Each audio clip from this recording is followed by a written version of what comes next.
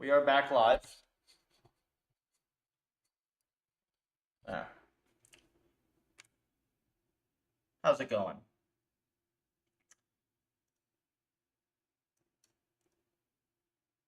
I think we have some experiments to go check. Yeah, so this does not work one bit. Which is interesting.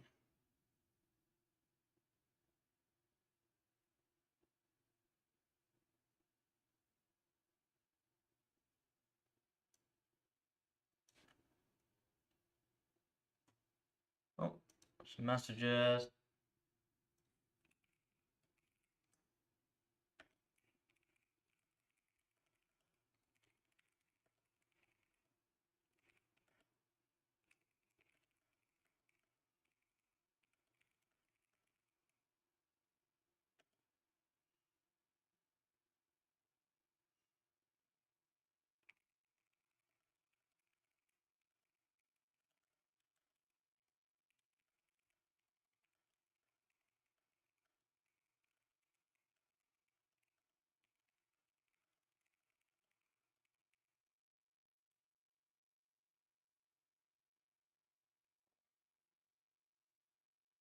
Seems that everything that I do that seems like it would improve the model just breaks it more. I did think of one thing, though, that I hadn't accounted for. I think we'll do that for a bit, and then when Captain's on, we'll continue code review.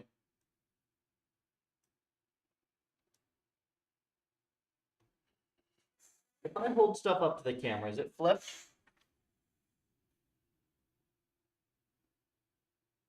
That works. Cool, because I might end up having to do a little bit of math on this.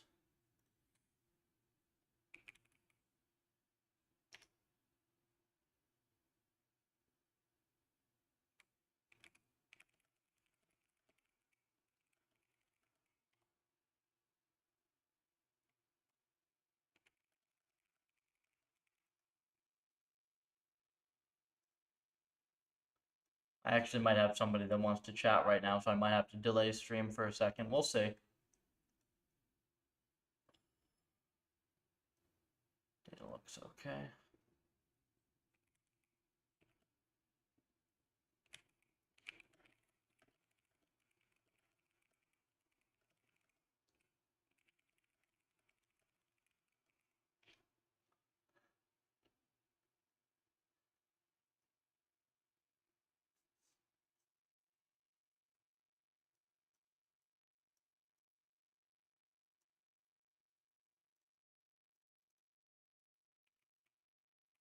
Let's just do this for a little bit. I have some messages I'm responding to on the side, but let me get Restream open, and I'll talk a little bit about what I have planned here.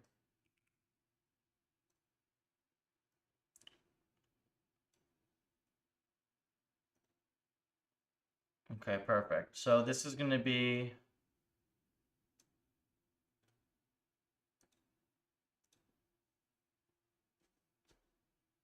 Yeah, okay. This is going to be just some follow-up work on the algorithm I've been developing.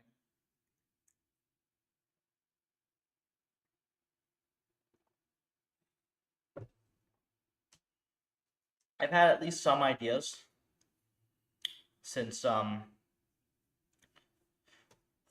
I've had at least some ideas since the last time here. What I'd like to do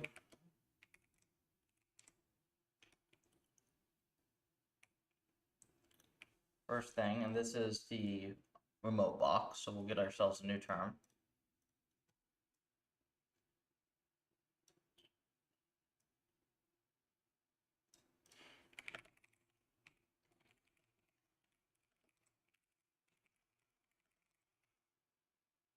Okay.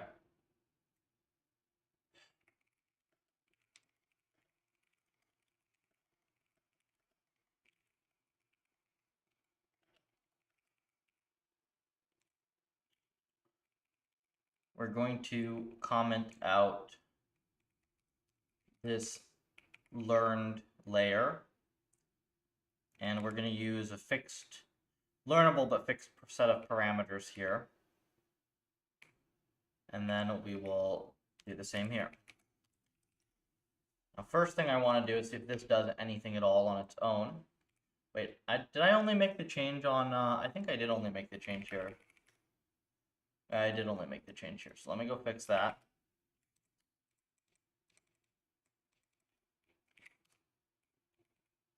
So this is, get rid of V.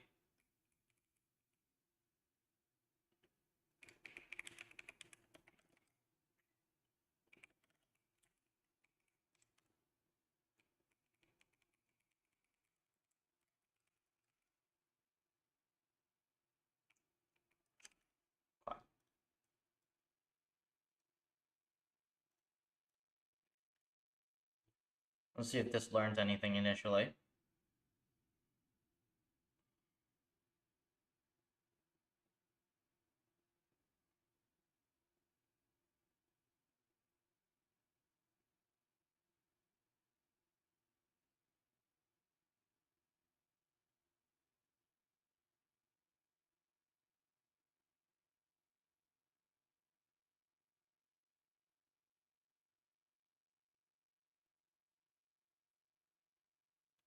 It's immediately better than the other version, at least.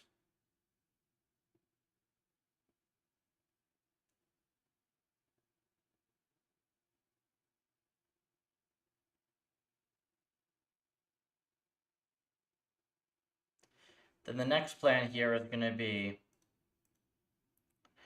be this. Subtract the reward standard deviation from gamma like this. This will be the next plan.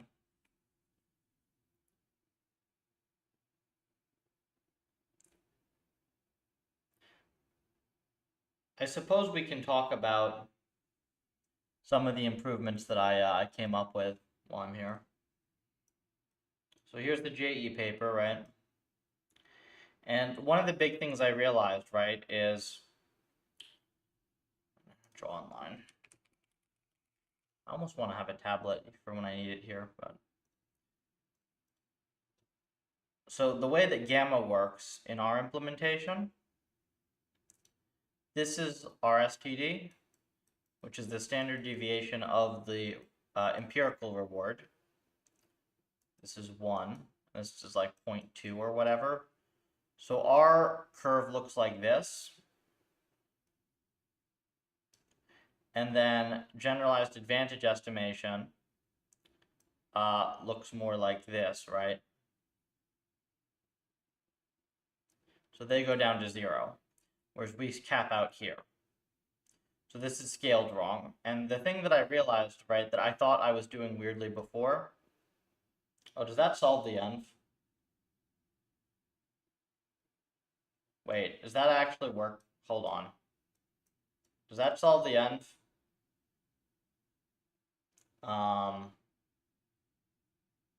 Lol.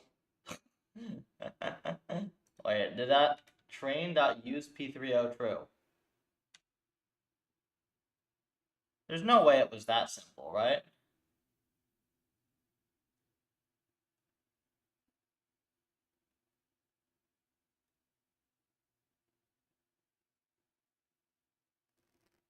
Well, crap, now I need to just sweep this thing.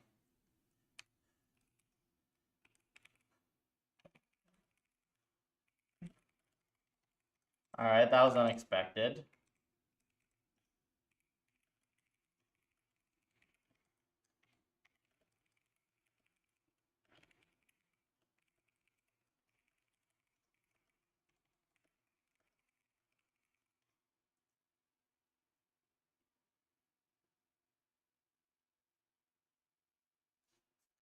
Alright, let's run that experiment on this box before we forget.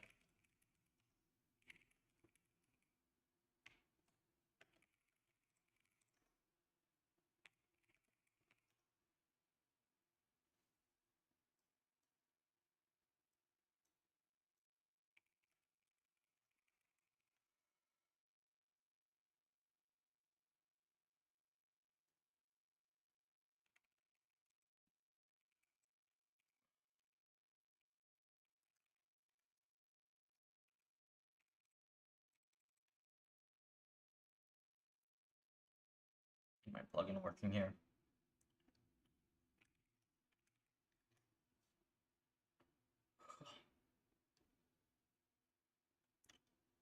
Head's a little fuzzy right now for explaining algorithms.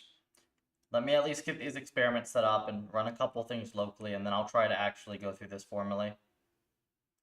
Oops, we want this page, this page, this page. Lovely. Super Maven's great. I need to do comment these. These no longer exist in the new algorithm. Cool. Cache.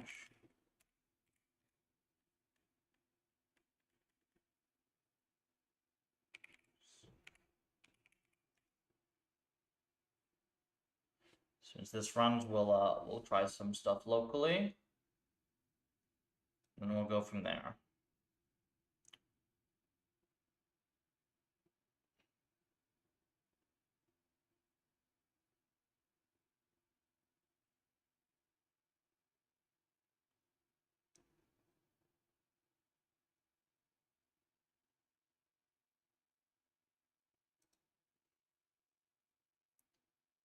Hey Spencer, we're making good progress on this algorithm now, apparently. Just went from completely broken to looks like it's working.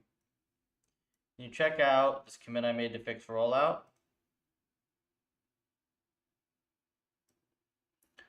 Yeah, because the dev branch, I did some screwy stuff in it.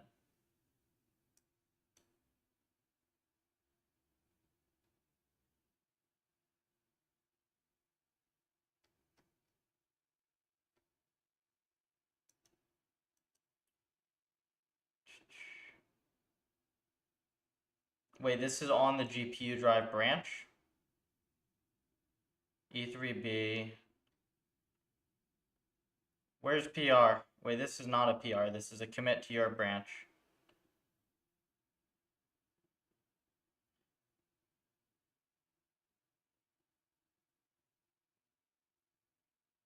You can PR it if you want. Not a huge deal. If it's in dev, yeah, dev should kind of not break horribly. But yeah, I've kind of just been going fast and loose on that branch lately with all the algorithm dev. I've been going absolutely insane trying to fix this thing.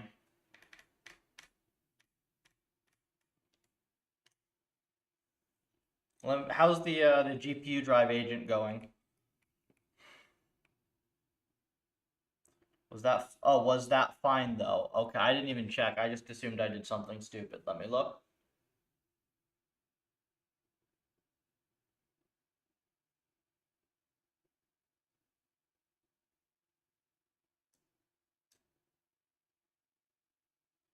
Why do you use the forward train function again?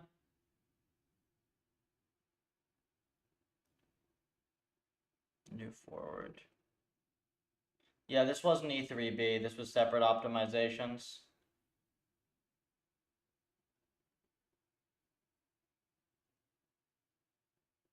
Maybe it was E3B. I don't know. I think you can just not pass E3B. Agent calls. Yeah, it's fine. You can do this either way. LSTM cell and LSTM are the same. LSTM cell is just faster. It's faster for like single step like this. Yeah, this looks like you did, this looks like you matched the API, is fine. So it had no state. Well, let me know if you're getting results that look like it's getting a good score, but the models don't look good. If that happens, then there's probably a bug, and if not, it's fine. Yeah, this particular change is really obnoxious, but the thing is, it was 30% perf. So it was worth it.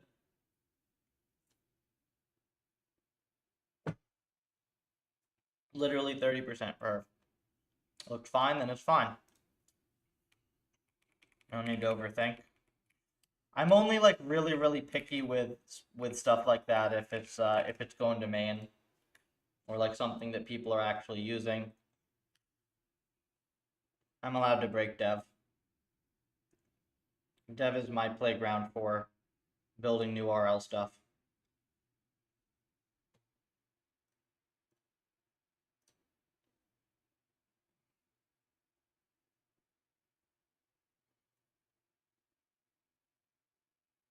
Also, we have the E3B, one of the E3B authors in the Puffer Discord, which is kind of cool.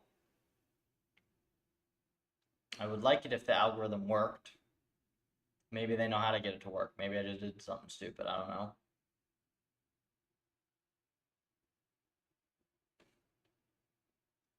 So this immediately breaks training right here.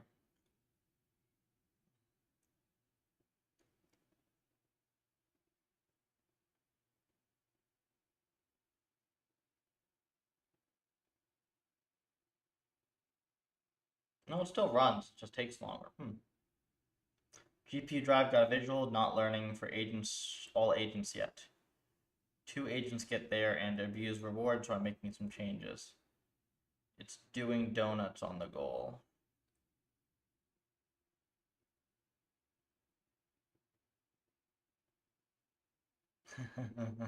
Yeah, that's what happens when you give it a continuous reward.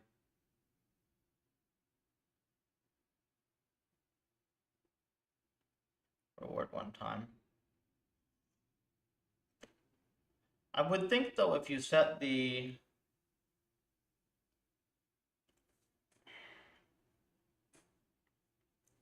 That has to do with how you handle end of episode bounds. But yeah, you can just have it give it a reward for getting to the goal, whatever. It'll train so fast it won't matter. It's a 91 step problem. That's literally nothing.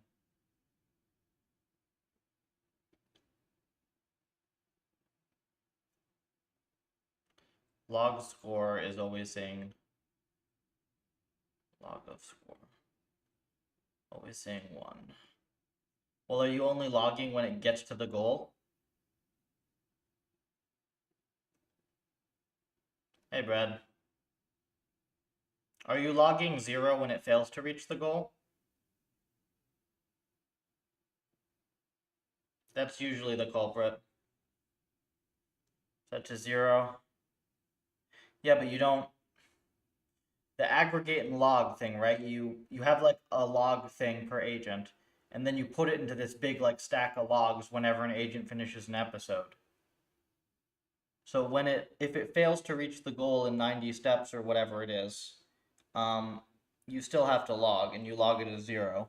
I think you're only logging success trajectories. That's usually why that bug happens.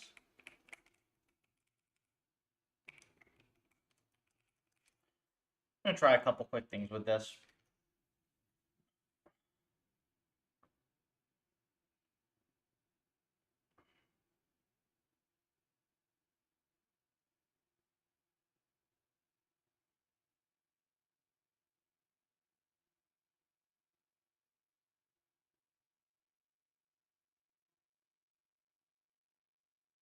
This is not how I had it originally, right? Maybe it is. Running 1.6 mil erratically. How did you achieve such faster training speeds with RL? What were the main changes you made compared to traditional RL pipelines? One, the base env itself has to be fast enough to keep up, right? If your env is slow, you can't train faster than you can get data. So we wrote a bunch of envs in C. They're really fast. We use them for our baselines. 2, your whole vectorization in a wrapper stack has to be way, way, way faster than existing. People basically just didn't even try in this area. We do really nice shared memory stuff so that you can immediately get all your data onto the main thread. And we also do asynchronous simulation that can cause you to spend 0% time in the env if you enable that. And then 3 is we use a much larger batch size for training. We're not going to train on like 8 agents or something. It's going to always be at least 256, but usually closer to 1,000, 2,000, 4,000, something like that, with batch sizes in the low hundreds of thousands, typically. And then from there, there's a whole different set of considerations for optimization, right? Because now everything is running so fast that things that you didn't have to worry about optimizing before, you really have to optimize. So we have our own trainer that we've just like done a whole bunch of profiling on, and over time has gotten faster and faster. And now, I mean, this 800K is on the low end here, frankly. We can get up to 2.5 million on this same environment with the same architecture.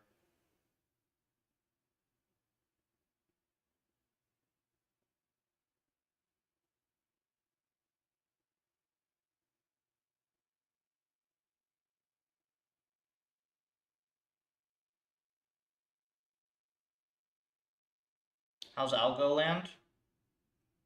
I mean, it's irritating, but it's going. You know, I think what I want to do is I want to temporarily introduce a hyperparameter here. I think I want to just temporarily introduce a hyperparameter here.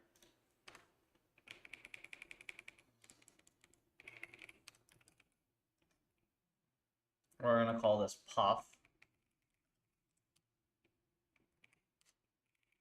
RSTD.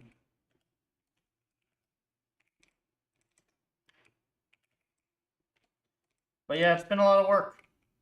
I will say it's pretty consistent work. Like, the approach we have will consistently just keep making RL faster and better. So that's nice. Though I am now having to do, I'm having to start doing a little bit more algorithm side work, because we're getting to the point where I'm finding all the skeletons in the closet with the last decade of RL, and we just really need to fix that.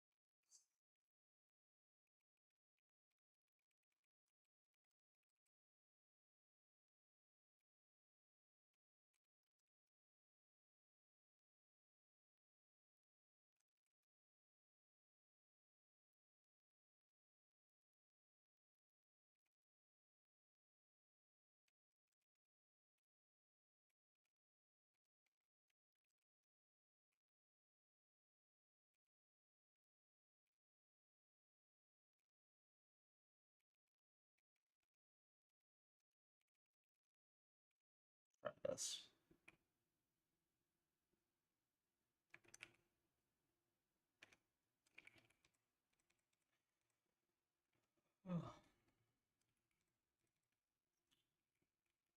Okay. Let's see if this still runs.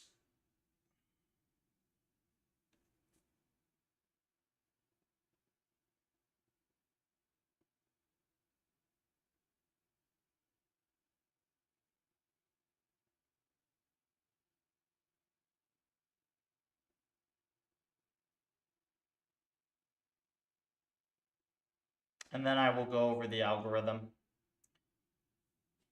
experiments we have running and whatnot.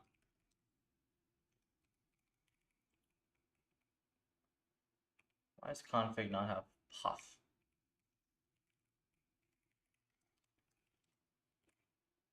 Oh, I didn't add it as a default.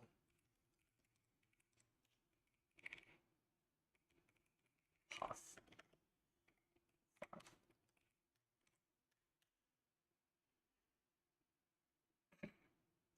I don't know, I just needed like a lerp parameter, so I just called it puff. Whatever. we're not going to keep this in the final algorithm because we're not adding more hyperparameters to the final algorithm. But I want to see what difference it makes for sensitivity analysis purposes. All right, let me commit all this up. Let me run this experiment on the other box, and then we'll go from there.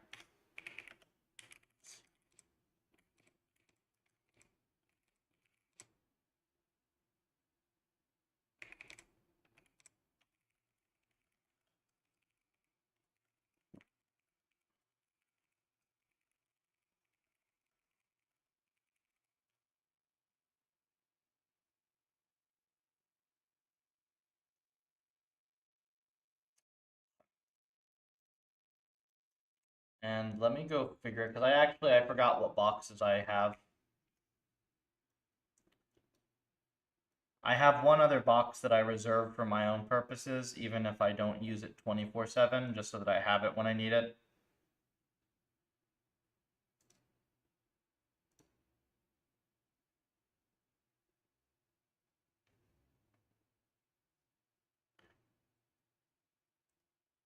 All right, we just need the tags.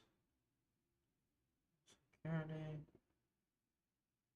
Okay, box 4, I believe, is mine. Do I have, wait, what box was I using? Is it 4? I think I had box 4.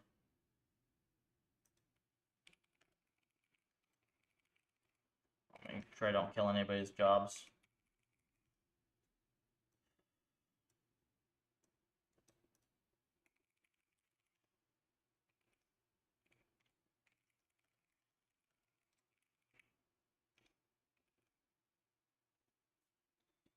Yeah, this looks like my stuff.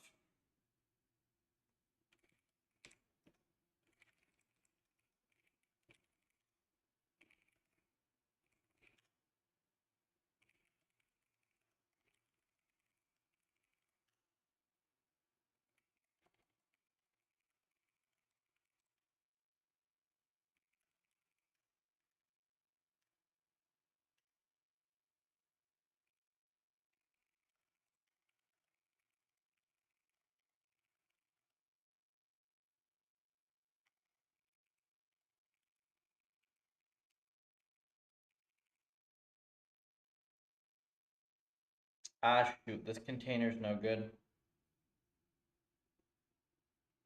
I gotta redo this container, don't I?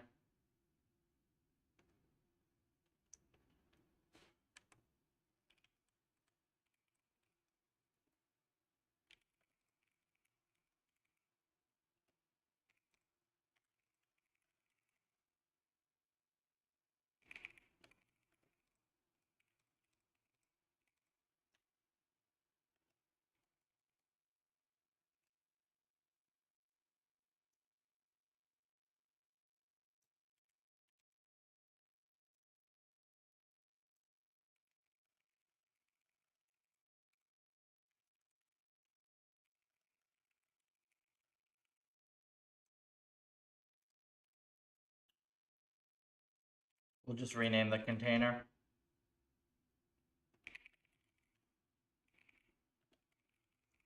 Free in an hour? Awesome. That's perfect, because I'm just gonna finish up this stuff on this algorithm, do a couple little things here, and then I'll be free for that as well.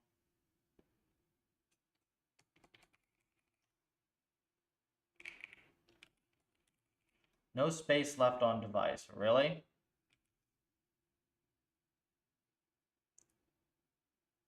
I'm not in the container, right?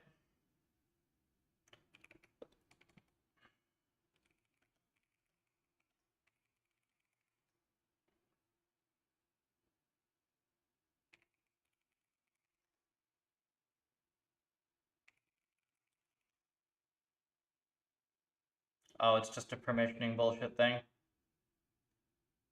Marathon stream, was surprised to see 10 hours on YouTube. It wasn't even that much of a marathon stream. I didn't even come back after dinner.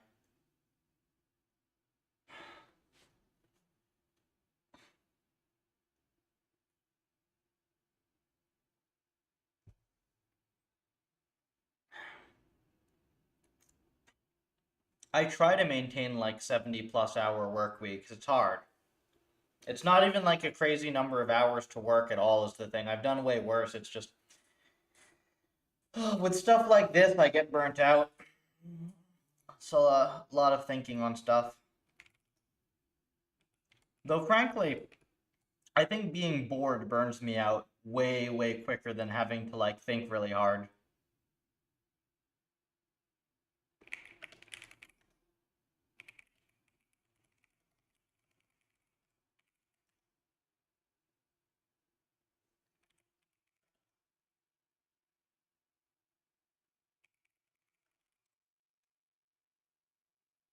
Hell?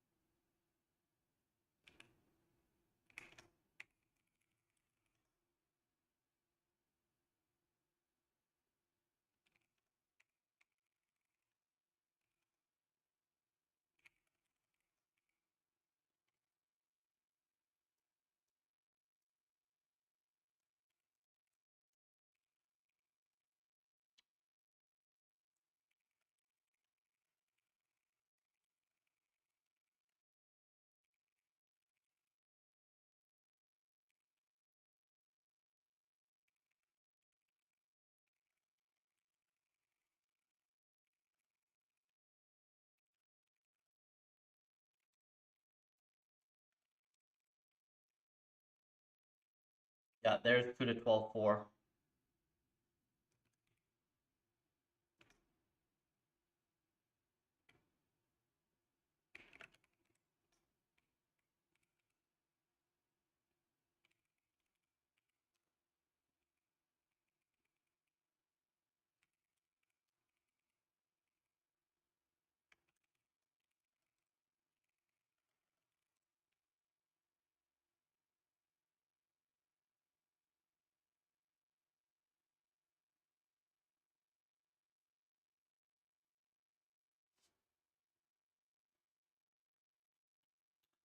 I just need to get these experiments running and then I'll go through what I've been working on with the new algorithm.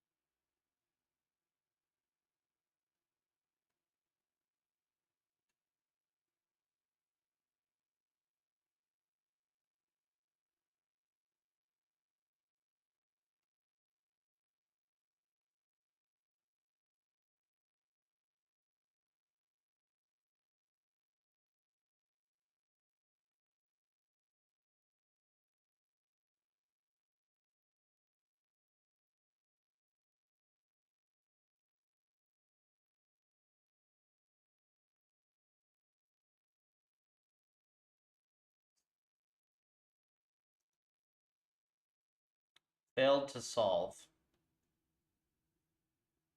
Okay.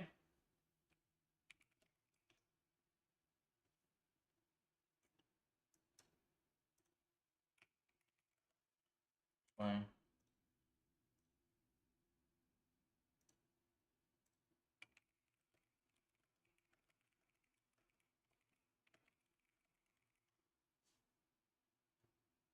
It's df data-ish. Okay.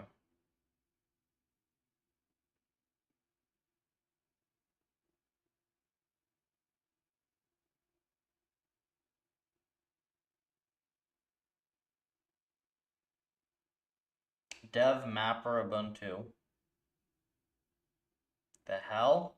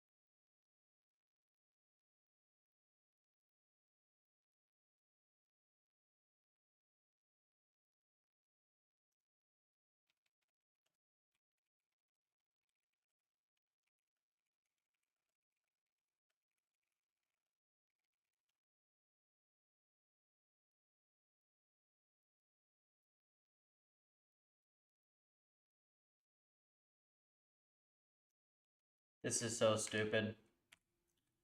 Well,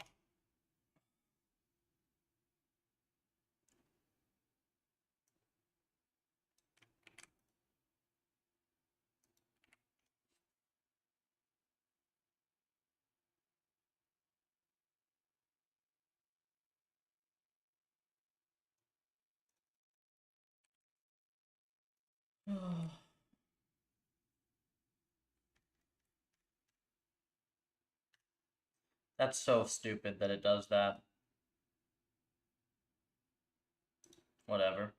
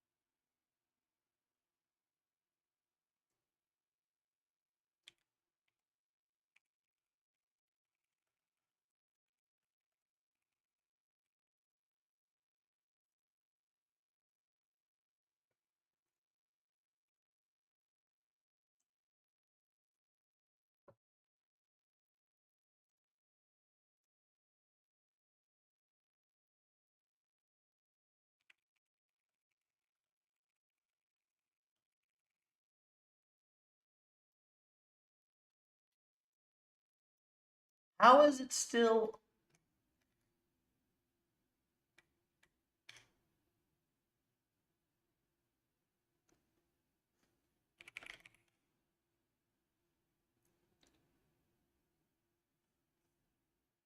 Could someone please explain why this is like this?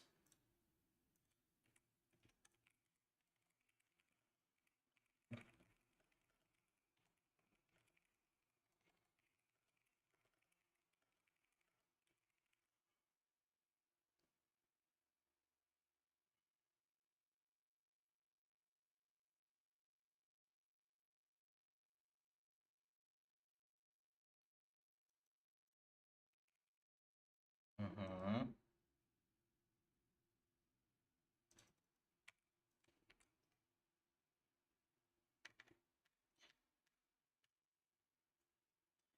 The reason I'm just pasting these random commands without really checking is if it breaks the OS, I'm just going to go out there and reinstall it without freaking LVM. Because this is obnoxious.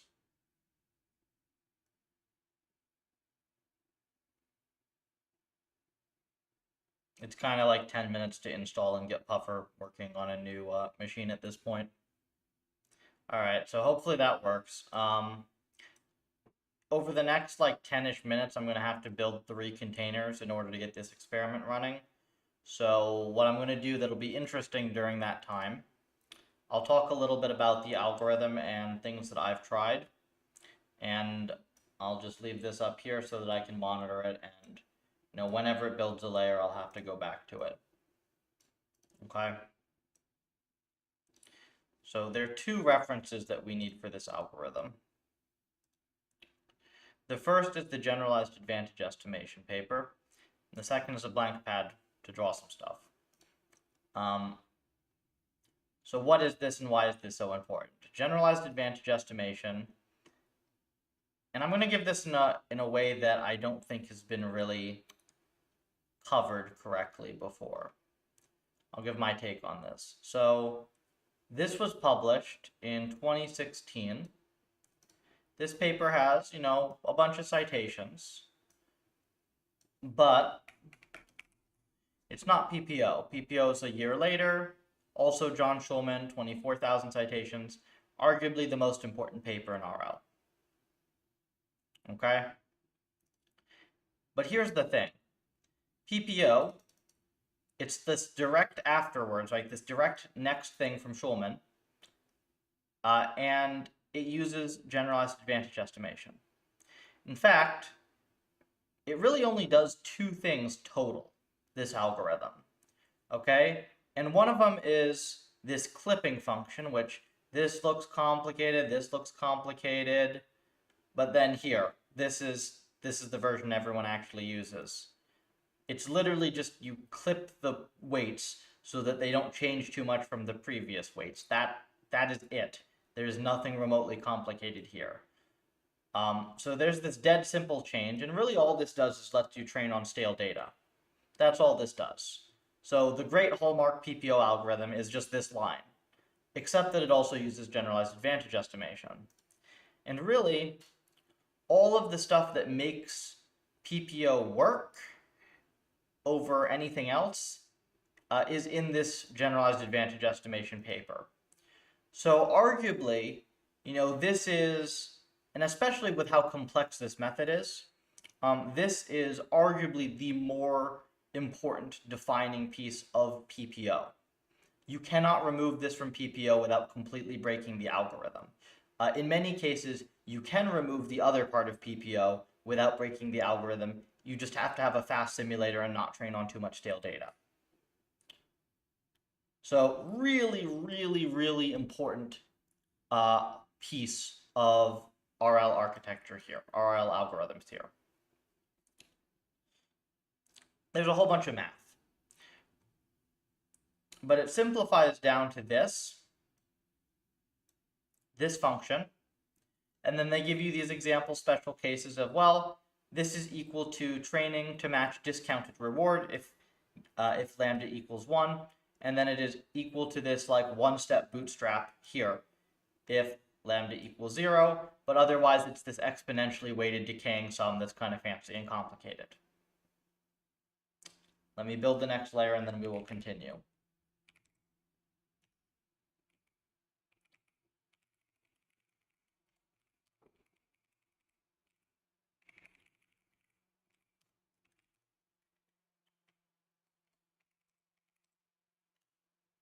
It's basically just eligibility traces applied to advantage function, which is itself very old. If you know some math here that I don't, please let me know, because I don't. I don't understand where this comes from particularly. I just see that this is a mixture of two exponentially weighted decaying sum factors. And really it turns out that the gamma, which is called the discount factor, isn't even really the discount factor. The discount factor is actually gamma times lambda. Then you kind of have this extra discount factor that is gamma in the internals of the function. Or where is it? Yeah, here. But whatever. So this is all PPO is, right? It is generalized advantage estimation plus clipping. And all clipping does is allow you to train on slightly off policy data. That's it. The thing is, this is really bad. Generalized advantage estimation is a really bad algorithm for us to be depending on in like the core thing that we use everywhere. And PPO is really good. Like, seriously, lots of DeepMind people, very smart math people who know way more than me have tried very hard to come up with all sorts of very fancy, well theoretically grounded algorithms, and PPO kind of just wins. Maybe soft actor critic in robotics, but we still use PPO there sometimes too. Okay? So why is GAE bad? Well, GAE has two hyperparameters, gamma and lambda. What do these hyperparameters do? These hyperparameters collectively tell you how far ahead you care about rewards. It's telling you specifically how to do credit assignment. Why would that be a problem? Well,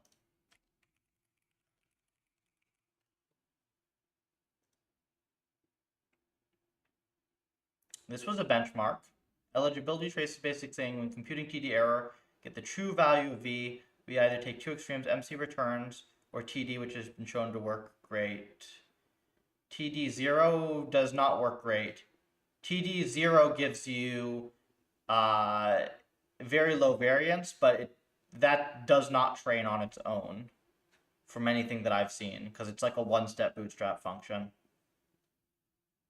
Weighted min-max. Yeah, okay, so that is exactly what it is. So then, cool. They didn't come up with it from nothing. Then it was just that, I guess. So anyways, let me put this last build in, and then we'll finish the story. At least the motivation of the thing that I'm trying to do.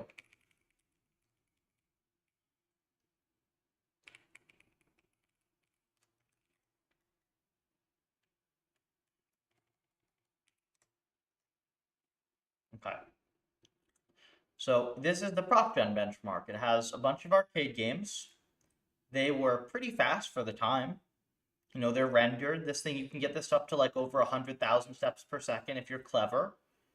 And the idea of this benchmark was you're going to train whatever your algorithm is. You know, you're going to develop your algorithm using a bunch of these environments. And then you're going to train, you know, you're going to just take your algorithm exactly as it is out of the box, and you're going to throw it on new environments that you haven't seen before. And you're going to see how well your algorithm does. At least this is how it was done in one of the competitions. So you still train, but you're not like allowed to fiddle with the new environments a whole bunch. So it's like a held out environment, right? That doesn't work. Why doesn't that work? Well, people didn't really figure out why that didn't work for many years. In fact, I don't think many people still understand this because it was a very small detail in a very small blog post, and you had to make a couple connections.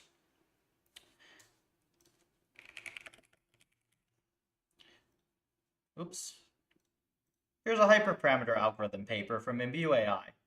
They solve ProcGen. But they solve ProcGen by tuning hyperparameters individually on each env.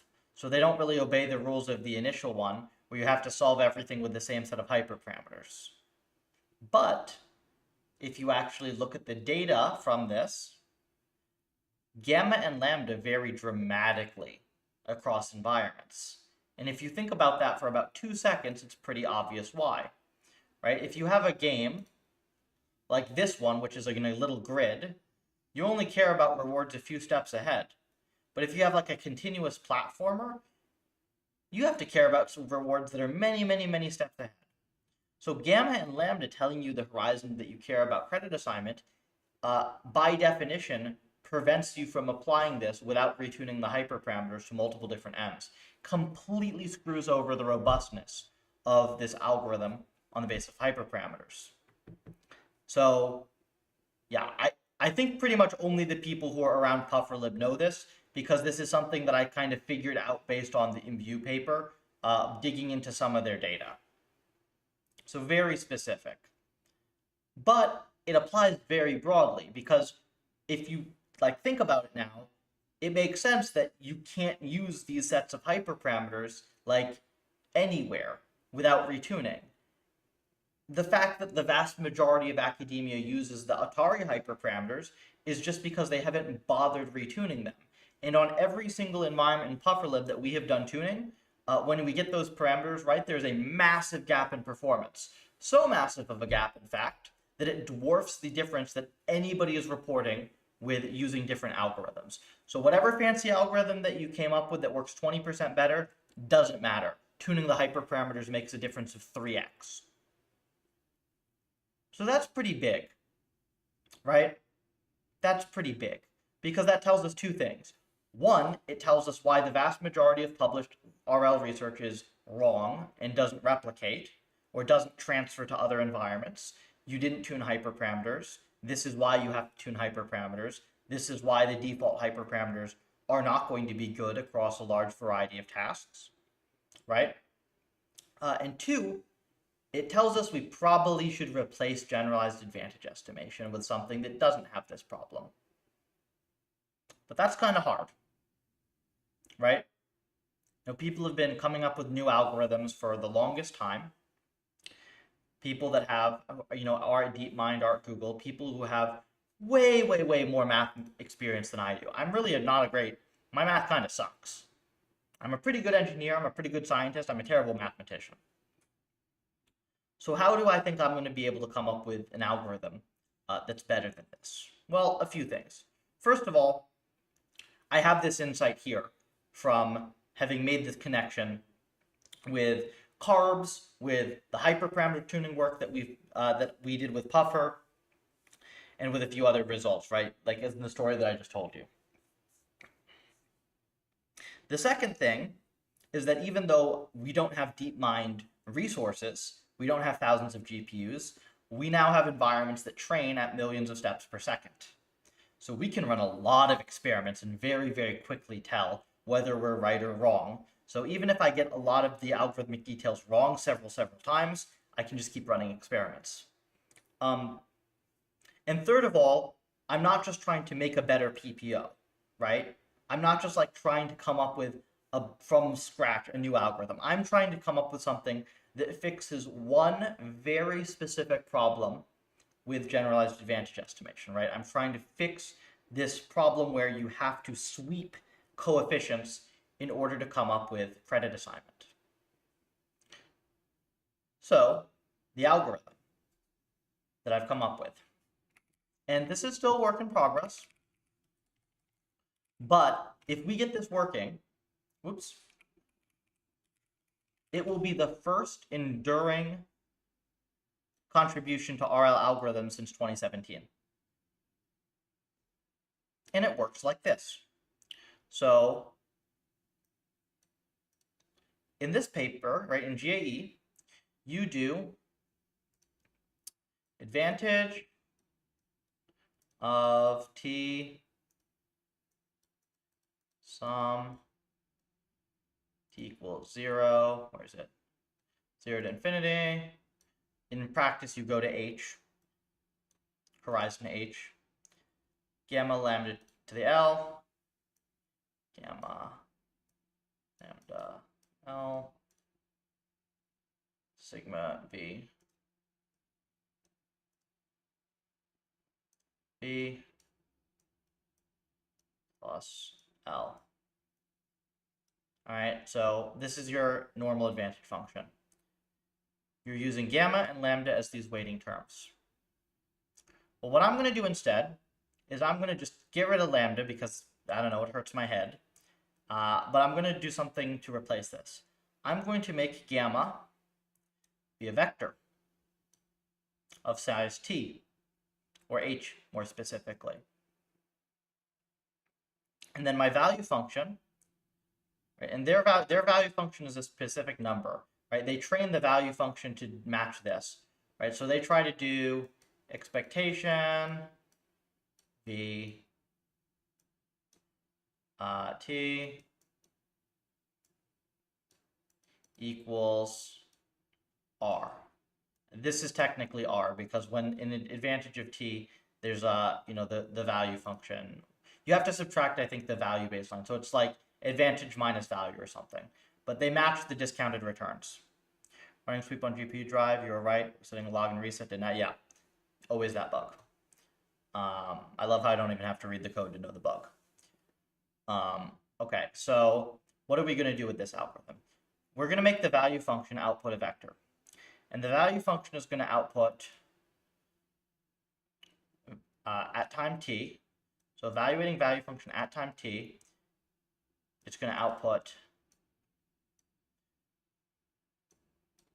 mu 0, mu 1, 2, mu h.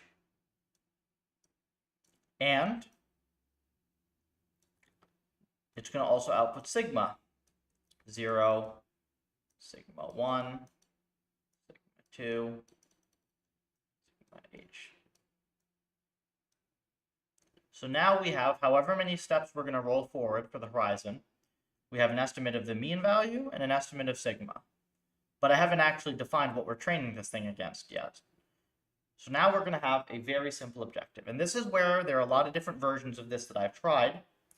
But I think the absolute simplest thing to do here is expectation v t of L. So this is just like expectation of an individual element of V equals reward time t plus, in the subscript. That's all. Just predict the next H rewards. That's really easy to compute. And then the loss that we'll use on this, since we do have this sigma, we'll do a Gaussian,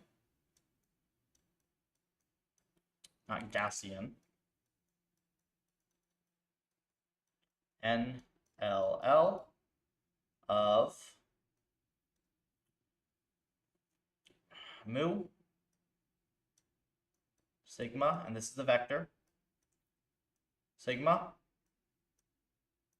reward. And Gaussian NLL is this loss, right? It's just a loss that you apply to Gaussian distribution outputs. So we're trying to match the reward, but there's also a variance term that we're trying to tune as well. So that we learn the variance of our prediction, we learn the mean prediction. Okay? So that actually gives us a very nice value function, but the question is, what do we do with it? So the version of this that I've been working on now that seems to be doing stuff is also very simple, much simpler than the original generalized advantage estimation. We just do the advantage t sum 0 h. We don't have to define this delta. We don't have to do any of that. It's just going to be r, was it I equals 0, reward I minus mu I sigma squared I. So it is the difference in your prediction divided by your confidence in that prediction. That's all.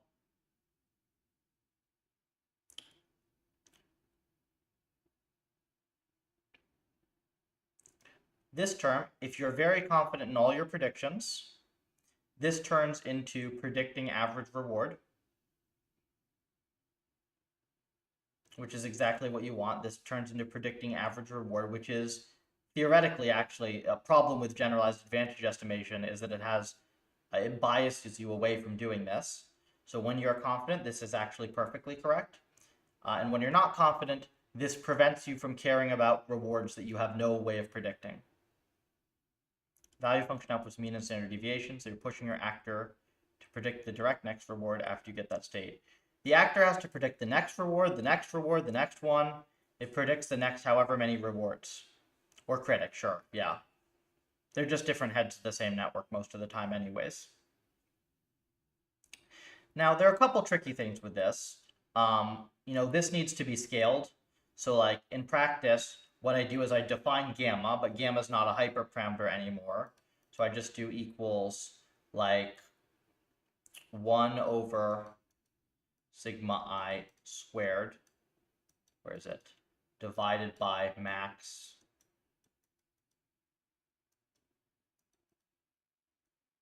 one over vector squared.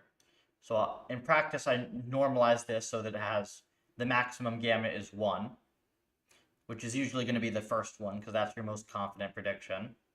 And then the only other thing that I haven't figured out yet here, which is a little tricky, is what's this going to converge to, right? This sigma over time.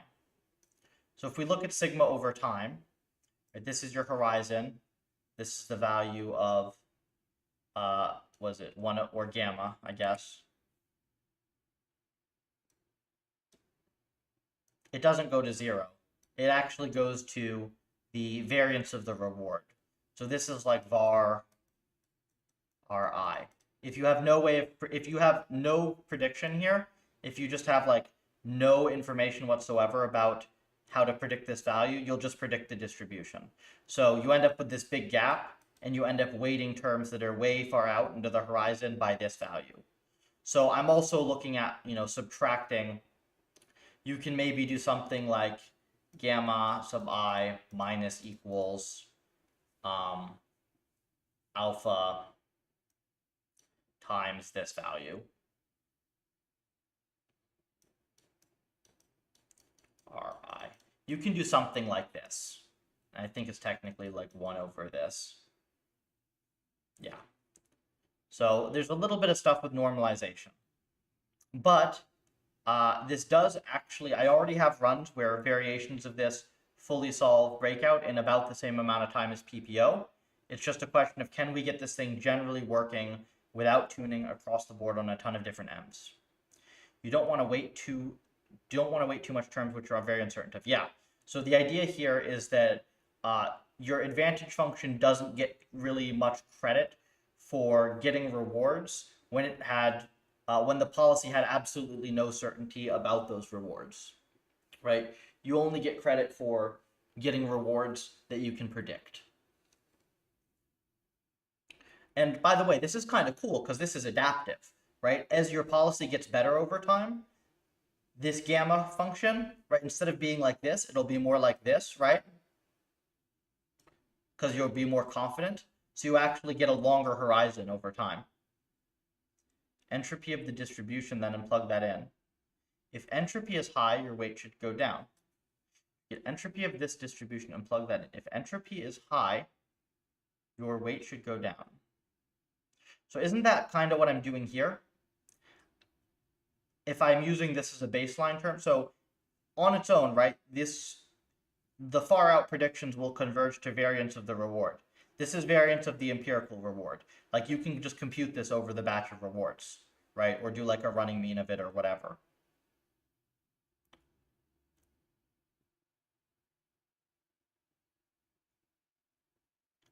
What distribution would you be taking entropy over?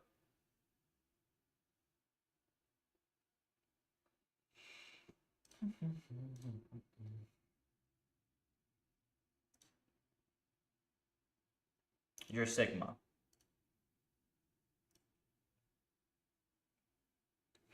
The entropy of, well, that distribution is over time, right? Sigma I is following some distribution. Entropy is high, your weight should go down.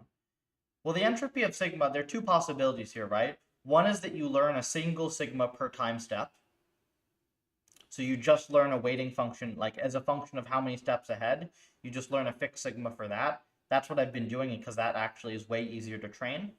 But if you were to learn a full, if this were to be like its own head of the network that is per example, I don't think that you would want to do that because, it's possible that you're very confident in reward predictions at certain times when you are actually going to get a reward and you don't know in other times where there's genuine ambiguity.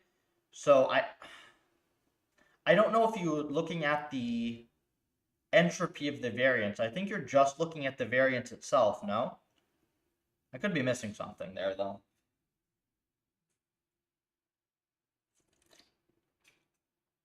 So this experiment I have running right now, and then this one here is what I was about to run on this box.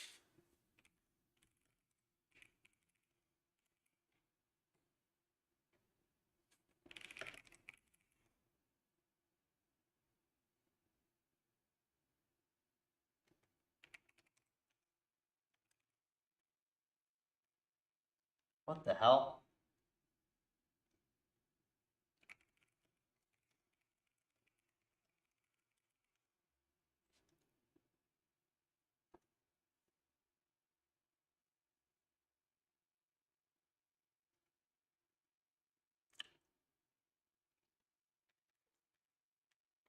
This is the cool out. So this is the cool algorithm I've been working on.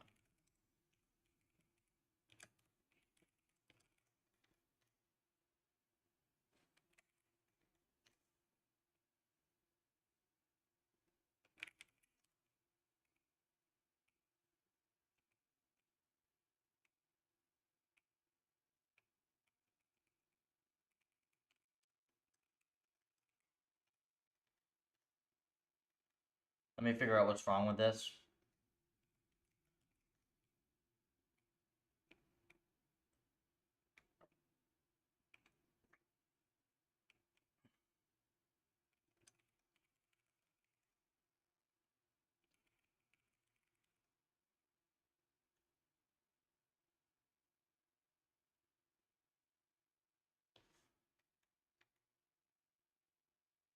Puffer AI, Puffer Tank. Stuff.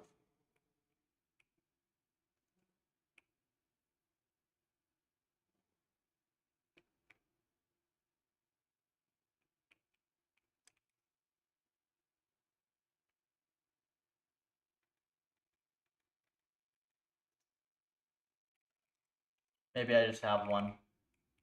I might already have a container. The heck? Ah.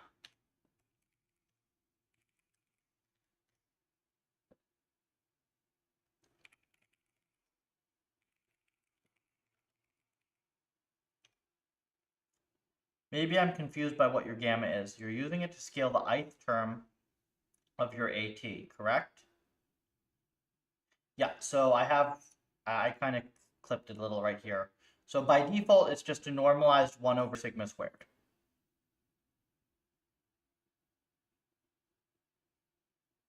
So it's a learned term, right? It's just 1 over the variance of the ith term.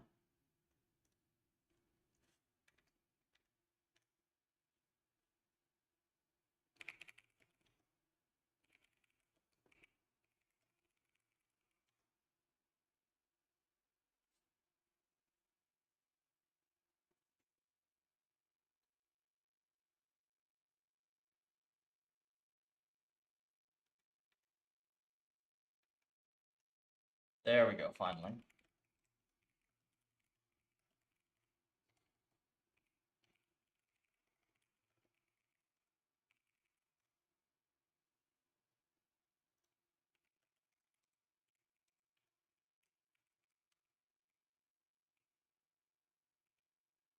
Yep, so this is the right one.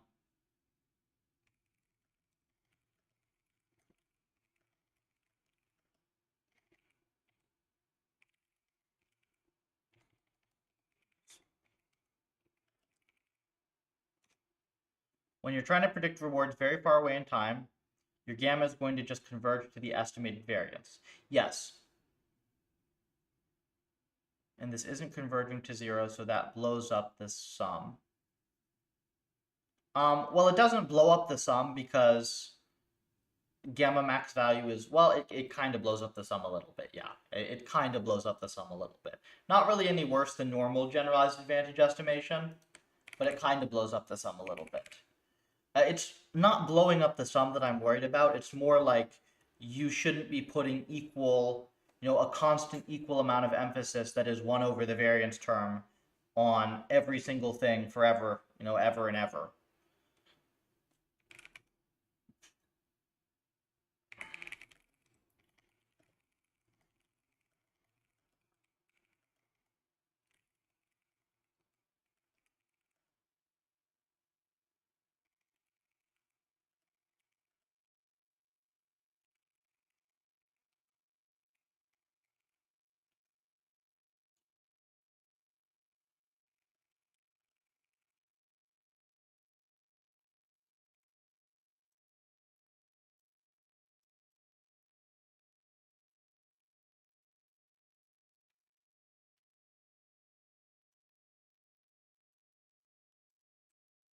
So what do you do?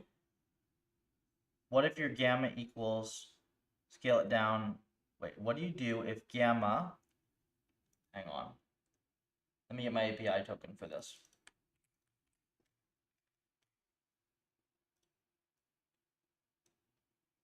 Okay, that should run. What do you do if gamma I equals 1 over sigma squared I, scale it down by, I scale it down by the max of sigma squared.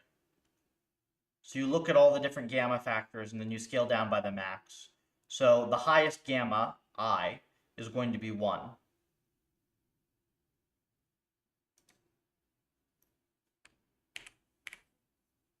Lovely. So now we have that running.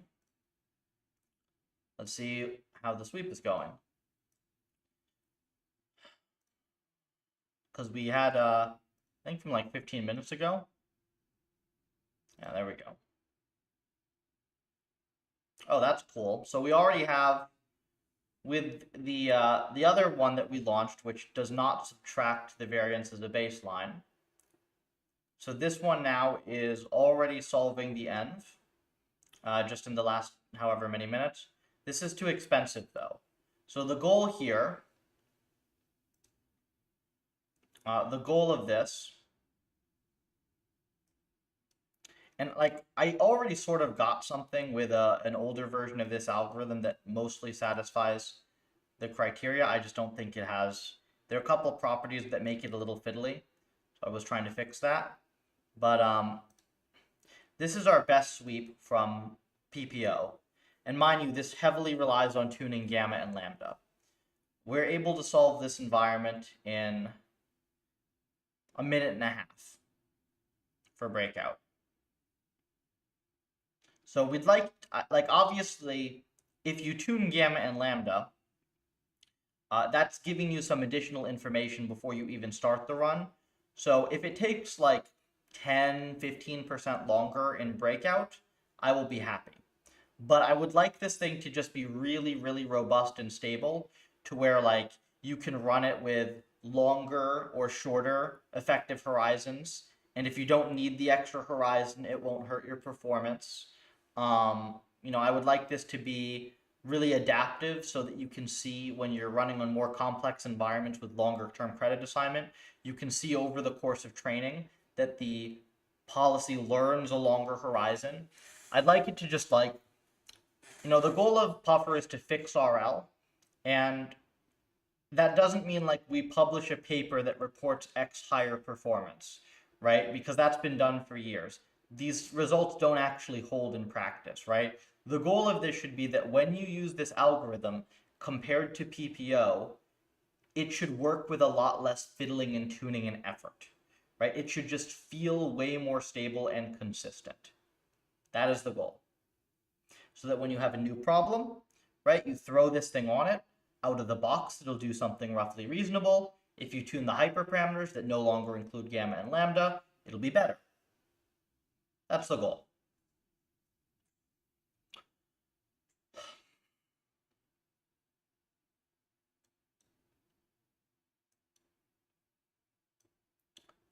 That was fun story time. I'll answer questions on this while I wait for some experiments, and then we're going to start the code review with Captain soon. But since, there's some folks on here, if you haven't already started the repo, please just start the repo. It really, really helps us out. Trying to grow this as an open source project. And if you want to get involved with any of this dev, just join the Discord. Like, heck, most of these environments are made by new contributors with no RL experience prior. Stuff goes pretty fast around here. Love talking about this stuff. Yeah, I think we're really going to be able to make RL better this year with the stuff we're doing in Puffer. I mean, here, even something just like as simple as this algorithm, like this hyperparameter sweep, this doesn't come from using random search. This doesn't come from using like whatever crappy Bayesian optimizer out of the box, right? This algorithm that does this clean, like look how clean this hyperparameter sweep is, right? This is on PPO, but still, right? Even having to tune lambda and gamma for this. This is just a really clean Pareto optimal front result, right? This hyperparameter optimizer took a few weeks of work. It's based on ImvueAI's carbs. It has a couple different Gaussian processes, and like thousands and thousands of little experiments were run in order to get the hyperparameter sweep algorithm itself to a point where it can pretty consistently just solve M's like this. And it doesn't have many of the pitfalls and the fiddly bits in a lot of the other algorithms. So good hyperparameter sweeps, sanding the rough edges off of PPO, fast environments, fast training, exhaustive experiments. This is how we fix RL. So at least this phase of fixing RL.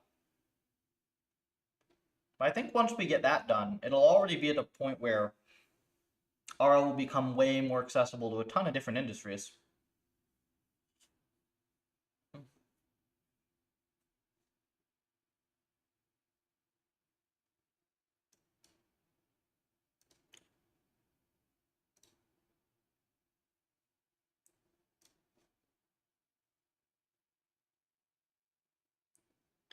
$17.34 stars.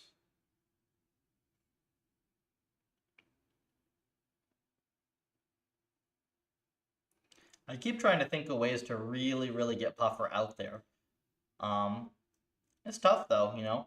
I try to keep stuff very on topic with RL as best as I can. And you know, the audience that's going to do RL is not massive. I think Puffer is already, if you actually look at like the star count versus a lot of other repos though, like this is bigger than, I think it's actually even bigger than Perl.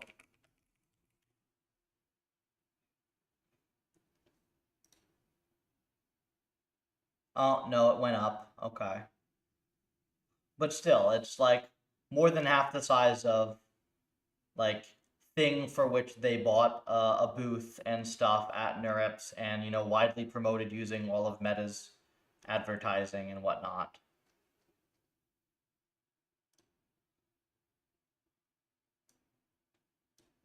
So, I don't know, it's been doing pretty well.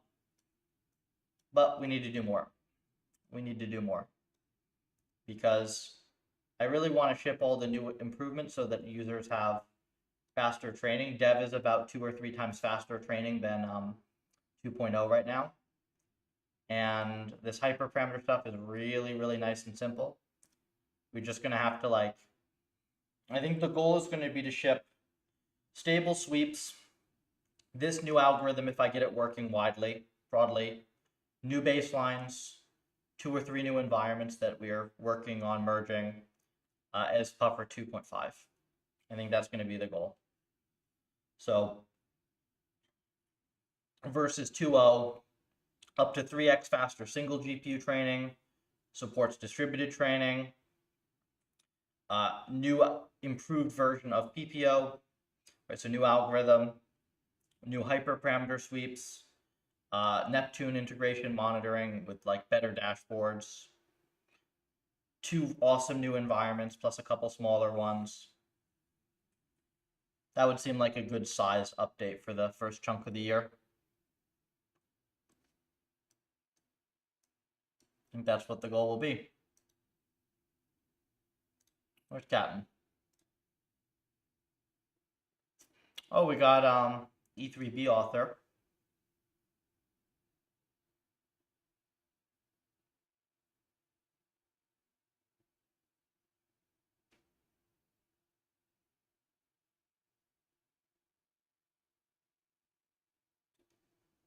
Grid M's.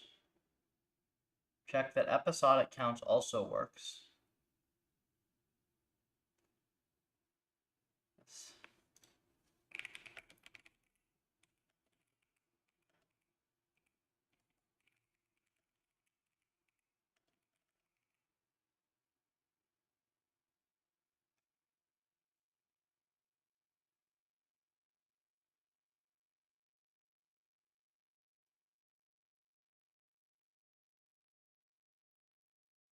Okay, that's good stuff to look at.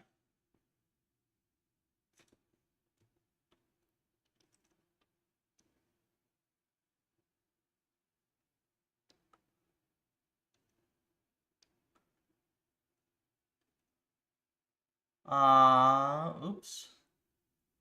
It does look like I have a small bug. 3B. Yep, this is a small bug right here.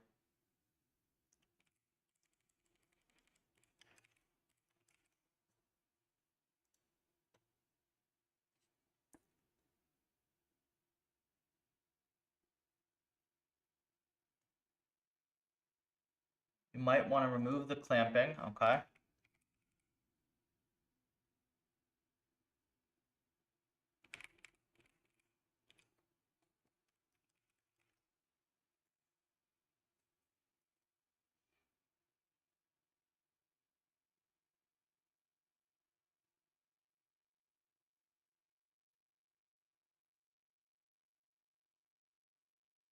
sparse reward M's.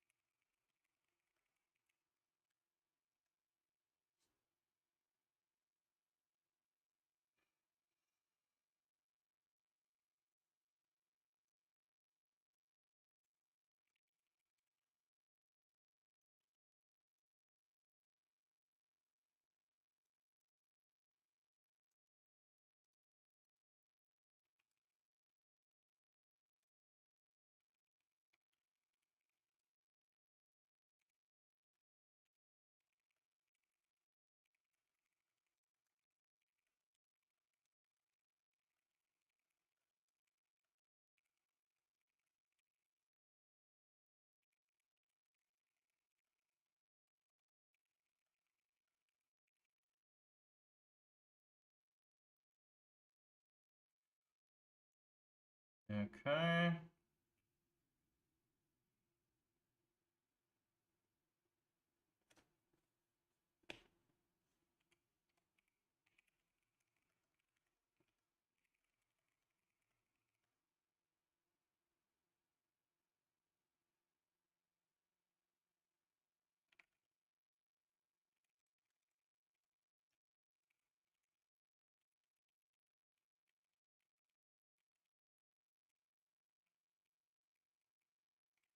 With it, he said to remove this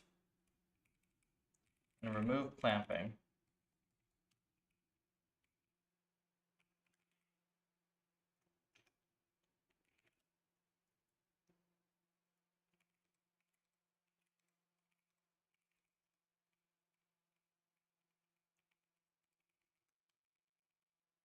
Size 31, num m's, num math. Tmux.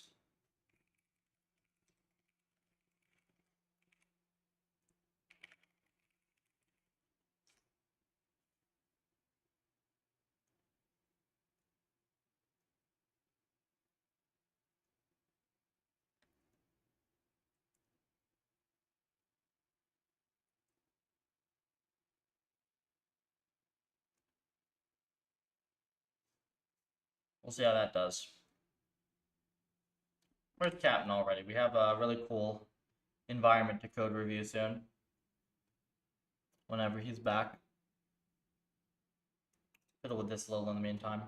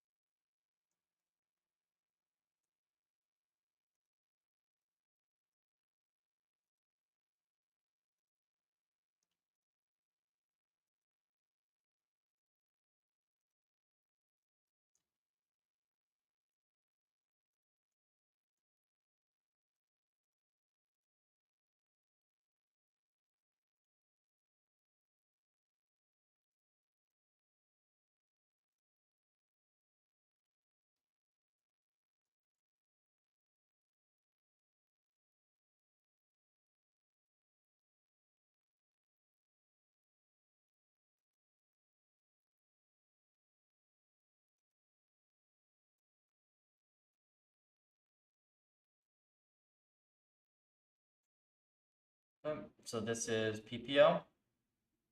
Doesn't do much on this size of a maze. And then I need to do train use E3B.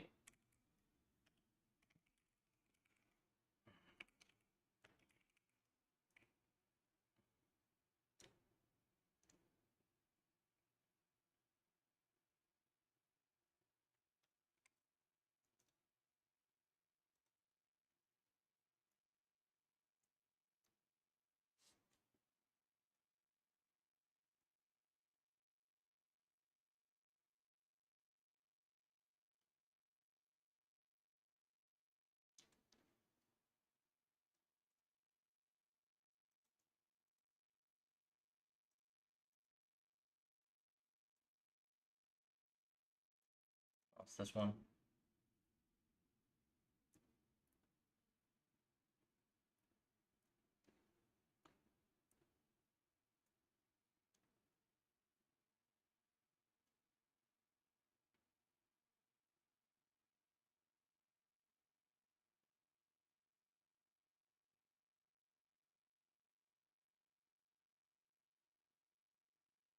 Hasn't gone completely to 0 like the other one, I think, right? Maybe it's similar.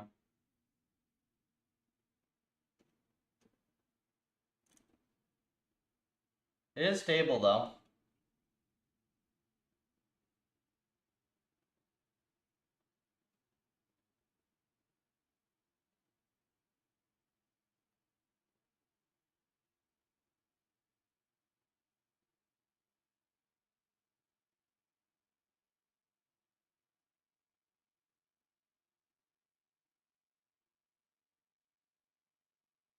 Ready in a minute? Awesome. Good timing.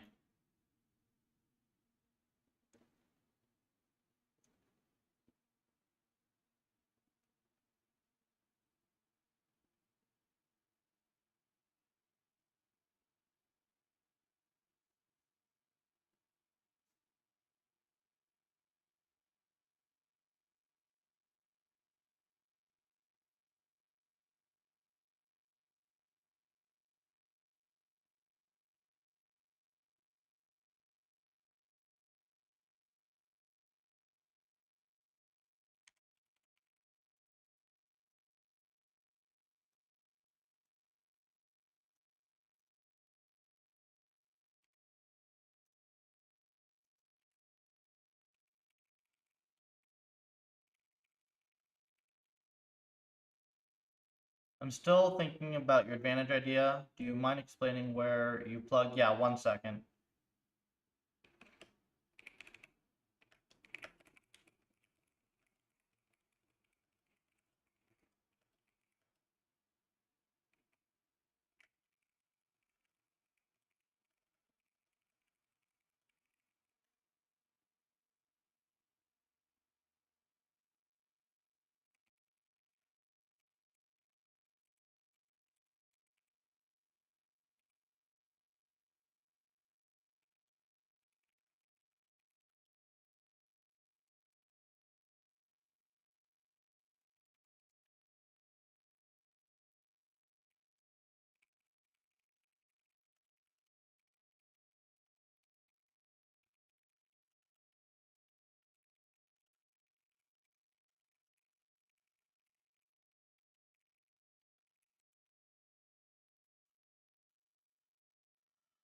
Do you mind explaining where? Let me see. Let me find it. Where you want to plug gamma in your advantage. So this is the entire advantage, right? Gamma is basically just normalized 1 over sigma squared. So this term here, like this term is gamma. That's all. So it's like another way of writing this, right, would just be like AT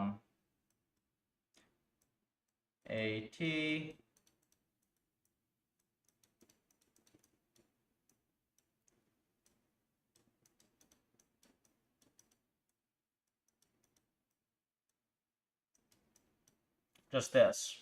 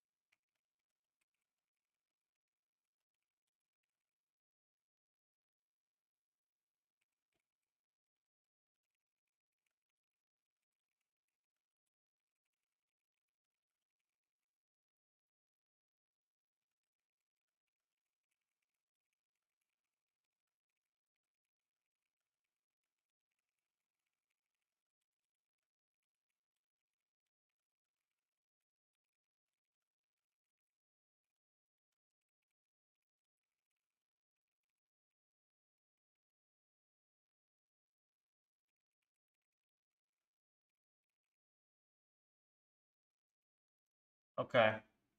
Is Captain waiting in Discord? He is. He is. Hey, Captain. Hey, can you hear me? Yeah, I hear you watching the stream as well. Okay. Yeah, Now I got that figured out, right? Don't hear the stream anymore? yeah, you're good. We've Cool. been doing lots of dev. Yeah, haven't really been able to pop in, but I might check it out later because I see you explained uh like P3O pretty and Yeah, I pretty did like a really in-depth. It's on the VOD, right? yeah, I'll catch up on it later, I think. But yeah, it's cool. Yeah, so I went through that. That was fun. I don't know, I just do that stuff once in a while. And we also have, where's it? We have a couple different experiments going. Yeah, I saw the E3B authors in Discord. That's pretty cool. Yeah, I was asking him some stuff because I haven't been able to get that algorithm to work yet. So it Yeah. would be nice if that algorithm worked.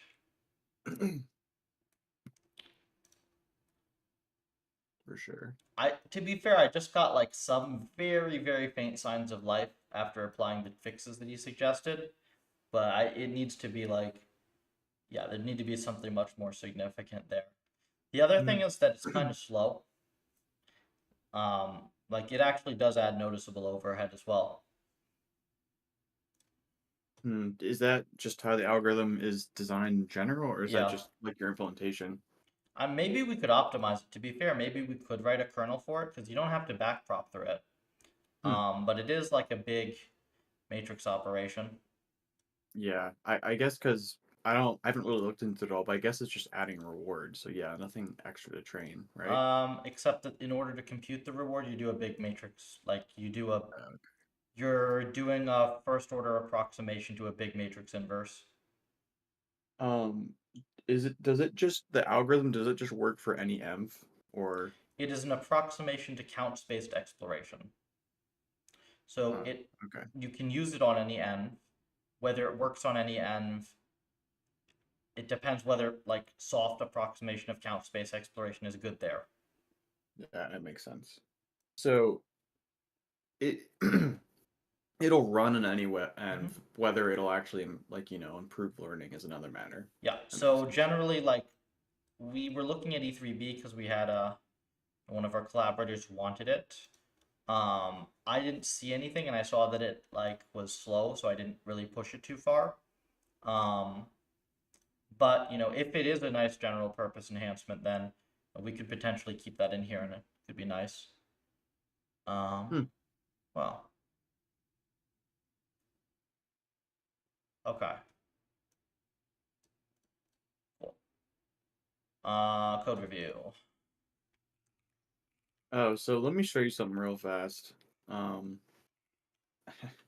I couldn't help myself. I was well, something you said yesterday kind of reminded me of a weapon idea about like something I've been considering for a while, and I just You wanted add to see another weapon. how easy it would be to That's add. cool. Let's see. Let me see. Screen two, um, smoother video. And for the Oh, I can folks use watching, 60. this is a we. Did you send the screenshot before in here? Uh, I think you did in yeah, I here think I did. somewhere. Well, here, Oh, here it watch my is. screen. They can see it live for a second because I want to show off like, yeah. Honestly, I need a better screenshot. I got that quick. It was, Well, we're gonna get you some nice graphics. I'm gonna help you with that. yeah. Um, Like when you all put right. this much time into it, and then the least I can do is put some time in as well. So the idea of what I was thinking is like some kind of like black hole. I spent like 30 minutes on it, so it's not like really fleshed out. What? They like It's they suck solving each the other n in. body problem. The what? It's solving the n body problem. Yeah, so basically there's like I didn't render it, but there's a space around them where they just suck stuff in. That's so freaking cool. Yeah, it crashes now because of stuff, but yeah. That's so okay. That's so cool. Um, so what's funny is I think actually to solve this crash because how I implement this Uh huh. is um, basically when I create the projectile, I create like a sensor on it, and that's the way in Box 2D. If you want to detect a collision but not actually have it actually collide, you just want to do something with it, use a sensor. So I mark, okay, something is on the sensor. Okay, until it leaves the sensor, we're gonna apply like a sucking force to it. But the downside is whenever like a projectile gets destroyed, I have like a list of entities in each projectile, that these entities are in the black hole's like radius, and Mm-hmm. so I can have like a use after free there, um, which isn't easy to fix. But I was looking into Box 2D, and I think I can borrow something they do and actually do a little bit of static. Well, not static Static. allocation, but more pooled allocation. Mm-hmm. So what they do that's pretty cool, when you get body IDs, is it here? Yeah. So basically, they have this basically dynamic array of body IDs. They're just integers. Mm-hmm. And I guess it's just kind of like a stack based thing. Like when you free one, it can be reused again. And they have bodies that can be reused. Mm-hmm. So they allocate like say 32 bodies up front, and then when they need more, they'll create more. But when bodies get destroyed, they can reuse the memory. But the bodies have an ID from the ID pool and a generation, so you can kind of tell like, oh, is this thing valid or not, if that makes sense. Because if you Yes. reuse, yeah, yeah. So you probably seen this before. This is kind of new to me, which is cool. So I might use this Well, I because mean, I've then, seen, yeah, I've seen memory pool stuff well, like that. That's kind of just memory, like static with indexing, if you think about yeah. it, I right? mean, the memory pool stuff I've worked with, but the what's new to me is like the idea of using IDs, and then you can kind of check like, oh, is this ID valid or not? And if it's valid, Mm-hmm. you get stuff. If it's not, so in this case, Well, that's how you would I, do, I mean, that's how you would implement a memory pool, right? yeah. Like if you were being smart about it, right, it would just be a static chunk of memory. And if you're just storing fixed size stuff in it, you just need to know what rows you have free, Hmm. right? But yeah, I think this would solve my problem because instead of storing Mm-hmm. a list of like pointers to entities in the projectiles that black holes need, I just store a list of like entity IDs, and then when I'm iterating over them, I could check, is this entity valid? If not, I'll delete it from this list that I have, and if it is, I'll apply force to it. Um, That weapon looks really cool, by the way. Like yeah, that looks cooler I than any of the other ones you've implemented. you think? So if you did that in 30 minutes, then it's like you should think about some of like some cool stuff you can like if you're gonna have this chunky physics engine, you may as well get some mileage out of it. Well, Because that's it's what I not was even thinking, right? expensive, right? Like that's one No, like that doesn't even have many projectiles. yeah, I Probably the need to tune machine gun off. is the one that's slow as hell. Yeah, because it's just a million projectiles. Yeah, I've done benchmarks where they just start off with a machine gun and it's like slow as crap because it's just Hmm. so many. Yeah, but yeah, I think the potential for this is I cool because honestly it'll like affect. I Oh, it should honestly affect wonder if the projectiles. machine gun should bounce. It does. No, I wonder if it should Oh, though. oh, Because it's so uh, many bloody projectiles, it just floods the screen. Maybe the trade-off is that they don't bounce. maybe. Like I they mean, just they die bounce on once. impact. Like if you like, they only bounce once, so it's not that big of a deal. I mean, I but don't know. look, I think that's it's kind of like, all right. I mean, yeah, yeah. I can think about it. I'm just wondering if that wouldn't even help you that much because it would maybe cut like half the lifetime on average Yeah. if they bounce once. Yeah, the triangles are cool as well. Yeah, I know. Like this, I even this really stuff like the spawn animation adds a lot. no, I know. It really does. And the It triangles were doesn't kind suck of take in. Wait, these they don't. Why doesn't it affect? Oh, it does. yeah, it's just not in the radius, and I haven't rendered the radius because like I said, I barely spent any time on it. Yeah, But we should add stuff for. Man, yeah, we should add stuff. I think that what we're gonna do for this will be like the box 2D eval project. I'm not gonna mm, like want you to re-architect crap in this, like, because it's 7,000 lines of code. And it's like you've done it reasonably based on box 2D anyways. I might mm-hmm. want to in the future look at what Box2D is actually doing to see like if it's making you write more code than you need to write, Yeah. because that will drive me insane until I like basically until I'm given very strong evidence that this API isn't the thing that's causing you to have to write like 3 times too much code. I'm just gonna think that. Yeah. So I will check that at some point because like if I check it, I give it 50-50 that I'm right. Right? And if I am right, Mm-hmm. that makes it way easier for us to write physics-based stuff in the future, doesn't it? Mm-hmm. So Yeah, potentially.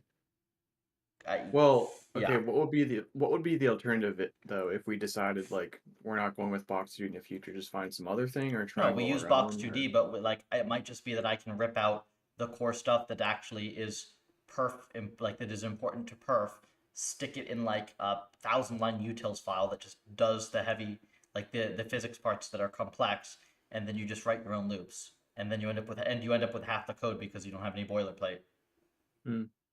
To be fair though, if you really do have that opinion after looking more into it, which to be honest, I think you might personally, uh I would talk with the box three author first because obviously he's not gonna be willing to totally redesign the API, but Yeah. he's pretty open to suggestions in general, and So just you just might be able exposing to those functions, for instance. maybe or some kind of compromise that will, you know, Okay. maybe make it more amicable in both parts, but we'll see. Yeah.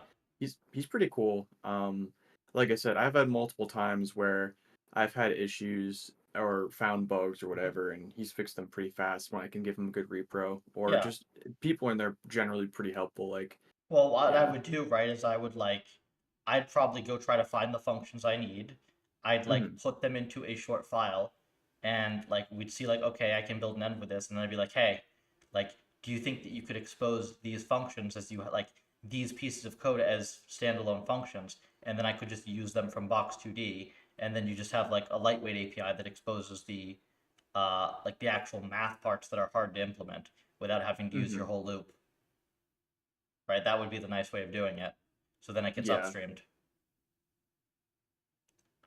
But Oh, by the yeah. way, um, I think I have an idea of how we can test the theory of like of what is very slow in box 2D. Mm-hmm.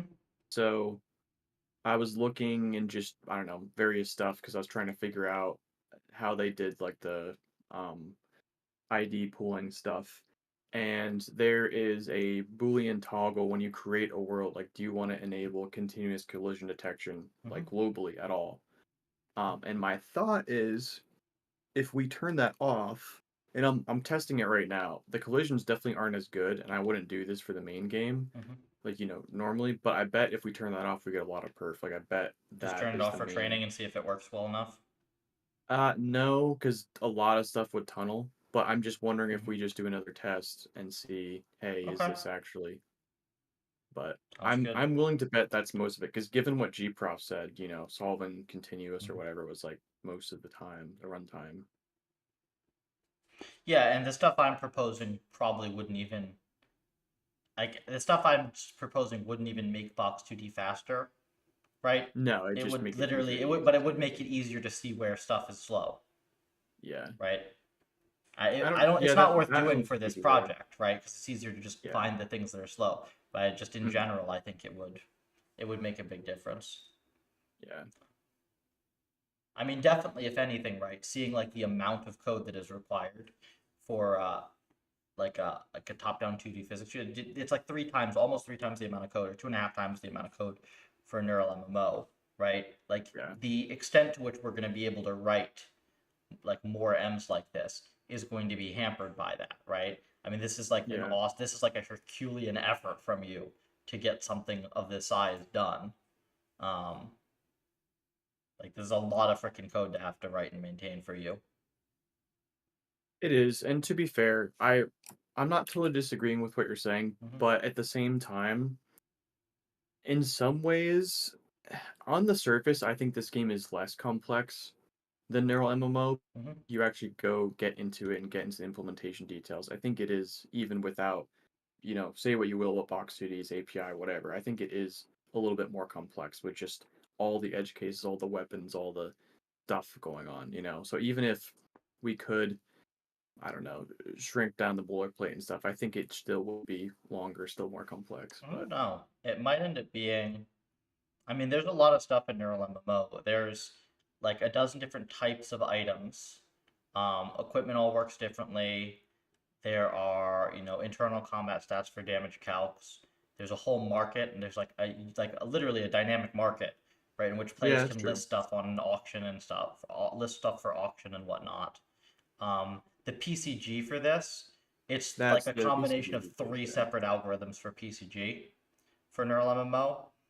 The rendering, which is like a good chunk of neural MMO's code, is crazy because of the tile calcs to get like all the animations to line up. Yeah, So there's I would like not stuff want for to do that. that. Yeah. So I mean, like if you include everything, I don't know. I wouldn't know if I That's a good wouldn't be point. sure that it's like I definitely don't think it's like on the surface you look at the two games, which one has two times more code than the other, right? Yeah, I don't know if I would say that. Especially if you're not saying if you said, "Oh, I rolled my own physics engine and that's part of the game code," then sure, yeah, right? But it's not that. but I'm not that crazy. Yeah. Well, I I kind of am am. not that good at math. I All sometimes right. am. So you want to pick off where you left, or yeah, pick Yes. up where we left off yesterday? H. Yeah, and I think you were just Here, about to finish the explosion. Yeah, so we were around here 1150. somewhere. I remember from yesterday. Perfect. Oh, okay. It does give you a line number in the bottom Yes, it right does. as Vim. Okay, that's nice. It just doesn't give you the line number on the sides. I don't want to waste the extra 5 characters. Fair enough. Cool. Oh, so note that the shape projected perimeter, I honestly need to look into that a little bit. So this explosion callback, Box 2D does have, I think he said it's kind of experimental. I was using it for a while. They have some code that you can basically just say, like, hey, explode stuff in this area. But I needed more fine-tuned control because of like handling bursts and Mm-hmm. other explosions differently and then some other stuff. Yeah, it just made more sense for me to handle all of it myself. Mm-hmm. So some of the code is just copied, like the logic is kind of copied from that explosion callback. Yep. Um, so I guess like he scales the impulse of the explosion based on the perimeter of the shape, which I actually come to think of it, I don't want to ask him about that. That's interesting, but I'm not sure why exactly he does that. He But scales the explosion by the perimeter of what shape?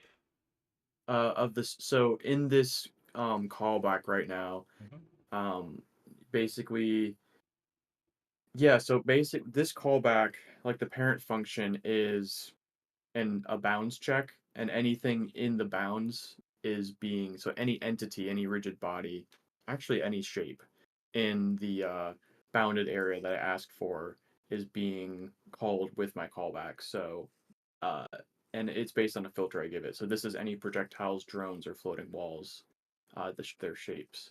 So, um, we're basically processing like what to Oh, do so with it in this I think callback. it's trying to do. I guess it's trying to. Is it like trying to approximate the amount of force that should be applied? Yeah. Okay. I I think it's an guess, yeah. approximation. I think what this would be is like. Oops. If you have a line and then you explode here, right? And this is in range, then this is going to be pushed farther than if you have like a point or something because the force gets. Yeah. Yeah, But that like makes it's sense. not actually the perimeter. It should actually be like a ray cast check or whatever. I think they're just Yeah. using perimeter for the hell of it because if the line is in the other direction, right, then it's like it shouldn't be pushed almost at all, Yeah. right? Well, yeah, I mean, a bunch of ray checks would be pretty expensive. Maybe there's a way I could do it I more wouldn't efficiently, bother. but like, I would not or bother. more, yeah, I'm not The gonna box bother, 2D honestly. isn't for this is the reason why I'm suspicious about perf, right? Because it's like box 2D isn't doing crazy stuff like this, Yeah. right? Yeah. I don't know. Maybe there are. I wonder. I'll have to ask him about that. I'll have to. Maybe after we get done with this review, I we think can some do a props are. test like Yeah. just disable continuous or CCD globally Yeah. and see how much that affects things. And Yeah. if it's mostly CCD, I can just ask him, be like, well, I do know he released Box City 3.0 in August, I believe, of 24, so pretty recently. Um, and since then, I'm working off like just master or whatever, or main or whatever branch. So he's had a lot of like speed improvements and bug fixes and stuff since then. And one of the things he did improve was continuous collision detection. So it used to be even slower. And apparently, version 3 is a lot better than version 2 because he focused more on performance and added SIMD support and some other stuff. But yeah, I don't Yeah. know. So that's Maybe, okay. That's cool because we're not yeah. even doing SIMD in like any of our M's anywhere, and they're still as fast as they are. Yeah, I mean that's just because they're so simple, I think, to be honest. Like not, not downplaying the efforts of whoever created them, but there's just, not a lot happening in a I lot mean, of them. neural MMO is 1.9 million steps per second per Well, core. that's why I said a lot of them. Neural MMO and MOBA are kind of the exceptions, I think. But I'm still not doing SIMD, and they're just as fast, if not faster, than some of the others, right? Yeah, true. Good point. But yeah, So I like, yeah, it's if I don't know, it's kind of interest. That's kind of interesting to see. I want to play more with some SIMD stuff at some point, but cool. yeah, Um, yeah. yeah, Anyway, okay. Yeah, I want to go through this at a decent clip today because I think we are going to want to spend some time talking about the renderer when we get there. yeah. And I mean, like, I want to look at stuff like how easy animations are to load in with Raylib. Can I go commission you an animation set for this, right? Hmm. Stuff like that would be awesome. So we'll want to Yeah, spend we some can time. talk about that when we Yeah. get there.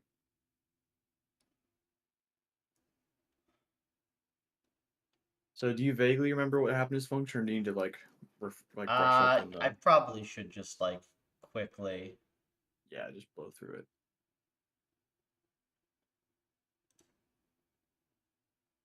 Oh, that was the initial reason I didn't.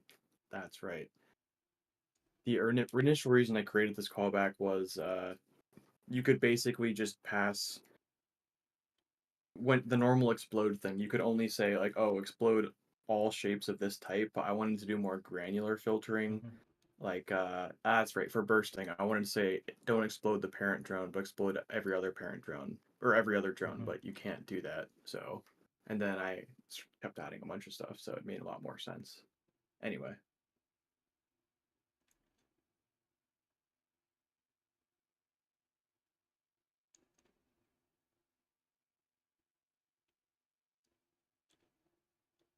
So you use the closest point to determine the Yeah, because force.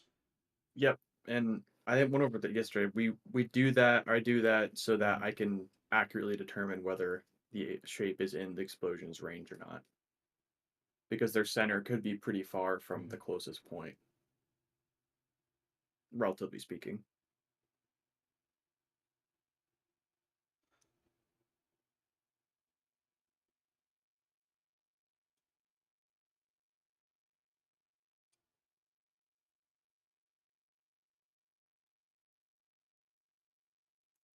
Yeah, I sadly did. I did not take the undergrad physics core at Stanford, which is sad now because I think it was actually pretty good. Yeah, I had to take calculus-based physics in undergrad, and I Uh, didn't care for. I didn't. I wasn't. Yeah, I was thinking I was never going to use it, so I didn't really learn much. I mean, you get a little bit in high school if you do the AP, right? It is calculus-based physics. Yeah, I didn't do AP stuff, unfortunately, but yeah, Well, the undergrad courses are better, so I lost out on that. But yeah. I don't know. It seems like a lot of this is like relatively simple physics that you just have to get very correct. Yeah. To be honest, most of what is exposed to you is like, Box 2D handles the hard stuff from what I understand. All the stuff you have to deal with for the most part, at least in this game, Hmm. is just vector math. And once I kind of got a handle on some basic vector math, it was not bad. But Hmm. everything was new to me, so it took a while to get going. But Well, it's funny like that. So you're saying this is an explosion, but there's not like a radial impulse thing that you can make, is there? Well, there's no. So, what do you mean? Like just applying an impulse? Just, I mean, Like I kind of. having like a like there isn't like a blast like function or whatever, because there would be more complex physics behind that if you wanted to handle it more correctly. Oh, like I said, they do have an easy explode, like B2 explode thing, but it makes a lot of assumptions. So, I just, Okay, you I know, wonder what the physics is behind that, because like, there's a I really mean, it's simple very way to implement that, and then there's like a more correct but harder way to implement that. so like my version is honestly in most cases more complex just because of me handling some edge cases, but the whole like parent velocity direction thing I added that wasn't in the original. So in some cases mine is more complex, but there are some edge cases that they account for in their version that I just know I won't hit in my game, so I just removed. Mhm. But I don't know. How would you think would be more accurate? Well, like the perimeter thing we just went over is one thing. Yeah. Um, I don't know if it's like, yeah, I don't know if you take into account center of mass, if you take into account the nearest contact point, but there's like stuff you can see that you'd probably have to do there. Oh, so when I kind of cheat in this way, I think, because I don't think this is totally accurate, but I haven't thought too much about. It wouldn't be hard to do the other way. Basically, when I at the bottom of this function, when I finally calculate what the impulse is, I just apply it to the center of mass or whatever shape. I Mhm. don't bother applying it to like the closest point, but I could very easily do that. I just apply it to center of mass. I don't know if that Well, I changed too mean, much. the other funny thing is you're not actually trying to make a physics engine here. You're trying to make a game. And like, Yeah. name the number of games that you know that are good because they have good physics versus the number of games that you know that are good because they have dodgy physics, right? Oh, 100%. No, that's what I'm saying. I'd have to see if Yeah. that it changed anything noticeably. I don't think it matters for the actual Yeah, game, to be yeah. fair. Yeah, oh shoot, I have this. Um I watched a pretty interesting video, GDC talk on Mhm. Rocket League physics, and they did some networking, but it was interesting because they initially started out talking like, okay, if you're gonna realistically simulate a car, here are all the forces and stuff you have to handle. And then they said, okay, but for Rocket League, we want the cars to be super snappy and this and that. They need to turn fast, accelerate fast, brake fast, so they're not going to be physically accurate. Mhm. So, like when the player presses the throttle, they don't apply torque to the wheels. They just apply a forward or backwards force to the center mass of the vehicle. Yeah, of course. Um, Like, yeah, do games actually bother? I mean, maybe Forza does or something. Maybe yeah, Forza actually bothers doing yeah, that. yeah. But it was just interesting going over some of the other things because I think they said someone wanted an actual like transmission, and the dev team was, having to handle all this stuff like changing gears. And they're, this I guess who was giving the talk? It was a uh, guy. He worked at like a physics consulting firm, so I guess they were contracted out to help with Rocket League a lot. They didn't write the engine, but they just helped them with a lot of the physics. And they just said, okay, guys, we don't need a transmission. Let's just, Yeah, make some kind of acceleration curve, and that's way easier. yeah. Transmission. There's a couple other That's interesting things. insane. We need to simulate transmission in our soccer car game. Yeah. I mean, you can see the thinking there, right? It's like, oh, it's a car, it's got to have a transmission, but That's no, so it dumb, though. doesn't. Like, Yeah. okay. Um, Anyway, yeah. so yeah, I can explain that comment right there if you need it. That one. Use So projectile's basically, last velocity and speed. Current velocity will be the velocity. You actually handle, like, this is like a frame perfect.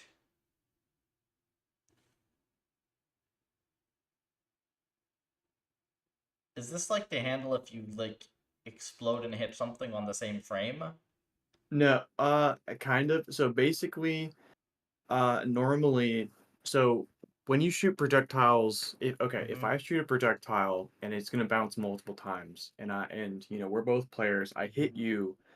If you just normally have box 2 to simulate it, what makes sense is, I guess, like I forget what Newton's law this is, but basically, I hit you with something Mm-hmm. and there's enough restitution, the projectile's going to bounce off Mm-hmm. your player's going to be pushed one way and the projectile's going to be pushed the other way, but some of the force, the projectile's not going to be going as fast now because some of the force was transferred into pushing the player, Oh, right? that totally But depends. That depends on I mean, if you throw like a big mass of clay or something at somebody, it'll transfer all the force. yeah, I'm just saying generally because in this simulation, like things have enough restitution to bounce off. Yeah, Um, okay. so I don't want that to happen because there was a lot of times where you'd shoot floating walls or other players, and depending on how the collision happened, the Yeah. projectiles go slow down to a crawl, which was confusing and also not very interesting. So basically, you'll see it when you go further down. Whenever a projectile collides with something else, I make sure its speed either stays the same or increases. I don't let it slow down. So Okay. because sometimes it can hit something and then basically be like crawling, and Yeah. it's like, why did my shot do that? Um, the Yeah, original there's game doesn't do it often, but I have seen it happen, and it took a while to work out all the edge cases of that. But I think the game's better for it, personally. And this could cool. happen with explosion too, right? So say the projectile's coming straight down from top to bottom, and you have an explosion at the bottom of the screen pushing it up, and say it's exactly the same force. It's going down at like, this is probably the wrong math, but it's going down at like, speed of like 50 or something, and the impulse is 50, so then it's just standing still. That's It'll just not very stop you. interesting. Yeah. So in this case, it just push it upwards. Okay. So it's not accurate, but it's more fun. I mean, this is kind of cool. You've actually done like a ton of physics tweaks just to be like, yeah, but what if the laws of physics bent to my will to make this actually fun? Yeah. That's kind of cool. I mean, that's just how game dev is, right? I Yeah. mean, like you said, you don't want it to make it accurate. You want to make it fun Yeah. and But accurate it's enough funny to that it's, spend like the amount of time in the physics code specifically looking for that, right? yeah. That's cool. Well, I mean, most of this game is physics, so it makes sense. Like, there's not a lot. Yeah, a decent chunk of it is just physics handling. If the physics sucks, the game sucks. Well, no, if the physics is good, the game probably sucks. Yeah, I'm. If the physics isn't, what I mean by sucks, if the physics is somewhat predictable and also interesting, then the game Yeah. has a better potential to be good. But if the physics is unpredictable, or maybe it's so Hmm. realistic it's kind of, it subverts your expectations, like Hmm. that you shoot someone and then your bullet is like super slow. It's not very fun. So Appearance, entity, velocity affects the direction, impulse depending on speed. Okay. Shield reduction. yeah, so explosions take away some of the shield health. What shield? So shields, it's only used when you spawn in or respawn. It's just like a thing around players. It's just basically so you can't just get spawn killed. Oh, that's funny. Um, You actually, it's not just like immune for 3 seconds. It actually has health. That's funny. yeah, to be fair though, I mean, it definitely is able to be broken. Like if you hit a sniper shot at it, it'll break. Um, and there is a penalty for it being broken. It takes away like right now a third of your energy, but it doesn't happen very often. Hmm. But yeah, You also can't predict where things spawn. no. But I mean, if you're quick enough on the draw, Hmm. I mean, you have 3 seconds when someone spawns to break their shield.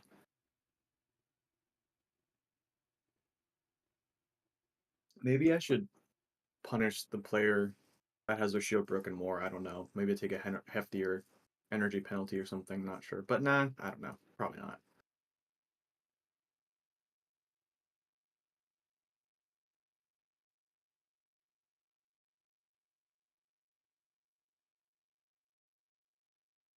Okay, here it is.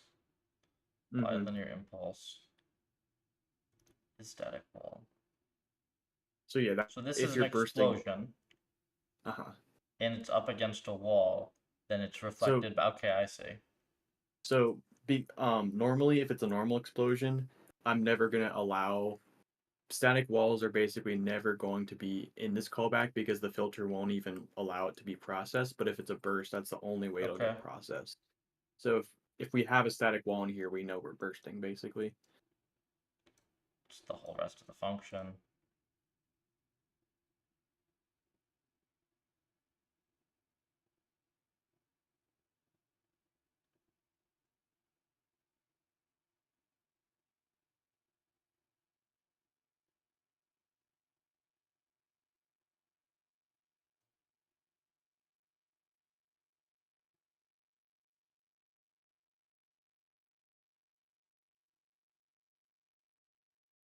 So the whole impulse per length is greater than it. Basically, the imploder will not set off a mine.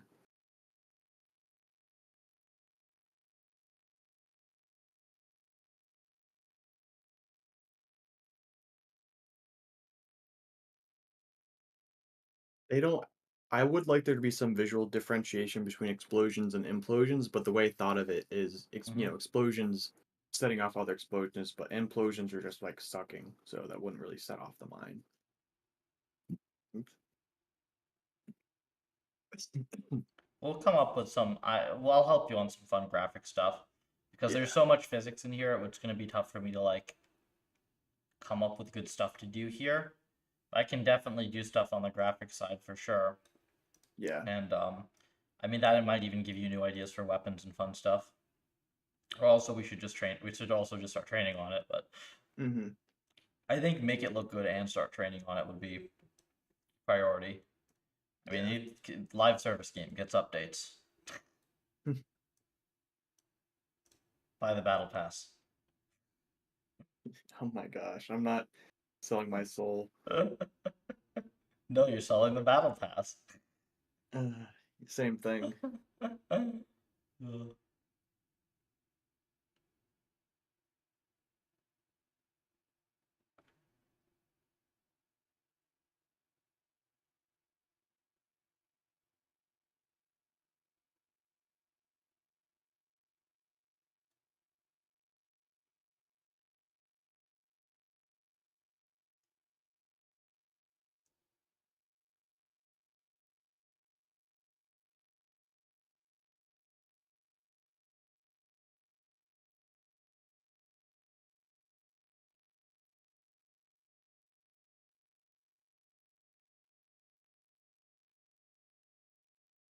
Yeah, does this function make sense?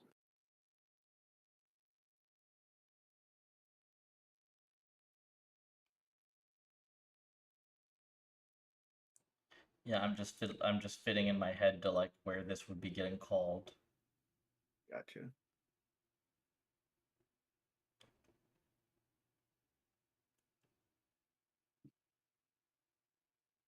It's interesting. They're just like there are a lot of cases where you're like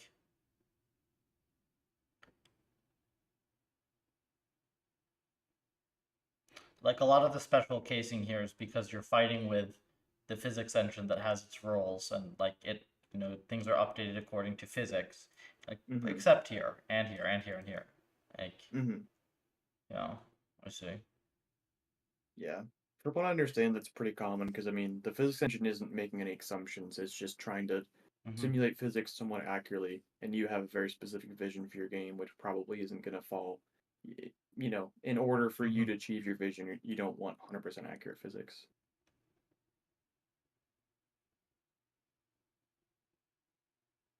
Yeah, like these calls and stuff I like. I mean, this is just a setter, honestly. I don't Mm-hmm. think this does anything. Well, let's see.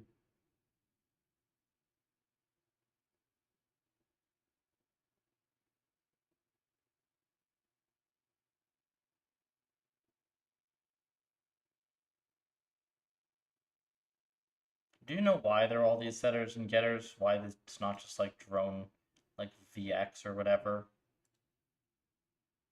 Is there something where Uh, like the drone is like, this is not actually the physics object and it's like in the world somewhere or something? Because I don't understand why there are all these. Like, why doesn't this um, drone like arrow velocity? why isn't the drone what? Like a lot of these, like why isn't this just drone arrow velocity? Is there like an engine reason why like this drone isn't the same drone object that's actually in the world or something weird? Well, so I guess the way they separate it, they have body IDs which point or which base are not point because they're not pointers, but they I guess like reference or whatever Mm-hmm. body data which has stuff like velocity and all the simulation stuff. And I don't know, they don't give you that object because they don't want you messing with it, so they just kind of Oh, have functions that lets you set certain things because there's a lot of yeah. again, that's one of those reasons where there's a ton of state information they have, and Mm-hmm. they only expose the parts that are like generally useful to avoid people messing with stuff they generally shouldn't. They're just going to shoot themselves in the foot. I don't know. Yes, but getters and setters are also kind of cancer. Um, Sure, there's not a ton of okay. them though. Well, I'm just like wondering why like I keep seeing all these calls. I keep having to process. I generally don't get or set the linear. I really don't get the linear velocity very often. I mostly do it in handle body movement now.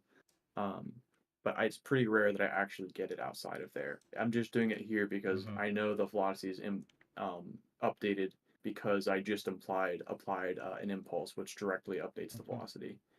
Um, if you apply a force though, so in Box 2D, you have impulses and forces, and impulses are just immediately a change to the velocity, and a force is actually simulated. Like when you apply a force to a body, Mm-hmm. I don't know, the simulator handles it somehow.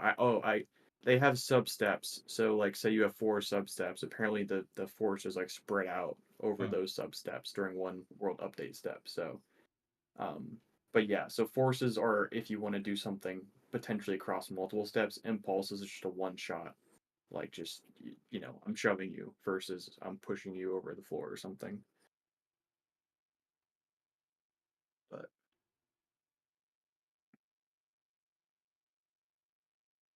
But yeah, I really don't hardly ever apply forces. I only apply like a force when you move the drone with the just moving it. Well, you're And kind of just setting a bunch of velocities then, and you're really only using the engine for like sub-stepped collision detection, I guess. there's a couple other things, but that's the main thing. Also, Mm-hmm. like bouncing, yeah, collision detection, bounds checking.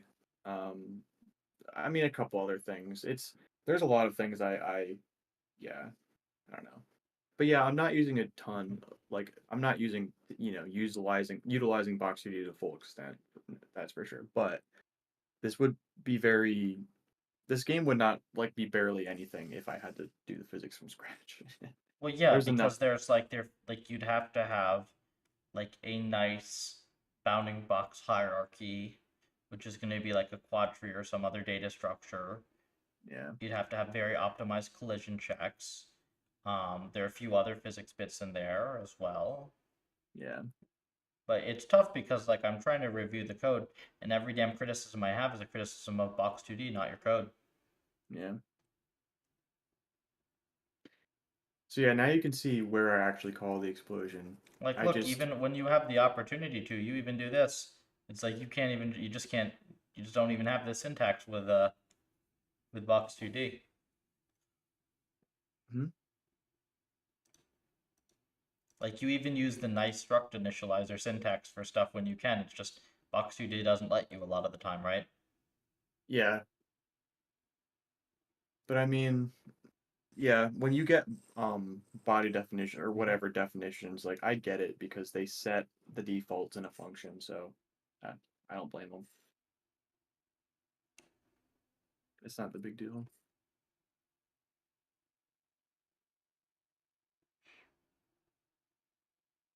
I mean, a lot like this is like exactly how I'd write this. I'd just grumble more than you over like some of the stuff.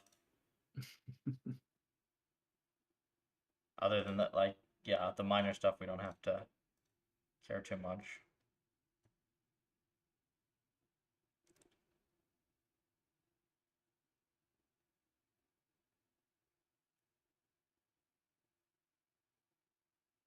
So yeah, destroying projectiles is like a whole rabbit hole. Hmm. Sometimes I want to just destroy the body, but not process the explosions because I already process explosions for like it gets really complicated. So process explosion is pretty self-explanatory. The full boolean, I have that in a couple Hmm. things. That's mostly just an optimization. Sometimes, if I'm just like tearing, not the world down, if I'm ending an episode basically, I'm going to be just basically setting the whole array size to 0, so there's no need to individually remove elements from the array. That's all that's saying. Basically, just like a tiny optimization. I could probably name full something a little better, but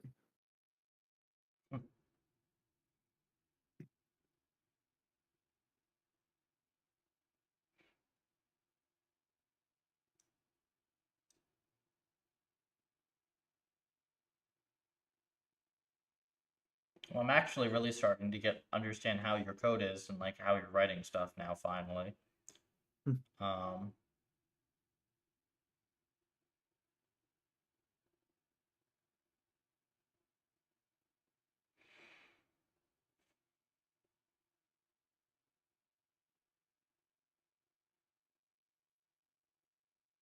yeah, the sudden wall stuff took me a bit to get right, and this part of the code might be a little bit messy because I don't know, it just kind of worked, and I'm like, okay, it works. I still need do corner case. Basically, the entire map is covered in walls. Just end the game.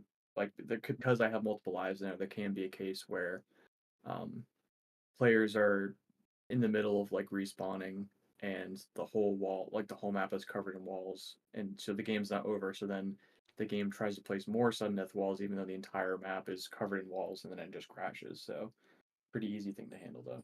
Just yeah, make it a tie. basically you will hit any edge case that's possible because you're running billions of steps. So Exactly. I had this thing Yeah. with like neural MMO and stuff, and you write a fancy sim, stuff happens. hmm It's nice though. It's almost kind of like fuzzing.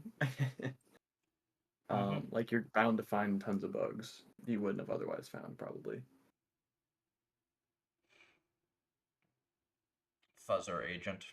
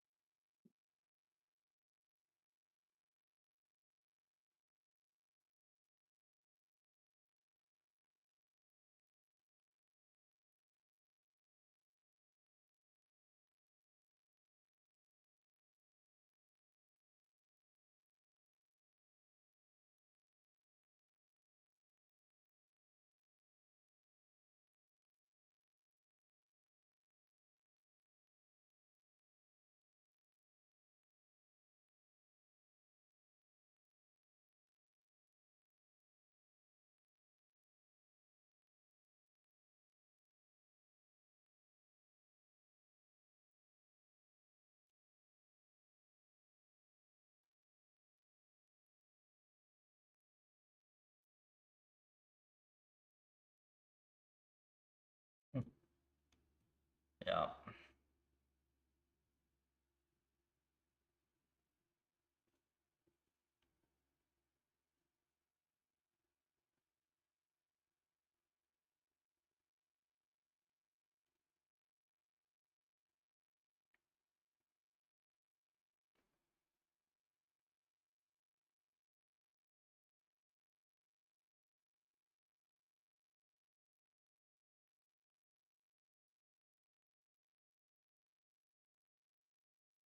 I do need to update that. I thought I did because now that's technically not true if they have multiple lives. I need to update that a little bit.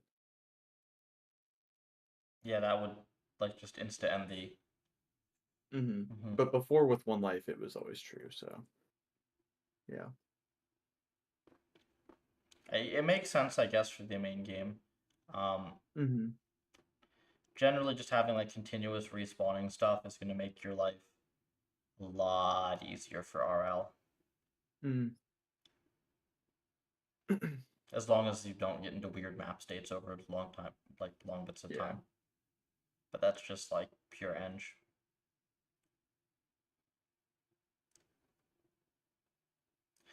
Though it is annoying, like you can end up if you make really big maps, you'll end up with stuff where like they'll all go to one side of the map or something, and it'll just like mosh pit Yeah, on I the. could see that. I've had that with Snake a bunch. How did you solve that? You just keep training better models until it goes away. Mm. Um, I think I don't know if I still do it. I think I in Neural MMO I will randomly respawn agents once in a while. Oh, okay. Like just I'll like every time you make a move, there's a small chance you just get moved somewhere or whatever. I think I called it That's, teleportitis. Yeah, there's I a think I remember teleportitis seeing that. param. Yeah, I think I remember seeing that in the code, and I was like, "What the heck is this?" Teleportitis. It's from Noida. What's Noida? Noida's this. Oh, you. If this is like king of all physics games, honestly. So every pixel in the environment is physically simulated. What? So every single pixel, like stuff burning, like the M burns, crumbles, flows. Every pixel shatters. So every single pixel is physically simulated. That's crazy. Yeah. And it's like a ludicrously unforgiving, big roguelike. Huh.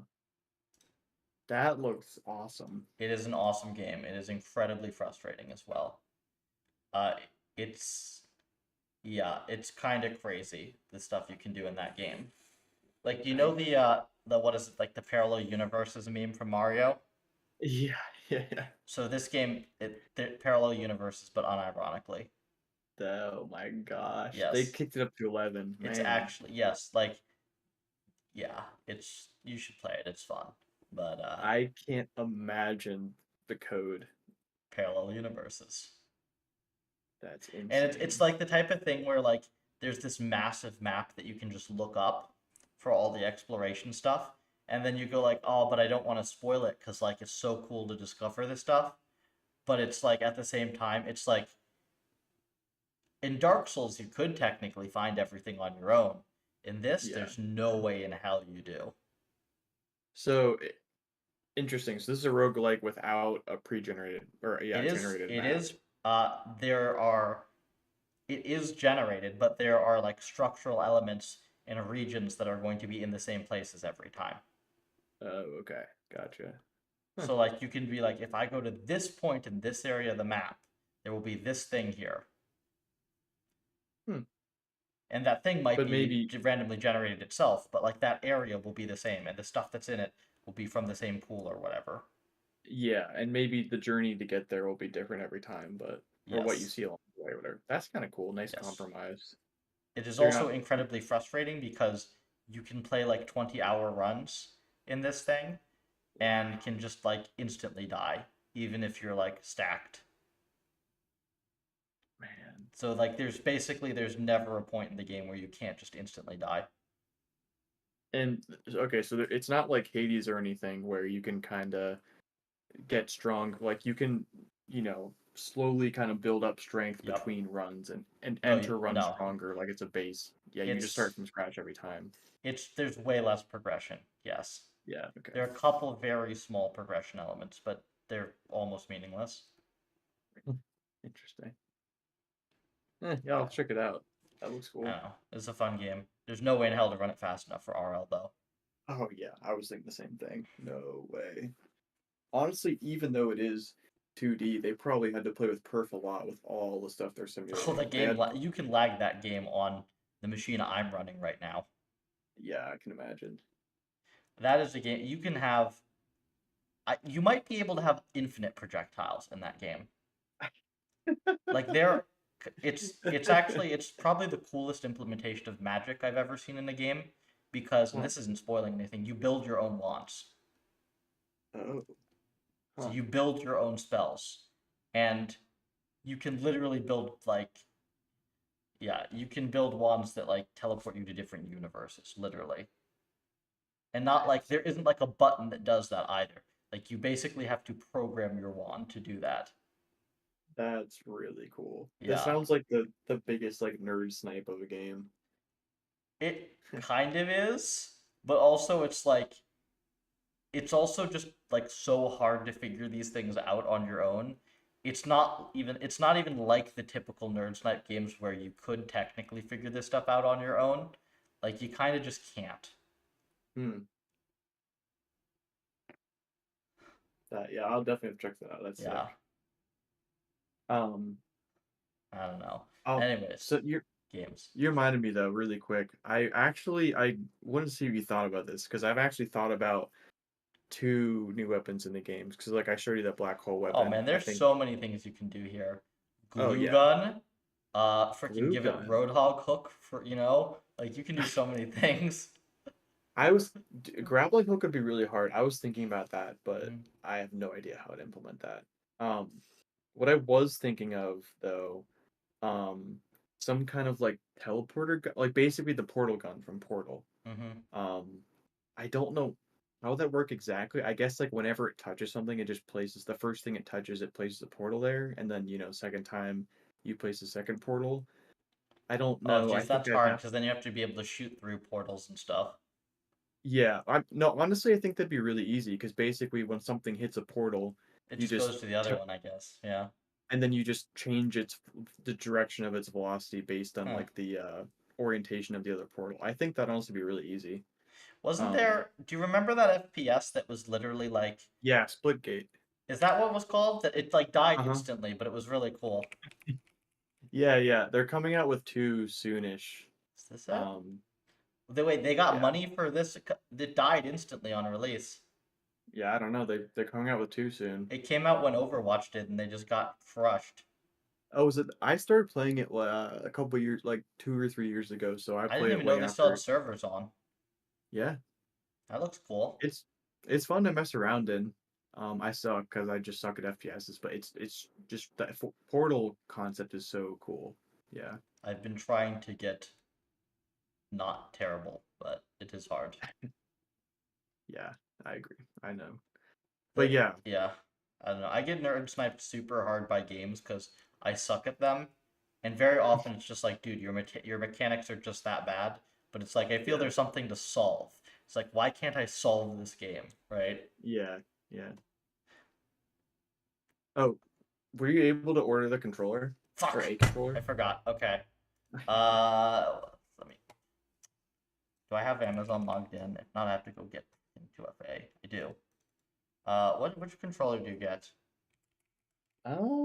That's a good question. I mean, Isn't there a nice one anything that's like I could just order the how much is the Razer one? Razer controller. Just make sure it plays nice with Linux, obviously. Oh geez, I don't even know if that is a thing. Because let me think. I mostly play with this or you test with the Switch Pro controller. I really did not think it worked very well, but supported very well in Railib and on Linux, at least like Pop OS, which I'm running. Um, I know Xbox controllers also work because I use it with a friend. Eh? Um, my brother-in-law has like a knockoff uh Switch controller that did not work at all. Like Raylib wouldn't really detect it detected the controller, but half the buttons didn't work. But Let's see, oh, the Razer Xbox controller. Interesting. Okay, I don't even so it doesn't let you buy it that I see. Where the hell? Oh, buy from uh, retailers. Okay. what 140? Is Let that me what it see. said? I didn't see it. Oh, Let me see how I much don't is know. this thing. Oh, there's a pro version of it too.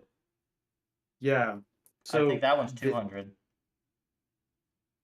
yeah, it ain't that deep, man. The controllers are I don't know why people pay that much for controllers. I already had the one for Switch because the Joy-Con suck and I want an actual controller, so I Well, you just buy used one the so that one for you Switch. buy one that where the so they don't you don't get freaking Joy-Con drift. Yeah, exactly. I'm trying to remember which one I bought that I liked. There was a damn controller that I liked. I can't remember what the hell it was called. Do you have it back in California or Yeah, something? Yeah. I wish I remembered what the heck it was. Okay, I'll have to find it because there was a good controller I can just buy that had like a nice rubberized back and stuff. Hmm. Okay. Anyways then.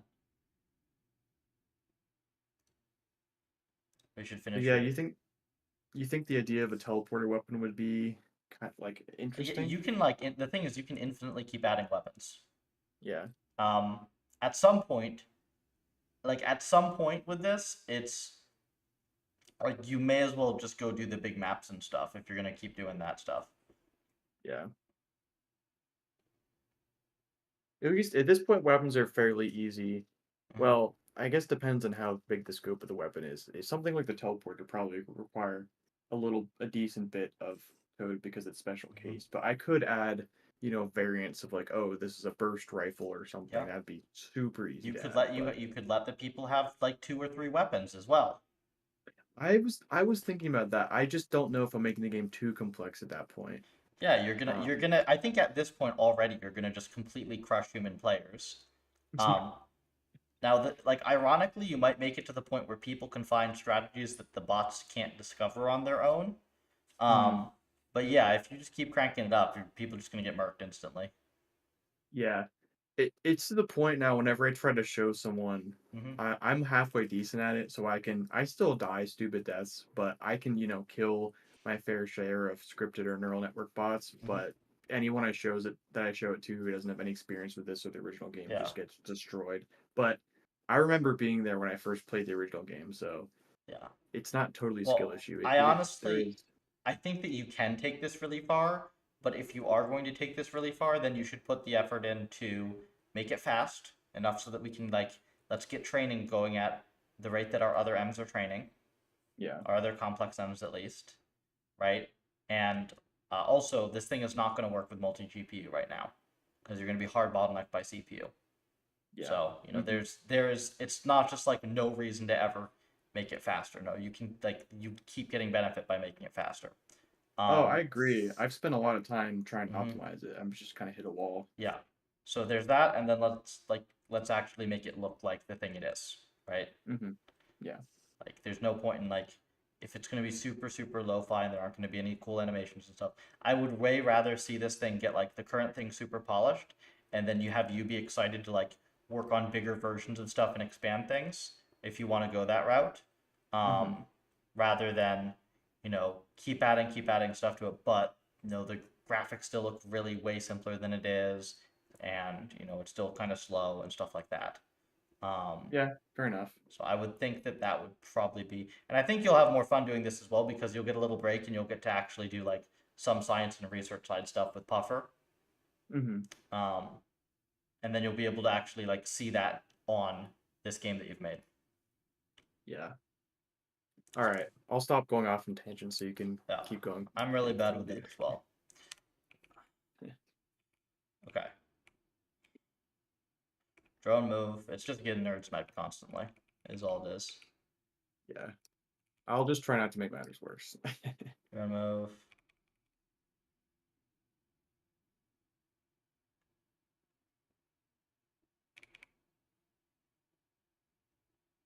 I don't know.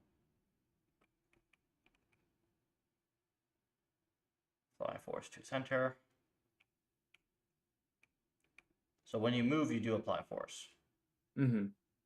Because you're potentially moving over multiple steps, so it should be a force in Box 2D. Hmm. Because forces get, yeah. If And it it's was a in, force if it instead was of an in, acceleration as well. yeah, they call it force. But it is just acceleration, isn't it? I Uh, guess this is dependent on mass.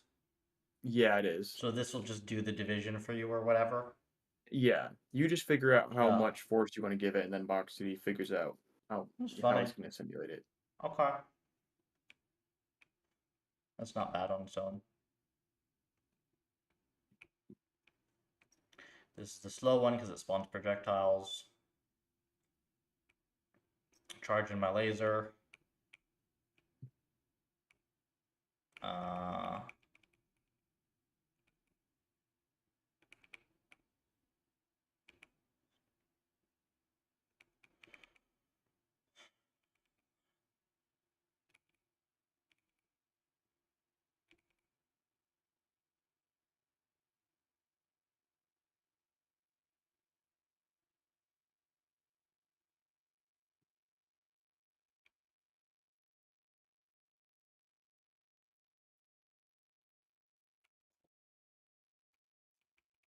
break.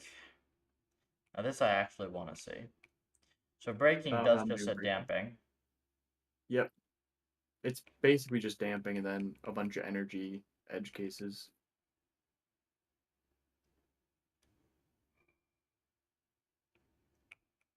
You still get to damp if... Oh no, okay, I see. That disables it. Yeah, there's always damping because that's simulating friction, it being top down.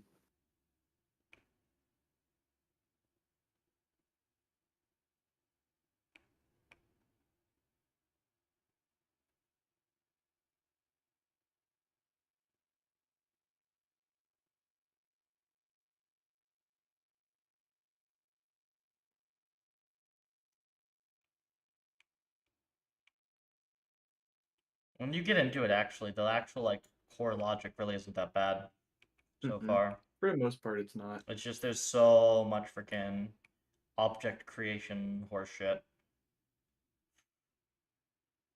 Okay, drone burst.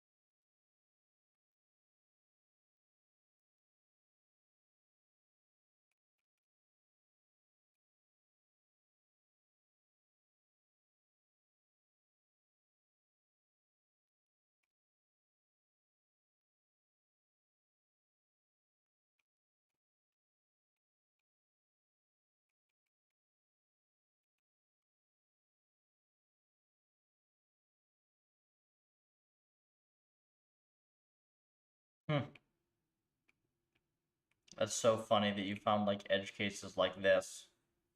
Like what? Like you literally tracking the projectile inside of a freaking sensor range.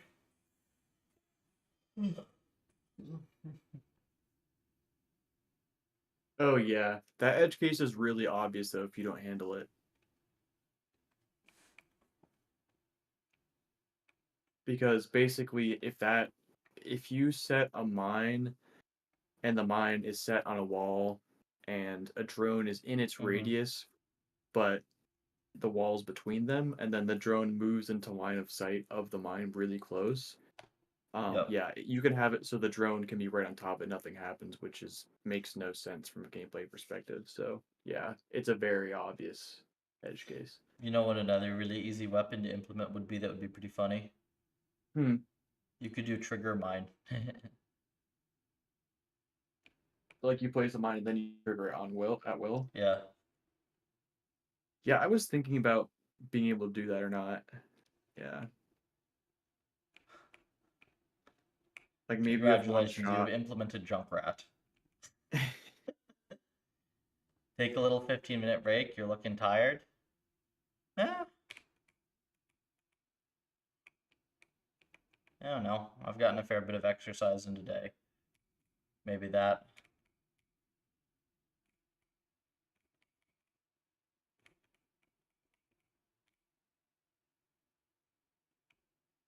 I want to finish this file first, because then we'll be fresh for rendering. Yeah, you're pretty close at this point, I think.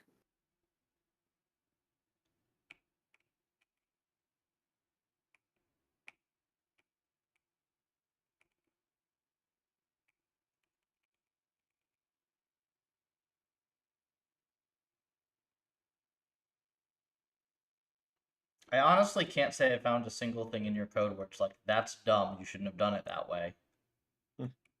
That's good. So I'd like to hear. Kind of. I mean, I guess, yeah, it's good for you not to find anything. Well, I Yeah. mean, to be fair, this is true of like zero code bases from anybody I know at Stanford or MIT, and like any of the RL code I read online. Um, that is, or any code by anyone at Fang. Um, so this is solid. Oh, thanks, I'll take it. The like again, it's like I have large criticisms, but they're criticisms of Box 2D. Mm-hmm. So to be fair, it's like maybe if I were to look at the way, like, there's too much code for me to even see what functions you've defined and like how they interact. Because like, so maybe there's like some higher level thing, but I can't freaking see because there's too much code. Yeah. Yeah, makes sense.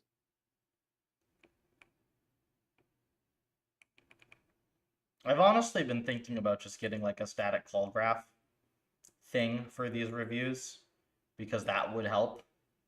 Yeah, that Um, would help.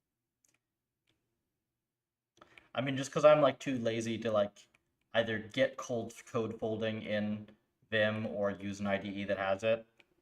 So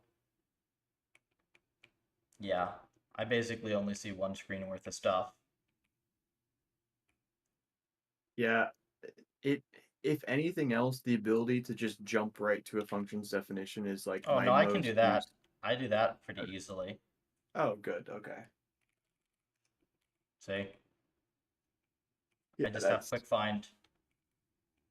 Can you do it for dependencies though? Because I can just do that for Box 2D's internal stuff.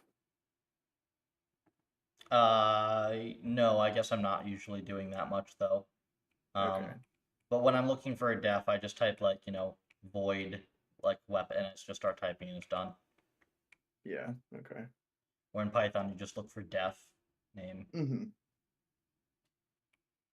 I don't even have that set up to be, you can do that across multiple files. I just don't. And you can actually set it up to go to definition. I'm pretty sure. You might need an LSP or something, but you can totally set that up. I just don't.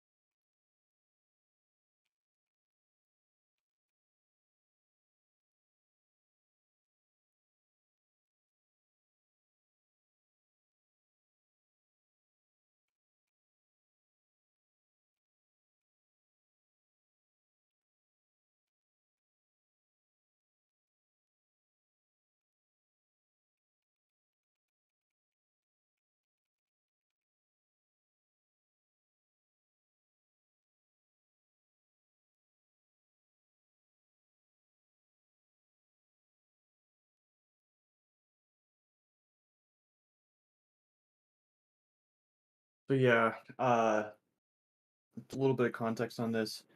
You can, I think I mentioned yesterday, but you can ask Box2D for positions of bodies whenever you want, Mm-hmm. but they have a way to get all. So he kind of optimizes it so you have a list of events like, okay, these are all the things that actually moved in the last step because maybe not everything moved. Like a lot of the floating walls are stationary a lot of the time. So it's nice because then instead of having to update position of everything every step or every frame, you can just, okay, tell me the things that actually moved and then I'll update the velocity and the position and yada yada. So that's kind of nice. Okay. It Yeah. sped up things a little bit. They have a change. Okay. That's fine.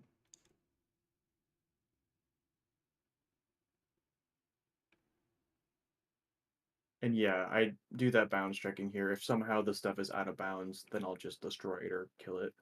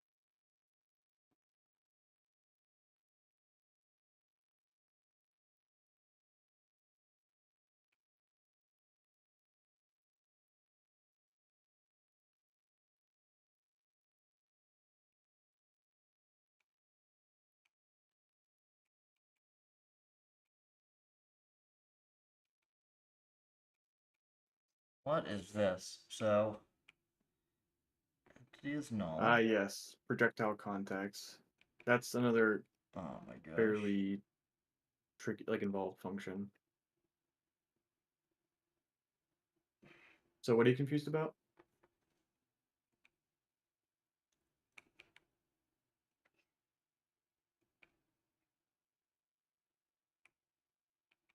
Oh, I see what this is.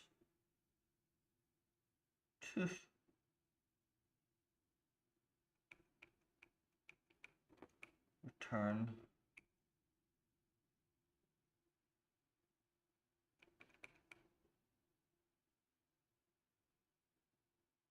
All the other projectiles bounce off each other. That's Yeah. crazy. So yeah, basically, That's probably I why spent stuff is slow. I wouldn't be surprised. maybe. You have a million Uh, projectiles that all have to do contact checks. yeah, it adds a lot of interesting gameplay though, like allowing that because one counter to the sniper, like you can be across the whole map from me and try and snipe me, but if I have say the shotgun, that's not going to reach you, but I can deflect the You can sniper spam shot. it. Okay. Stuff like that. Or if you are, yeah, it adds a lot of cool gameplay elements. And like I said yesterday, projectiles do have the a little bit more expensive or the more expensive CCD stuff enabled to make sure they Mm-hmm. actually, the collision checks for drones are accurate, but they don't do the expensive CCD checks against each other. So they can tunnel through each other, but that's not a huge deal. Phasing Like bullet.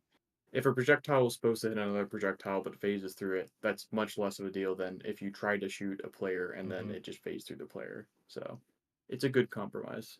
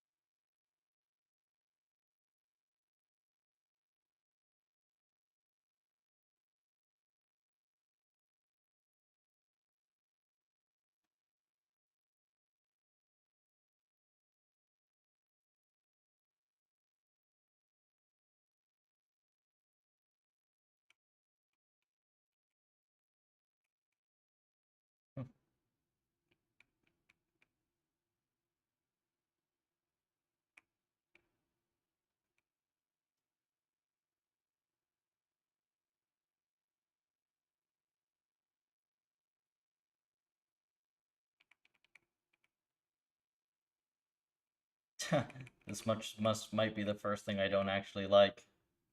Hmm. That you didn't just have you just didn't define a weapon type 0 as null. Oh yeah. So if I you could have forget done the that. +1, you're screwed. Yeah, no, that's a fair criticism. I know because there's this really obnoxious flat indexing over all the items in Neural MMO, and it causes a ton of problems.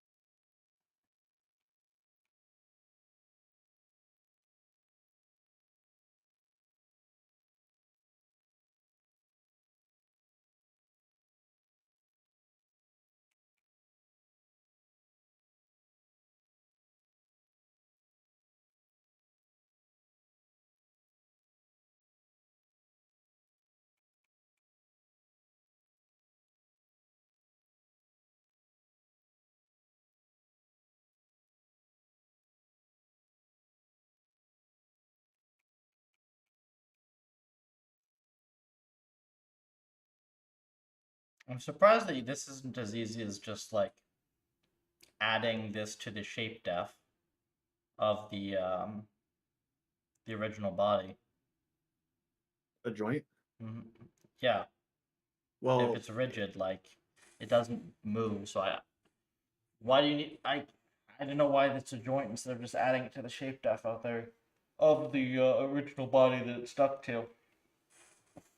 um, so that is one implementation, but the way I have things set up, I'm kind of assuming that different entities have separate bodies.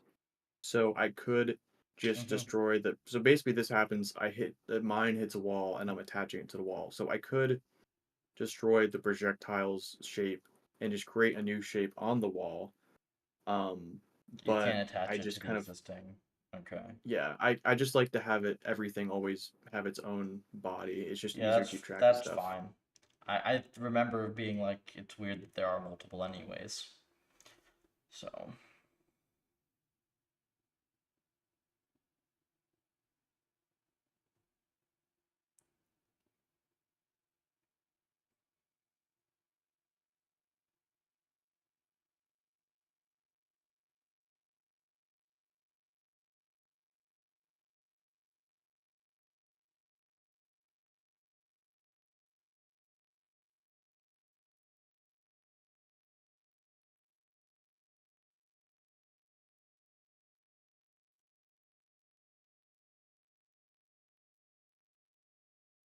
Yeah, that function is responsible for what I was talking about, just making sure projectiles don't slow down.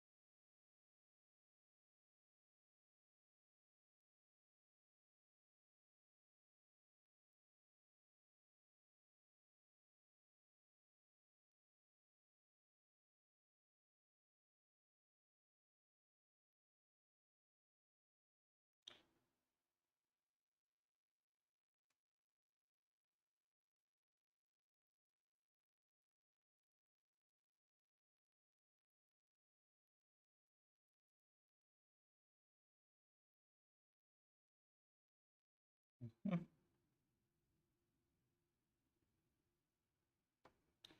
And oh geez, okay. How is this not Hmm? handle contact events? Okay. So Yeah, some of that is kind of boilerplate. I'll give you that.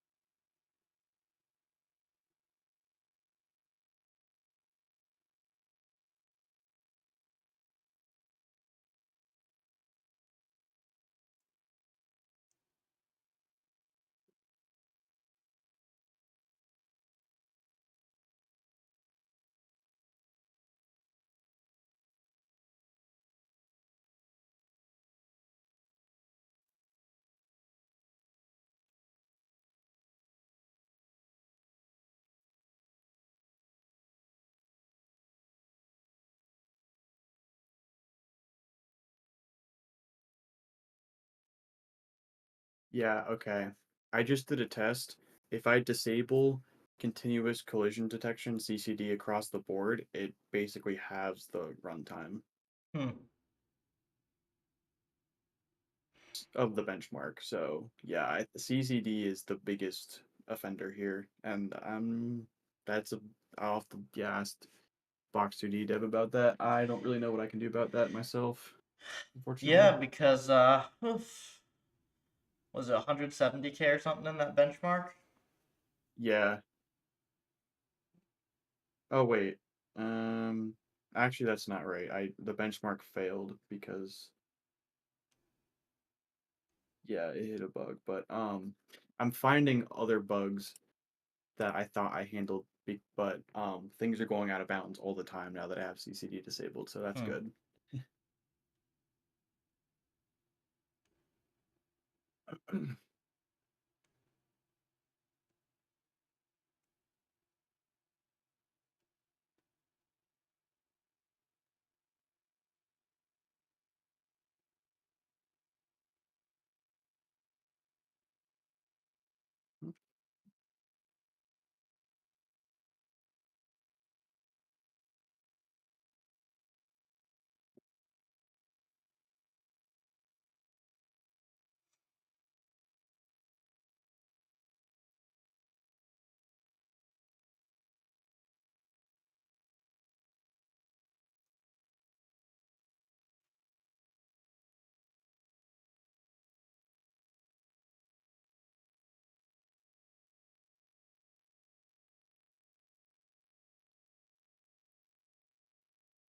Oh, never mind.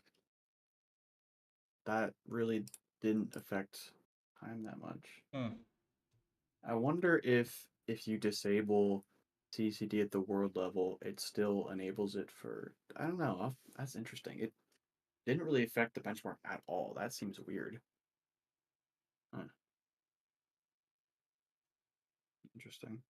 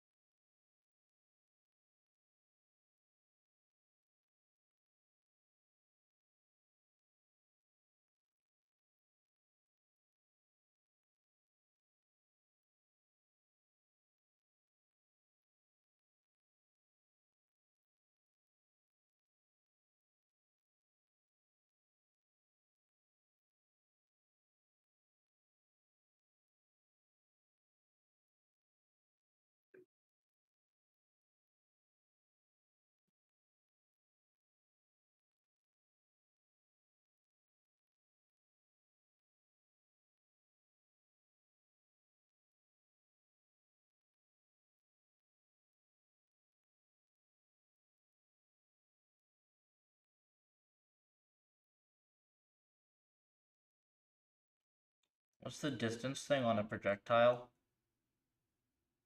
Oh, so Distance to what?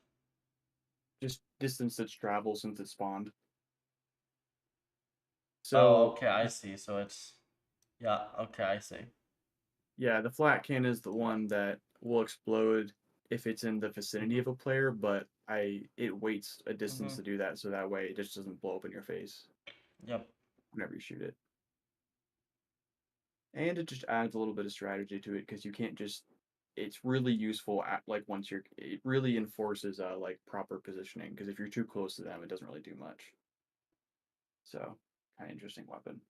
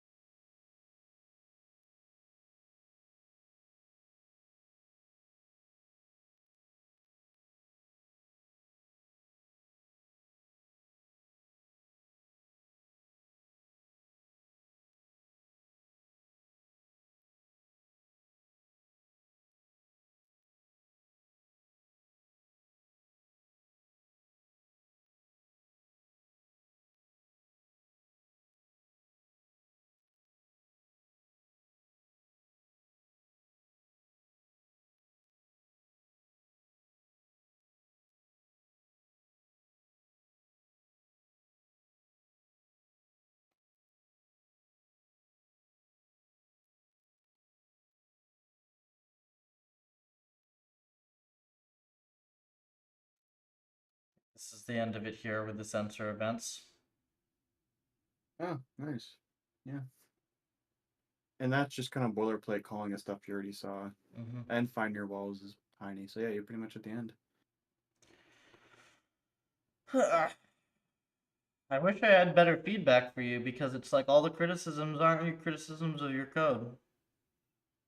I'm honestly starting to see more what you mean though, because Mhm. um about the criticisms of the callback stuff because I'm just while you're doing this, just looking at fixing a couple other bugs I know of, Mhm. and to take a better, I don't know, check on something, I might have to write another callback, and I'm just thinking, yeah, I shouldn't really need to write a callback for this, so I Mhm. kind of understand what you're saying. Well, it's just like don't take control flow away from the user. It's simple as that.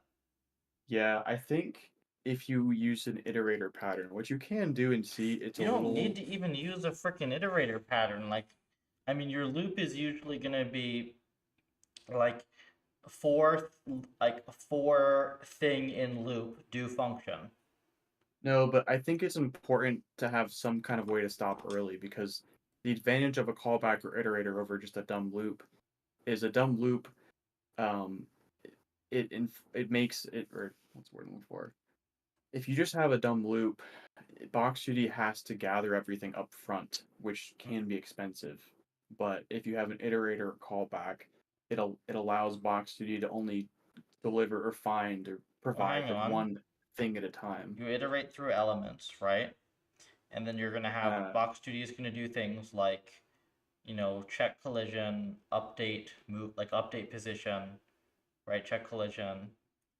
If you just give me well, the update position function, if you give me the check collisions function, right? Then I can write the loop and I can do those things. Yeah, but sometimes you want to do checks, like, if, for example, the thing I'm thinking about when I'm placing sudden death walls, right now I just do a course check, it's two course, basically to see if any placed sudden death walls overlap with floating walls. And the way I do it is just do they share the same tile? And there are cases when the floating wall is touching a sudden death wall, but it's not quite in the same tile, so it just looks weird because they don't despawn. Um, so I need to do like a bounding box check, and I need a callback to do that because of box2D. But um, if your box2D implemented its say bounding checks the ways you're saying, I just placed these walls after the world is stepped, so this wouldn't have gotten caught in like the when you're doing the world step. So if it just worked like okay, um, I'm gonna provide box2D with this bounding box, return all the objects in that, and then do what you want with them. That's way inefficient because you can only need one of them, and it can return 100 versus like an iterator or callback. It returns, or like think of a generator in Python, same idea. It's returning one thing at a time, and then if ever you want it to stop, you just tell it stop, and it keeps doing what it's doing. Saves you time. So I think the iterator would be cleaner because then you're still giving control flow back to the calling code because it drives the iteration versus callback where it's deciding when to Yeah. call your callback. Well, this would at least But be better. You wouldn't even need the callback then with the yeah, exactly. You'd have an yeah. iterator I instead. I mean, and you could do that, and that's like 10 lines of code to make an iterator, um, if you I'd wanted have to to. ask him. I highly doubt he would pull like change the API, but I wonder if No, it just that'd be comes down big. to yeah. I I'm don't just think wondering. it's like one suggestion, right? I think it is a matter of like looking at the box2D source and looking at how they do things first, and then like Yeah, seeing if I'm right that it's like, yeah, you can actually make everything way simpler. It depends how I'm just much one. stuff is happening. Like when you do the world step loop, right? It depends how much stuff is happening in there. Yeah, there's a lot that goes on in World Step. I haven't looked. I just know it's a decent bit, but you're free to look at it for sure. Yeah, I'm curious. I bet the callbacks just came down to personal preference, or maybe that's just what he's familiar with. But I don't know. There's probably some pros and cons to Well, doing it's game iterators. engineering, Yeah, it's probably that's probably it. But and the yeah, now that I games think industry about is it, of course famous for having good code. yeah. I mean, to be fair, Box2D's code is pretty good. You can't. It's not horrible. It's pretty good. Um, hmm. Yeah, I don't know. Huh. I am kind of curious if there would be a major downside with iterators. Yeah, not sure. I don't know. I mean, I doubt they're gonna change their whole API though. Highly doubt. Be nice though. Anyway, I think I'm gonna grab some water quick, and then are you still good to jump Yeah, into I think render? we take a few minutes to mentally, Yeah. uh, and then I think I mean we have fun stuff to do now. Is the cool thing with the renderer. If there's Mm-hmm. nothing, I guess there's like some Um. helpers and stuff, but the main chunk of it is the y- renderer now. Yeah. There's some code in the map file that like pre-computes some stuff, and you can take a look at that eventually, but it's pretty uninteresting. Oops. Most of the map is just like the map file is just the layouts of the maps themselves. Awesome. So 1 second. So to Lilith. Uh, yeah, I we stream all the dev on this, and pretty much the deal is if you put effort into PRing an env, and it doesn't have to be remotely as complicated as this. Like this is kind of an extreme example, but like people have done Pong, right? They've done Breakout. They've done Enduro is slightly bigger. They've done Grid World type things. So the rule is if you put effort into making a useful env, not just like generating something with an LLM. I'm not gonna like go spend an hour reviewing like a LLM code that does like kind of works. But if you actually put effort into doing a thing, then I will review it with you line by line on stream. And usually I have way more feedback than this as well. Um, this is kind of a case where like Captain is just pretty damn experienced in C, and the code is well written, and mostly the problems that we have are problems with the engine. Um, but yeah, I like other contributors have made a few M's, very quickly gotten onboarded with this stuff, and really, really done a good job in RL. And like with a project of this size, it's kind of hard to not learn a lot about how RL works in the process of getting something up and running on this. Mm-hmm. All right, let's take a few minutes and then let's go through the renderer, and we will be able to do all sorts of fun stuff there. Cool. Yeah, I just want to say to whoever is watching is interested in this, I'm sure Joseph would agree with this, but I'm not going to speak for him. But if anyone, if anyone learned something from this, I'm really glad. I'm always willing to, I don't know. I just always like to see people just grow in their programming experience. So if you ever have any questions about Impulse 4 specifically, definitely hit me up in the Discord server, or if you want to DM me, whatever. But in general, if you want to do this stuff, the Puffer Discord is a great place to learn, talk about stuff, whatever. Joseph's built up a pretty good community, so Thank you. yeah. Yeah, the goal of the stuff I do is not like the primary goal isn't educational, right? The primary goal is to shove the field of RL forward as far and as fast as Hmm. possible. But it just turns out that like I have a really, really heavy emphasis on just keeping stuff simple and fast. So it actually does make it very easy to onboard new people. You do not need an RL background to like start contributing. You just need a decent programming background. That's all. And like the majority of the M's that we write, not so much this one because of Box 2D, but even like Neural MMO, like a first year undergrad who's taken one systems course can read that code. So it's just loops and conditionals and such. Um, Now, whether you can write the code while keeping it that clean, that takes some practice, but you can at least follow what we're doing. Okay, we'll be back in a few, and then we will go through the renderer.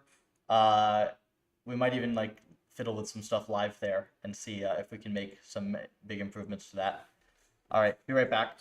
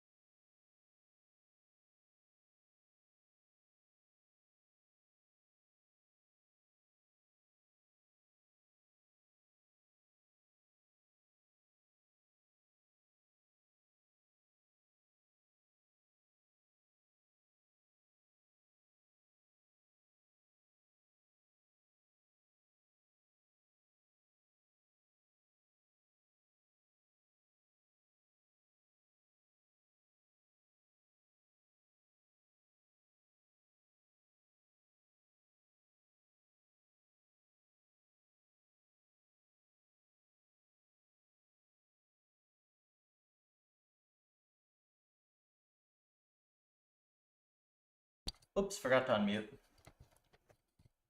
I think we have the first pure math contribution here. But does this make sense?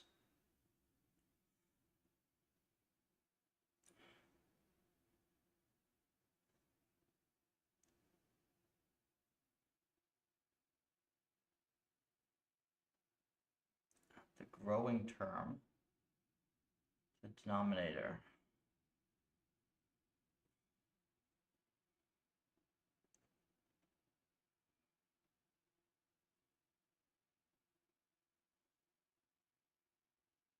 I'd have to look at that. I don't think that works, but I'm not sure. I think that like underweights variance dramatically. I'm not sure.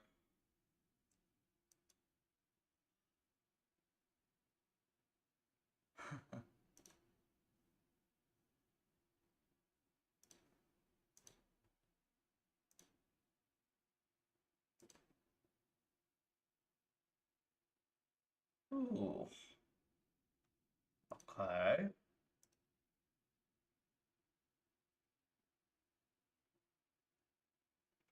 Which of these is doing better?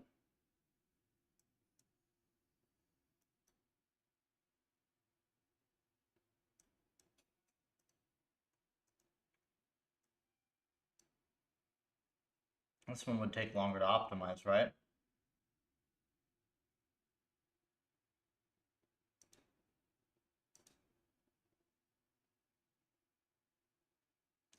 We'll have to see what the Pareto curve ends up looking like.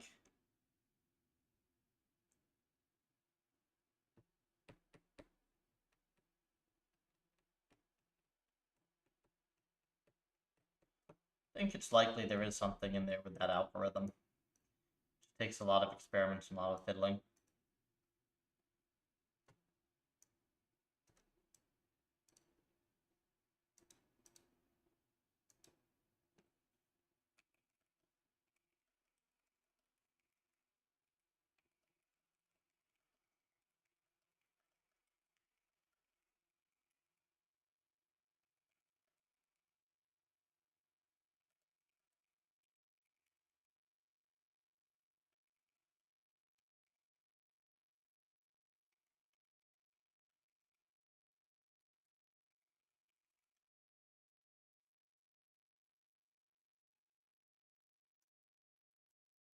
How are folks doing?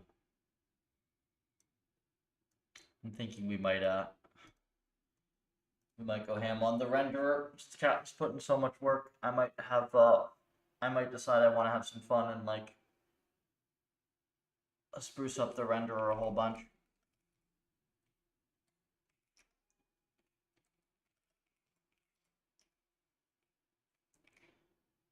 1,000-line renderer.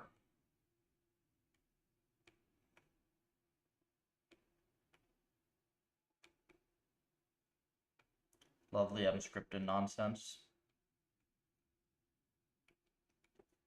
Really? All right, I'm back. Hello.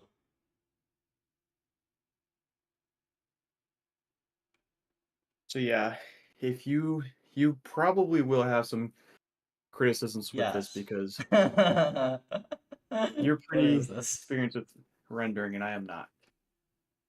Also, what? This is a static array, man. What isn't this a static array? You have I like a mean, I million different guess. static arrays as giant functions. Yeah, it could be an array.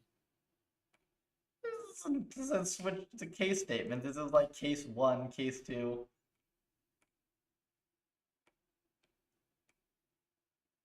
Yeah, this thing's Yeah. pretty silly. But Yeah, I could definitely make those arrays. okay. Let's start on this. Drone controlled by human. Actually, just that freaking. Yeah, so that's defined in M because mostly the M does that. So I needed it in here, but Also, this is including I the do game include for people watching. M to each. This is not resizable, is it? No. I don't really know how to do that. That's Oh, okay. you modified it so projectiles don't spawn or Oh they yeah, I destroy forgot we did immediately. that. That's kind of funny. Let's fix that.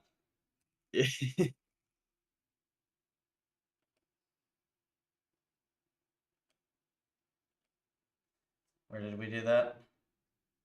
It Oh, I should think be I just somewhere in didn't. like create projectile. Or maybe you just need to rebuild, yeah. It's a debug demo. Uh, yeah. Deadly signal. What? Is this something you changed or I don't know. That's the annoying thing with GCC. Sometimes it'll just spam deadly signal like that with the address sanitizer, but with LLM with Clang, it will just always like immediately exit. So Clang superiority gang. Yeah. Well, I didn't change shit. I don't know. How it works, I guess. I don't know. Oh, there are these like traces. Huh? These Oh like yeah, that's the breaking. That's where you break. that's funny. It's not implemented super well because if you're going super fast, it's just dots from where your positions were.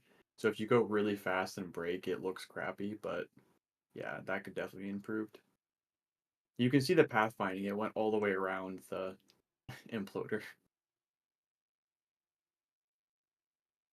These are like these scripted bots do stuff at least.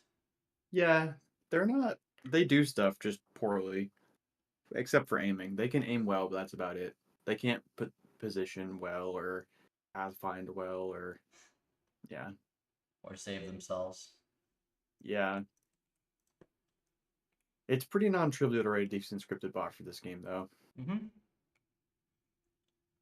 Okay, constants,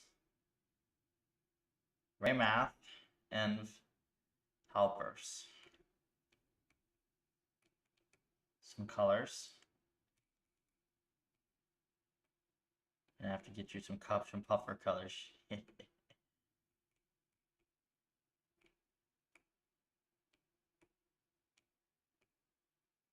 I'm gonna be tempted to like take a crack at like trying to make like a cool client update for this. I'm tempted to. Give me one sec. My cats are wanting to come in or something. 1,000 lines of this left to review, other than the utils and other stuff.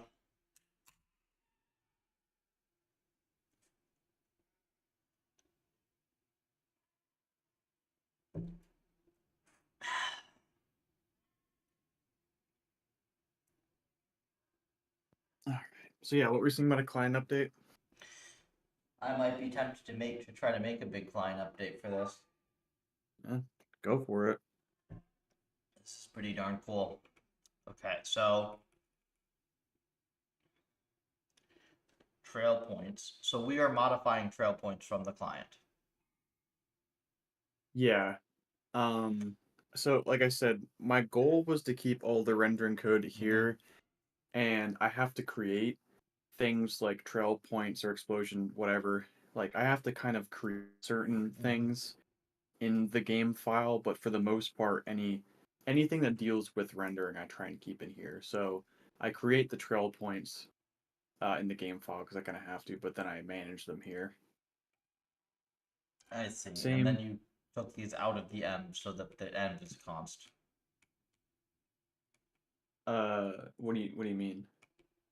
I just noticed that you have trail points passed in. I thought it was part of the end. Okay. Oh, it's somewhere in the env, yeah.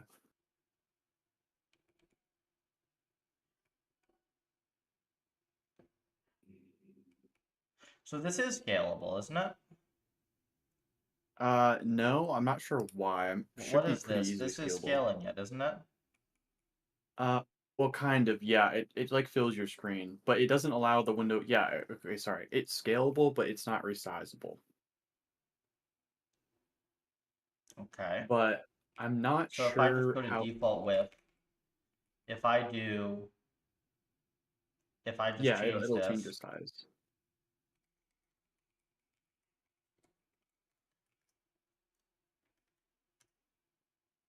Yeah, it should work. Try it.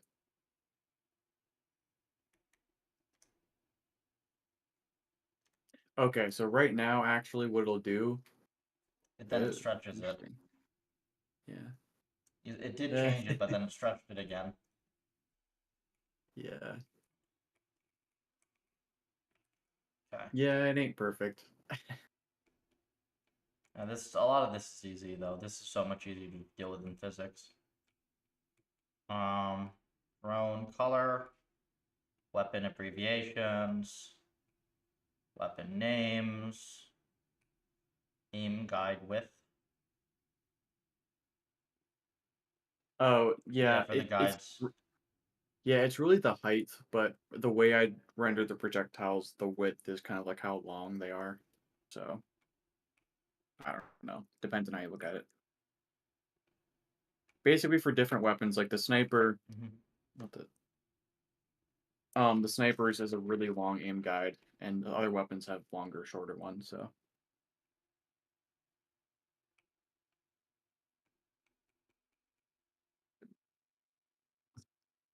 Oh, render the timer. I see. So we're at 200 lines of constants and things that should be constant so far. So this is only 800 lines. That's not bad. Actually, like 750. Here we have the UI. yeah, I don't really do too much complex stuff, or really anything complex. There's a text format in PufferLib, so you don't have to sprintf. Oh, really? Mm-hmm. Oh, that's cool. There you go. I already got some useful render suggestions, or at least code stuff.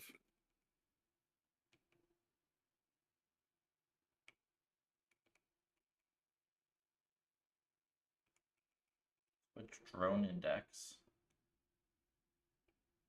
Oh, so yeah, I think I mentioned it yesterday, but it's just an easy way you can keep track of drones around stuff. It's kind of like the drone ID, basically. Each drone has like unique index. It's But literally why does the it have index of. unique rendering codes like this? I'm confused. Oh, this is for the information, like what Oh, team okay, you're because you on, what have weapon you have. okay. So Yeah, yeah, this is just assuming you have up to 4 players. So yeah. I guess if I was doing tons of agents, I would just display like the agents on screen or something. I don't know, or just not at all. You do Maybe the just agents on stream, you could do top players in lobby, there are a lot of things you could do. yeah, you definitely do yourself, and then maybe like whoever's on screen at once. But that could get tricky because there could be a lot on screen. So I don't know. Maybe just yourself.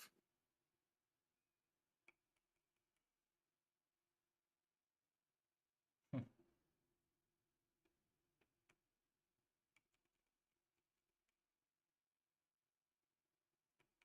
Circle lines.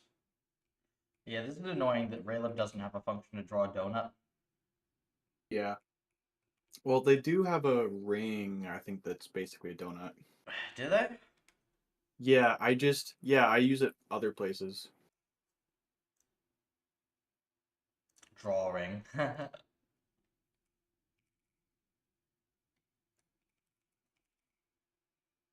There is a drawing. I didn't know that. Okay. I could have sworn that when I looked this didn't exist. This might be new in 5.5. Maybe not, but huh. Cool. And this is the, where is it? Spline. This is what Spencer needs. What's a spline? And it just draws a curve, right?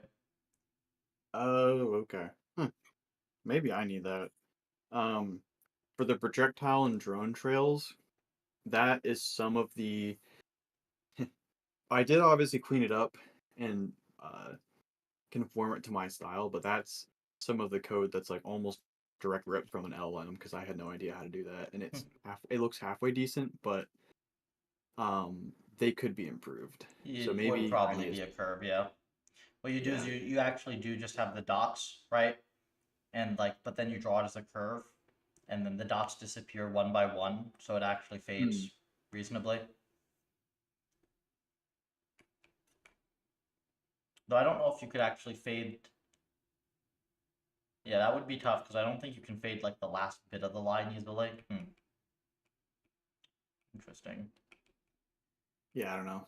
Draw a line, draw text, a line, yada yada.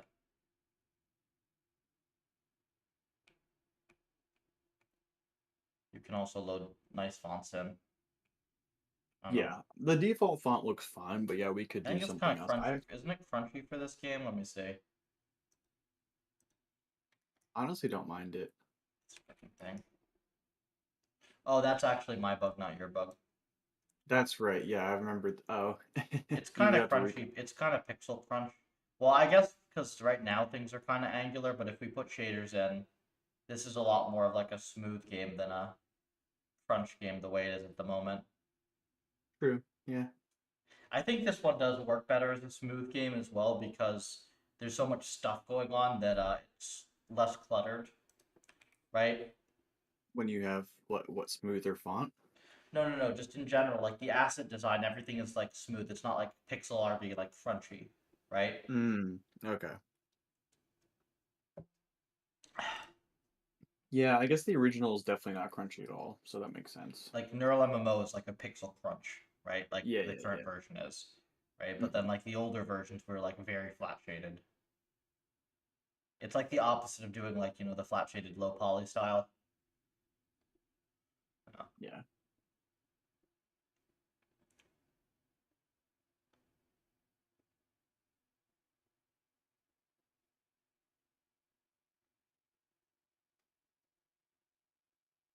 Yeah. Let me.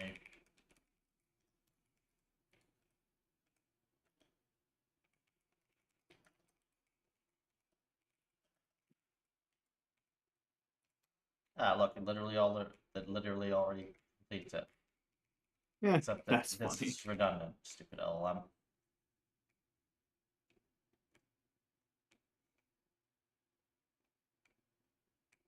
Break trail.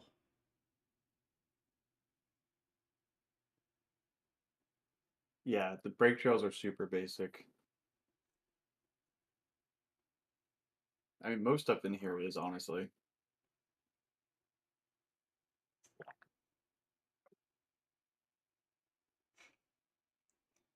Dynamic length. Break trails. You and your Maliks. Ugh.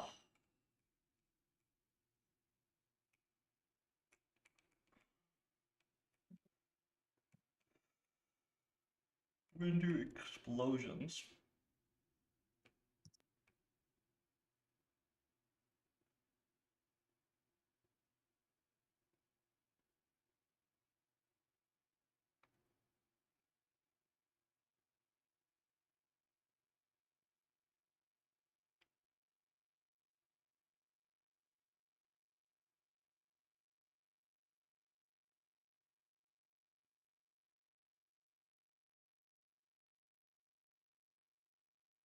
I think this will be the function that we fiddle with today just for fun. Explosions? Mm-hmm.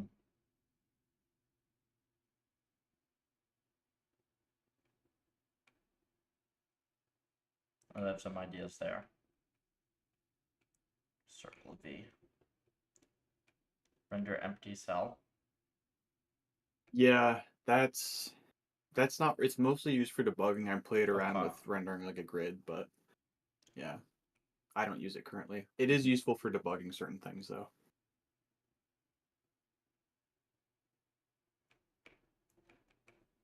I guess I honestly could take a page out of Neural MMO and render it if you press a certain button. That could be useful, so I don't have to change something and Yes. recompile.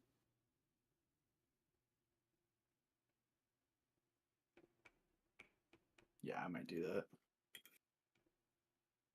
I actually had it in the original Python version. I didn't fully port it over just because like I designed it stupid in the original because I was using Python, um, with like mixed Python typing. But I had like a terminal where you could just press tilde and there was a debug console.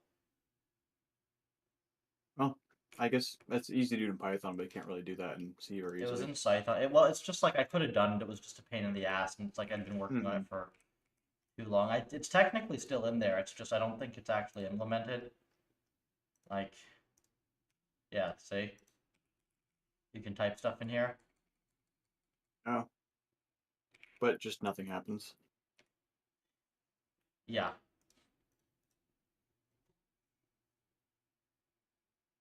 Hmm. there was like overlay stuff as well. Like you could render overlays in the game. So like Huh. you could render like everywhere that the agents have walked, for instance. That's cool. Yeah. I if I fixed the way the renderer was, so I like just cleaned up some logic, I'd probably want to do more on that. But so much to do. Gotta fix RL first. Yeah. Hmm. So render. Okay, I skipped stuff by accident. So render wall, render weapon pickup. V2 vec2 ray vec. They have different coordinate Yeah, that just systems. what's that? They have different coordinate systems. Yeah, so box 2D, I center 0, 0 as the center of the screen, but box 2D is also unique. Not unique. I don't know. I guess some other physics sims do this, but it's kind of weird to me. They have an inverted y-axis. Oh jeez. So negative, yeah, apparently it's somewhat common, but it's a little weird. So like -1 is like higher up than negative or than 1, which is interesting. But Raylib, so okay, so 0, 0, the way I did it is the center of the screen in box 2D land, but in Raylib land 0 is the first pixel Mm-hmm. at the top left, so I have to convert. Coordinate transforms are evil. Yeah, that took me a while and it sucked. Yeah, it took me so long before I could even just get the Mm-hmm. most basic thing rendering and working, figuring Yeah, out it's box very 2D quick and once you Raylib. have all the transforms, but the transforms are just Yeah. bullshit. Uh-huh. That is common. Yeah. Um, oh, this is the yeah they okay. This was annoying because this is one of the few things that Box 2D doesn't allow you to just render at an angle, so I had to figure out how to compute the Box angle 2D myself. doesn't let you render. Sorry, Raylib doesn't let you Oh, render yeah, and triangles then at an if you do angle. these in the wrong order, it doesn't show up. Yeah. There's like an outside. There's like you have to define them in a certain order. Well, it's funny because I never ran into that problem. I saw that, but I just did the vertices in the way I defined them, and it just Hmm. worked. So I guess I just defined them in the correct order. Hmm. So yeah.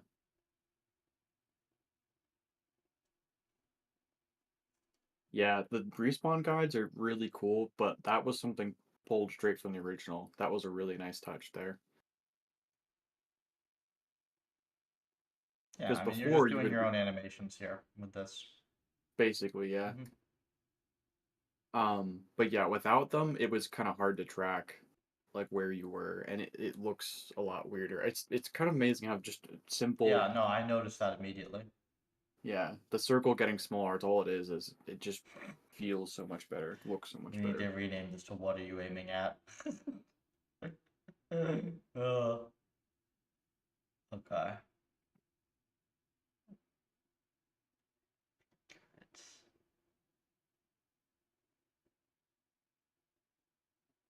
lengths of laser.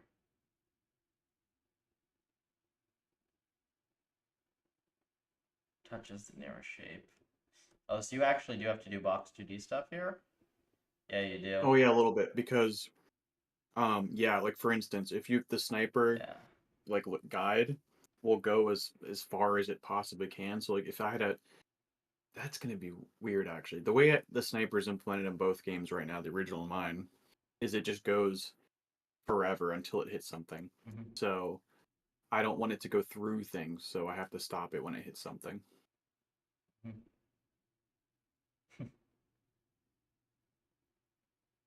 Yeah, it looks weird if you don't do that.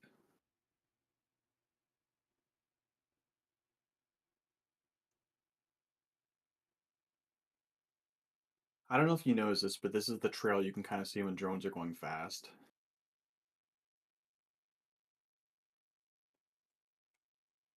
And yeah, this is code that's kind of pulled from the LLM a little bit.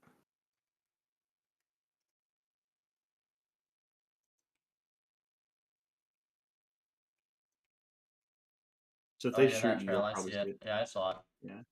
Mm-hmm. It looks pretty good It's overall, like the but ghosting. Yeah. yeah, there are times if you change direction very suddenly, you can see gaps in it. So why does that happen? The address sanitizer deadly signal? It's an OS thing. Don't worry about it. All right.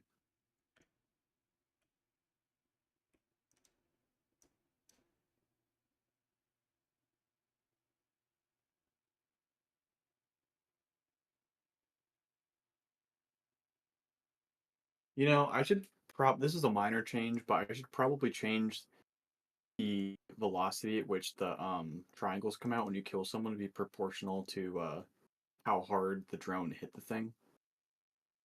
Because right now it's just kind of randomized between like, I don't know, 5 and 15 meters per second or 10 and 15, but I should make it proportional to how hard you actually hit it when you died. Because then it'd be more satisfying if you like slam someone into it with a burst or shotgun or something. It goes farther. What do you think? There are all sorts of things we can do on the graphic stuff to make it look good.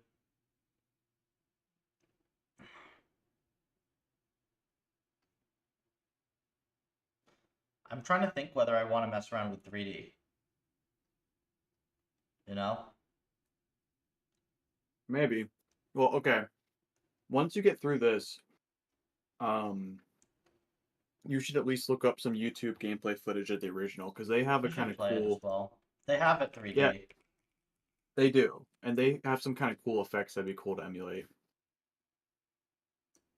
If you have Steam on your this Yeah, I do. computer, it's tiny and it's free, so you can download it in like a couple minutes. Oh no, we're going to see the Overwatch playtime. 80. It's not that bad. Yeah, but I downloaded it pretty recently on the Ah, Steam version. nice. I think I left it running a few times to be fair. So it's not all that. Where is it?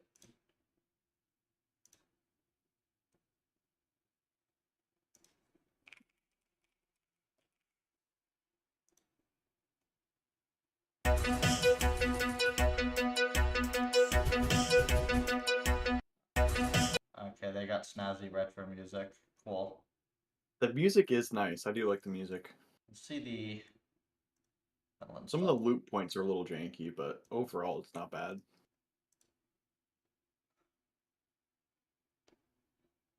Here's the trail. Yeah, you have a lot of different trail functions, don't you? Yeah, I could probably make a function because this is pretty similar to the Let's see drone trail. trail. I don't know. Banner text is one of the last things I added, but I like it a lot. Just the big, like, ready or who won. You died. Dark Souls death screen. Yeah, every time someone dies, it just fills up the whole Yeah. screen. You did. My favorite thing ever from that was that people in like Dark Souls, like because Dark Souls 3 was I think 2016, 20 something like that, like or Yeah, sounds whatever. right. So I mean right before that, right? The most popular mod or one of the most popular mods I think was the one that just changed the death screen from "You died" to "Thanks Obama." So funny. Thanks, Obama. That's awesome. I didn't know about that. That's That's hilarious. it's great.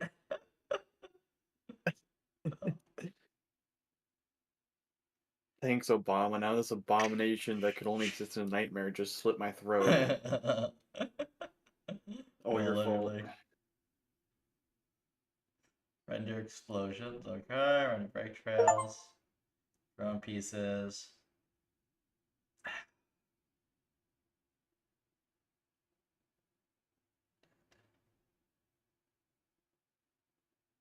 Alright, that's a little aggressive on the early returns, but okay.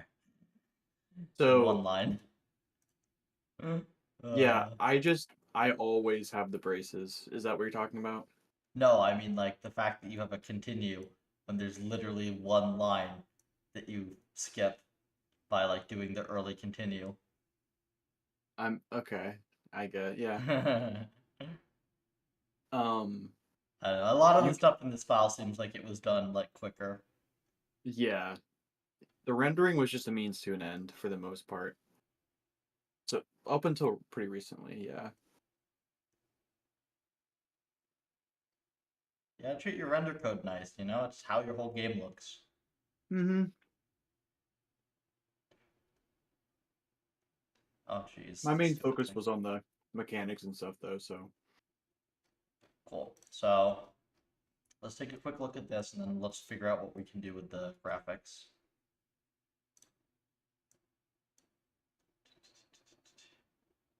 I just want to see what it looks like in the original. yeah. So you'll have to try cranking all the effects up, and you might. Oh Hopefully, my you don't have gosh. epilepsy because you will have. That's so loud. Oh yeah, I remember that. Yeah, go into settings, and you'll want to crank them back down, but it's worth cranking the graphic settings up once just to see everything. Potato. Yeah.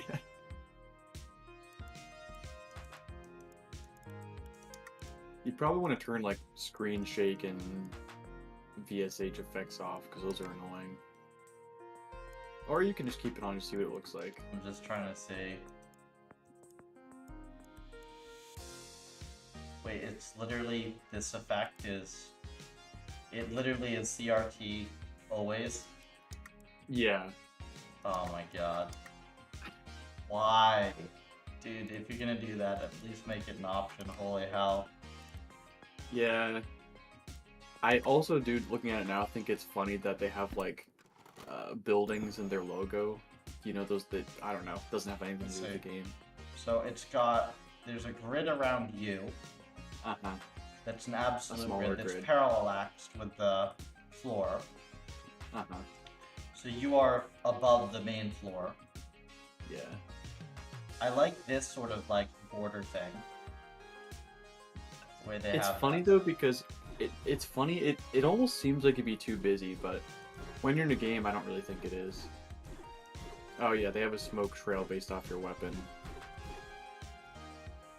Which is kind of funny because it's not like you're shooting bullets, but it's the a cool bloom on effect. these and like the projectile impacts are, they add a lot. Yeah. Aren't they just like little squares or something? Oh wait, they're little like triangles and squares. What are? Oh, they come off them? Yeah. Yeah. Okay. It's funny, I never noticed those. I don't think those are present on Switch version, which is what I usually Depth, play. safe, bouncy. Yeah. Floating cube variants. Yeah, I like the kind of bloom borders around the main walls. Those are cool.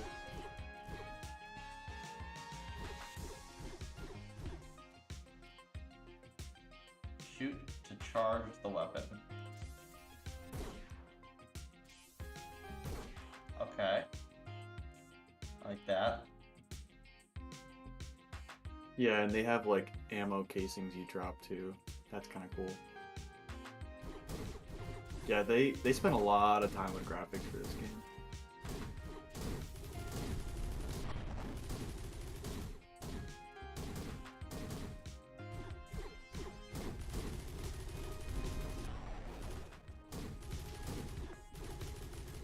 How did they make a scripted bot? Or did theirs just suck I'm wondering as well? the same thing. Theirs is, it shares some similarities to mine, but it's definitely better. I mean, they probably spent more time on it, but actually, oh wait, exit to the main menu because you can control how good the bots are if you do a normal game. Huh. I mean, So just press the escape, I- projectiles are like the main flashy thing that you notice. I want to see what Yeah. their models are though. Is it just like a sphere with a ring around it? Look at that. You almost can't even really move with your arrow keys without shooting much. Yeah, no, that's the point. Like you're incentivized to use the recoil.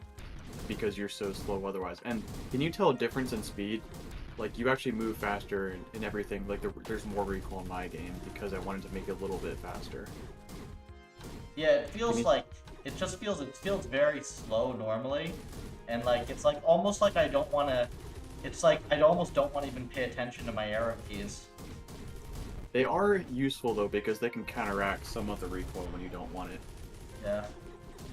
That's the main thing they're useful for. And then also just getting that little bit extra speed if you're trying to go somewhere. You move in the same direction you're shooting. So did you see the ripple effect they just had? That's what I was talking about. Oh, when you die, like the shockwave? Is that what you're talking about? Yeah. Yeah. You want to do that? They don't do that with explosions. Honestly, their explosions look very similar to mine. Their explosions are very low-key.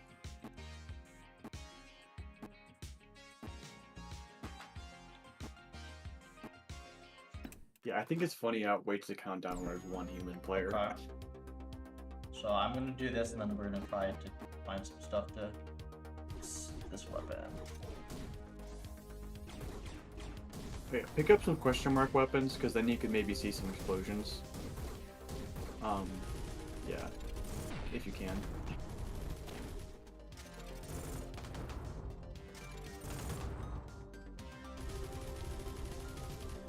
You have, yeah, if you shoot that, you'll kind of see an explosion. Oh, that's cool. Oh yeah, that one actually has cool effects. The other explosions are just kind of like circles like mine. But yeah, that one looks cool. Oh, self-elimination, lovely. The pause is weird. Oh yeah, literally it's just triangles. Oh, but they're triangles that flip around in 3D. That's why it looks cool, you see? It's kind of like a 2.5D game.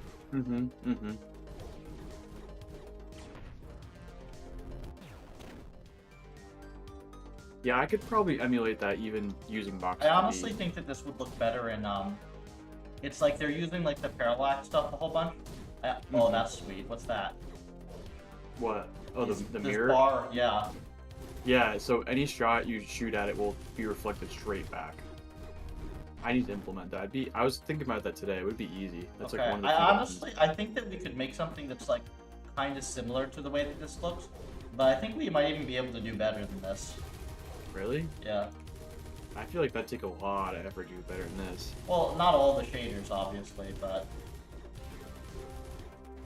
I think that we can definitely do something here. Yeah, try and get that question mark weapon up there. I want you to see a normal explosion. Wow.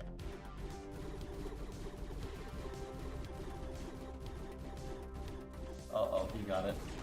Nah, there's two. Oh, there they are. Oh yeah, see, watch those explosions. Oh, okay, those have smoke. Never mind. Again, okay, on the Switch version, that's what I'm... Yeah, Okay. never mind. On Switch version, they have, like, no effects. What is this game? This is the game that Captain's Environment is based off of. So we're looking at the rendering to see if we can get any inspiration for, like, how to jazz it up a little bit.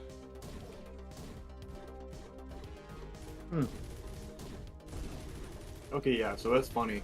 I've been using the Switch game as inspiration, but it honestly worked out better because their effects there are more basic, but they're easier to emulate, so... To start at least. It was a good call. Oh, question mark.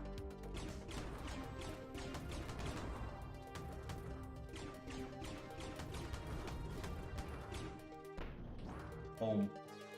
Wait, what? Just brings them to me. It's the imploder. Oh, that is the input. Okay. Now I'm seeing how the stuff you implemented works. Now he's got it. I actually don't know if it'll hit you. Oh, I think in this game, actually, they don't do wall checks. Okay, he screwed up. Cool. So, I have some ideas for stuff we can do on this. And they sell new weapons and stuff, I guess. No, it's actually just new game modes and maps. Okay, cool. So, what if we...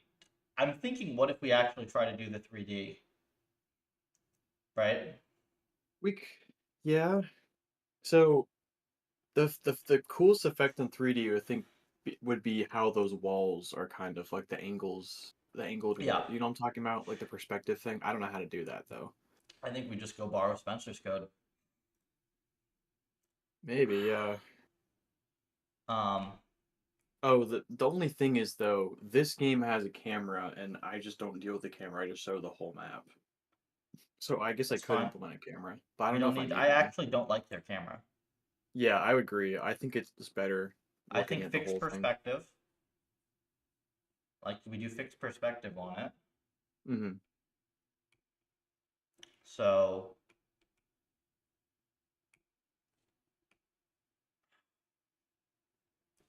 let me think how we can do. Well, can you do begin? Let's pull up Spencer's code as a reference, actually. Yeah, that's a good idea.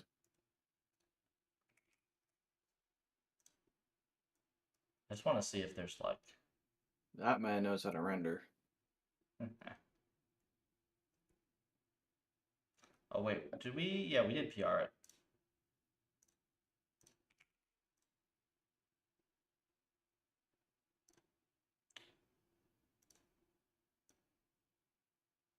Yeah, that's such a cool env. Also, he's like randomly procedurally generated maps and stuff like puzzles. That's so cool. Yeah, in 1500 lines as well. Yeah, that's pretty cool. Begin mode 3D. That's right. Yeah, because he does have a camera. I wonder if What we is can just RL do. topped matrix he's doing up there? Oh, that's probably animation stuff. So where do we render the map here? The map is pretty much just draw wall or render wall or whatever. So just you think render a cube instead of a Oh, square. let me see. So this is draw. Oh, but this is inside of begin mode 2D. Hmm.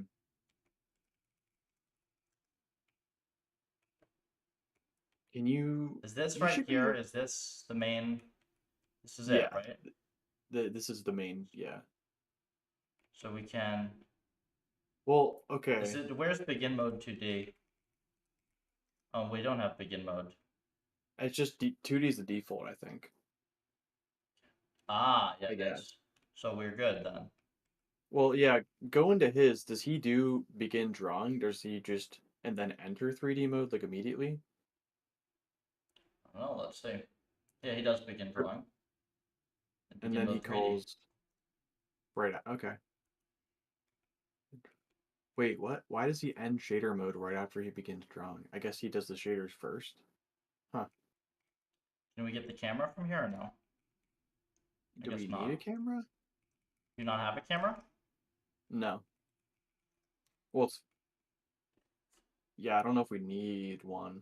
Yeah, I mean, You it's do for fixed this. perspective. There's no camera. Well, you need to know where it's fixed perspective from. Oh, okay. Okay. Um, Let me just figure out. So yeah, you're gonna render and it's in the client. yeah. Make client. What are you looking for specifically? Make the client. Oh, yeah. Create Raylib client. Okay, and then we do Ray client star. And the struct is in types or something. Yeah, everything's in types.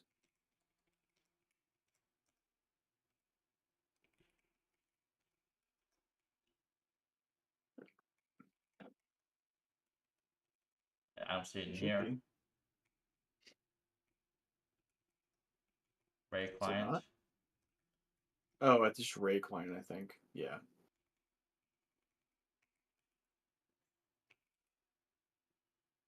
Cameras.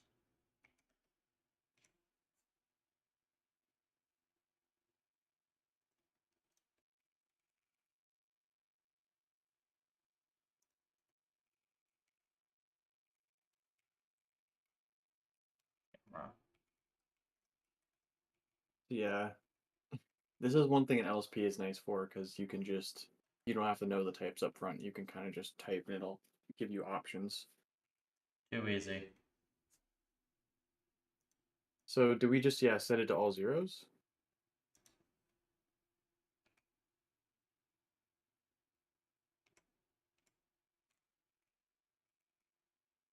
How's that for an LSP?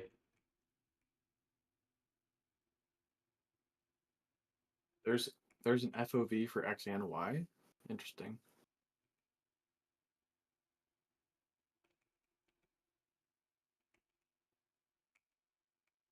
Okay, this gives us a camera.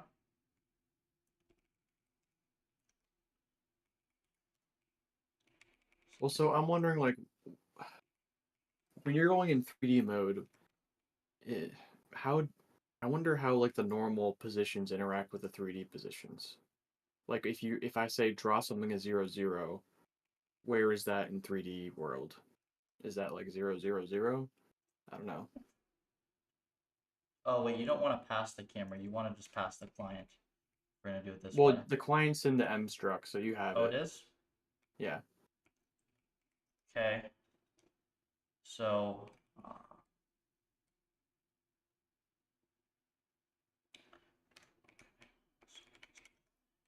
in mode 3D, E client. Yeah, there we go. Let's see if that does anything.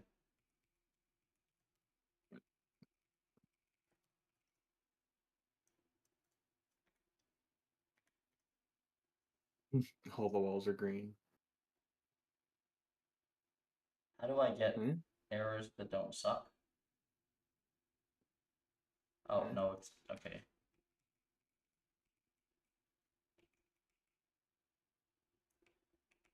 Is Y up? I think Y is up. Yeah, I think so. Let me think. X.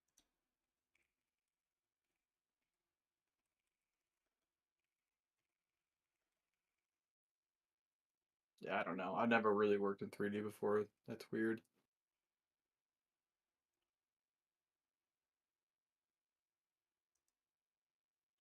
Oof, I'm probably gonna have to make another function that converts box 2D coordinates to 3D Not coordinates. really. Because we have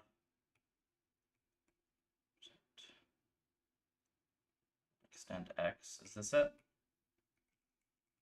Times render scale.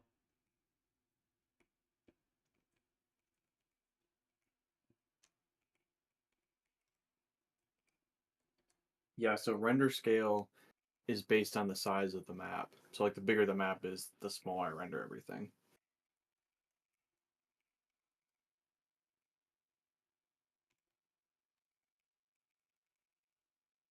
X is this.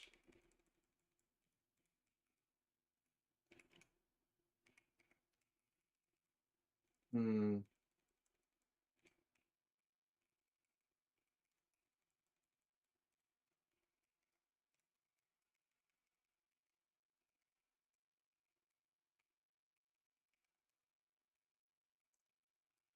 Starters is size. Is size. And color. Oh, okay. So yeah, it takes a vector 3, width, height, length, and then color. So the first vector 3 is not the size, it's the position. Oh, and what is, where is that? I'm just using my LSP to read it. Is it pos.x? Pos.x? Yeah, I'm not, yeah. So the position of it is, yeah, pos.x, pos.y. But yeah, I'm not sure what the height is or how this works out. I guess we'll see. Height's fixed.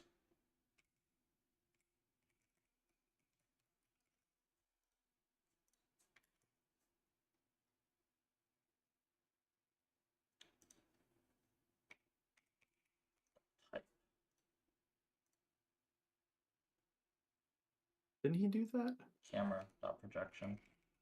Uh,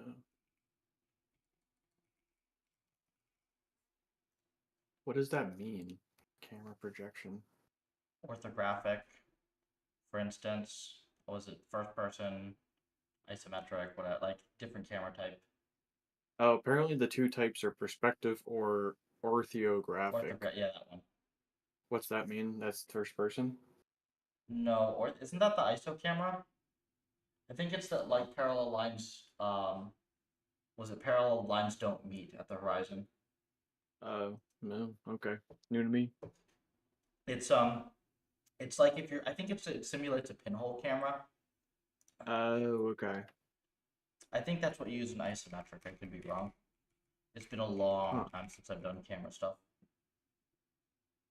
Yeah, I've never done Incompatible camera type stuff. for R2.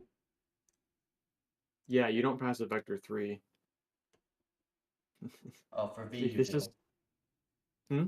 For V you do. Yeah, for V you do. Yeah, I usually like and using the V variants better, but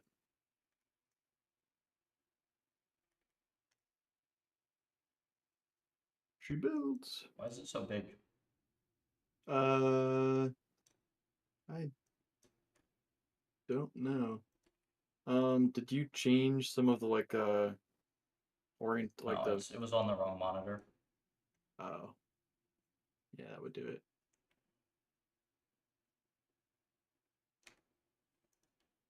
Yeah, you should comment out the 2D walls because I don't know because then we can more easily see if we're drawing the 3D walls. It's just gonna be above that. Like comment out the draw rectangle pro stuff. It's where you right above draw cube wires. Yeah.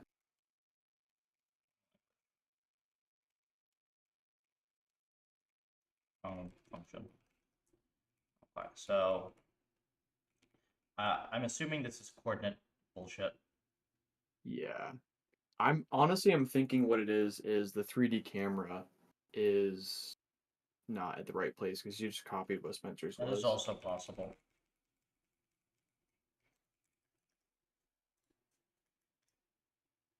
Yeah, let's just start with something simple. I always set the camera to be all zeros and see what that gets us. Yeah, we don't get Invisible any mode. walls. The impossible mode. Uh, yeah, Camera just dot. try So setting the camera dot camera to target is what you look at. So yes. how Well, the we want it to coordinates of be the in the game, we want it to be. You want to look at that like x/2 or whatever, right? well, here's what I think you do. So use B2 to Ravec, convert the coordinates, the B2 coordinates 0, 0 to Raylib coordinates because that would get you like the dead center of the map. Um, well, that'd give you a vector 2, but we could probably just pick out the x and Yeah. y and then put 0 for But whatever. what is it? It's vector 2. Yeah, Like ray center, yeah. and is it B2? To Ravec, I think. B2 vector Ravec, I don't know. Something like It this. should maybe. B2, and Um, then you want to make a vec. This has to be vec2 of the midpoint. yeah, B2 vec 0 is fine. So I center when I draw stuff in 2D mode. No, it was fine before because it expects a box 2D vector. Box 2D is Yeah, 0. Is yeah, it centered on 0, 0? yeah. Oh, okay. For box 2D like physics stuff, it made sense to me at least to have the world center be at 0, 0.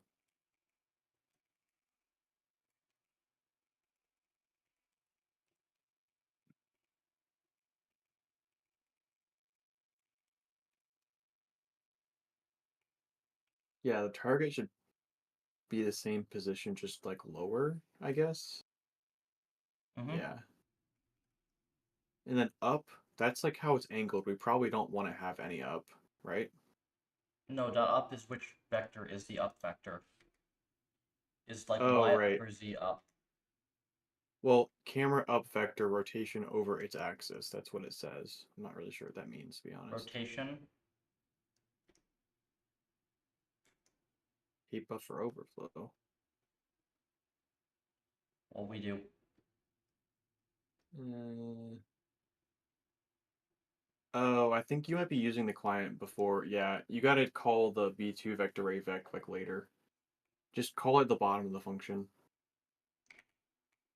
And move the whole camera stuff to the bottom, basically, because I haven't set the height and stuff yet, so. Yeah, that should do it.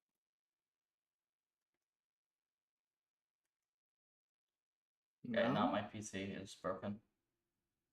What's wrong with it now? Keep buffer overflow and be next to rate. What? Interesting. That's strange.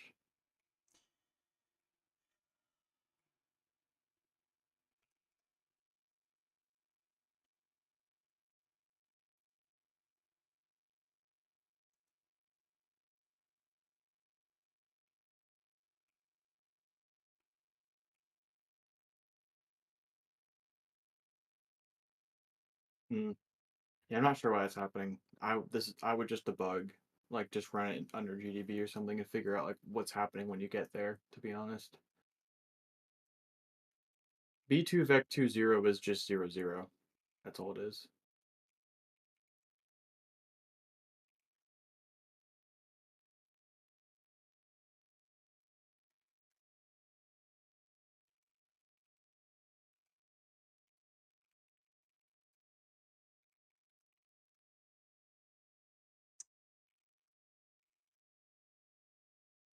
Okay.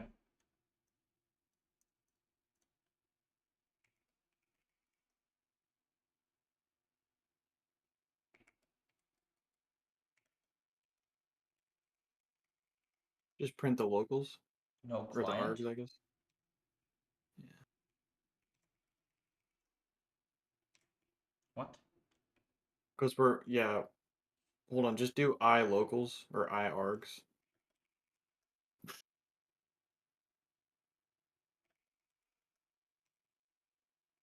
Oh yeah, right. We're just passing in E. Great client. Why is this? We do have the client made, but it's not. Oh wait, No you're sim. breaking on line 49. You're breaking in Oh, B2 vector AVEC. That's why.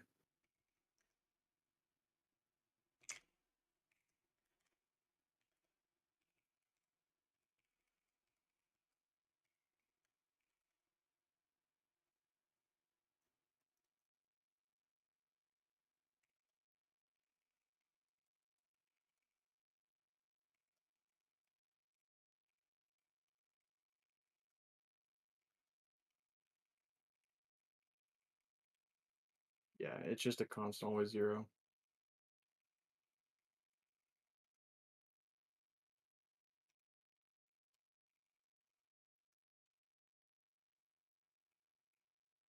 Yeah, you need to step into that function and step into bx x to AVEC or whatever and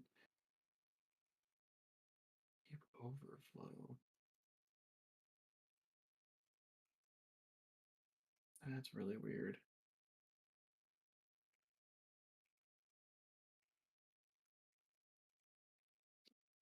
Oh, you know what? I wonder if yeah, I bet the E render scale isn't set yet. I bet if you print E ah, dot, like, yeah, because I never do this stuff yet, 0. usually. Yeah. That causes a heap. That causes an overflow though. Yeah, I don't know how, but I guess. E.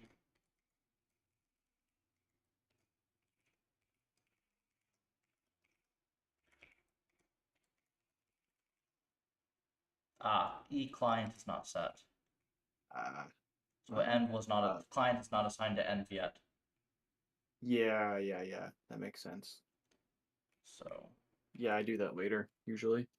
we take. But you can just set it for now. It's not gonna hurt anything. I don't have access to it from here. I have to move Wait. this. Oh, wait, hold on a sec. Go back. Yeah. Yeah, that's why. You don't have all see, this is where wall is useful or and where because I'm pretty sure B2 vector AVEC expects you to pass in an env, not a client, but you don't have all the warnings and errors as warnings on, so it didn't tell you that you passed in the wrong type. Wait, what? Yeah, you passed in the wrong type, that's Why why. the fuck does that compile? I see. See, that's why you have to enable warnings as errors because if you don't, C will just let you do anything. I don't have all Almost. those flags on and I don't do that. The fuck? Yeah, no. This is I don't just a have I product don't of have C. those flags on, and I don't get that type of thing. That's weird. This is just a product of C being like 40 years old. It just is. That It's should kind of not stupid, compile. but I agree, but that's how it be.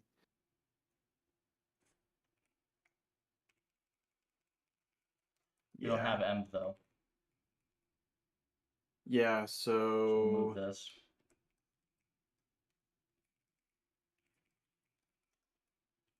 Where's this getting called? the main like demo or something calls that usually.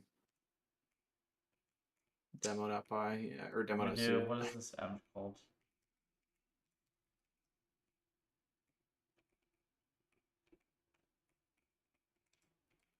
See, I think you're probably just better off moving this code to be in demo because when I call create ray client, I usually don't have the demo. I don't have the env created yet, so you're better off You just have it right here, no? it's not Oh, it's not initialized yet initially. though. Fuck. Yeah, so just move. This is gonna be hacky, but we can work around it later. Just move the camera code like into demo.c. That code, yeah.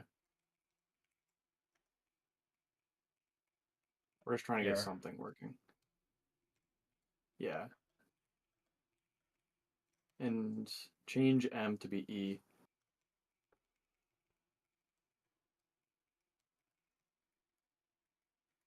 And that might work. If Okay, where is our stuff then? I don't know. Wait, begin. Should do begin camera 3D or something? I think well begin 3D requires a camera, so I don't know. Maybe we're missing something. We're not using the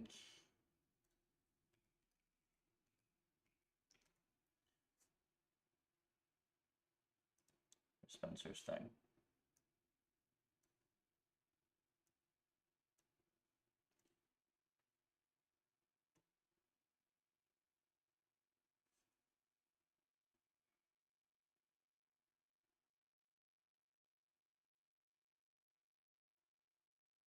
Lerp. It's just fun when I see that. Let's begin mode 3D. Yeah, we do that. Begin blend mode, blend alpha. That's the default. I wonder why he does that explicitly.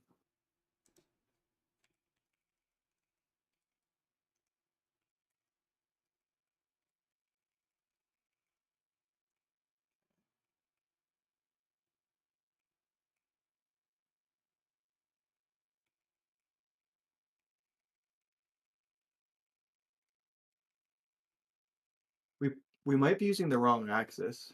Yeah.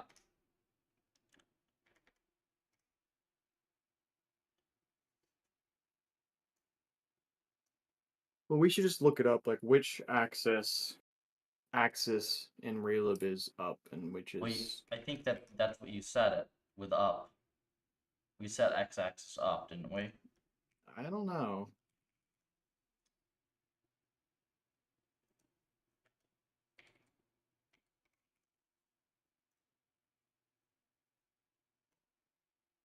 Camera up vector.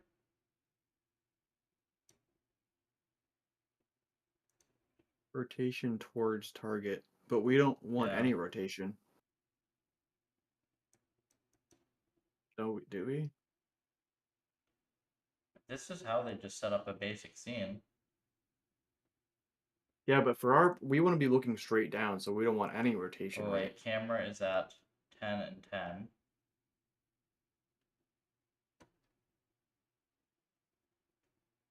I okay. The first one is X. This is up, Uh, then Z.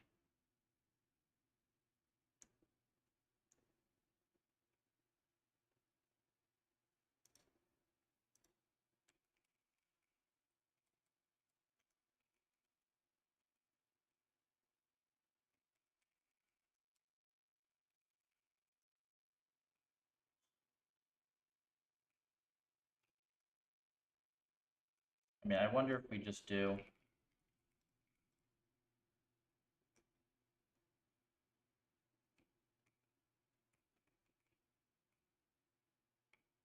Is this not just a position and target just to be 0? I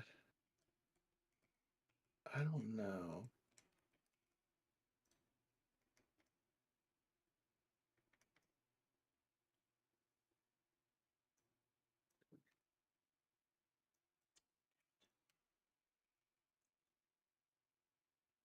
Hmm.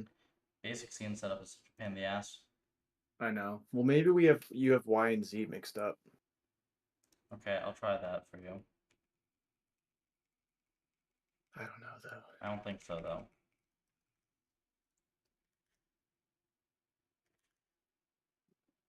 No. Well, I was Oh, saying wait, try it this is for. it. Oh, yeah. Okay. Okay, you're right. That's weird, though, but okay. So wait, change the Y in position to be like 100, and then that should be smaller because we're higher up. I just want to see if that's correct.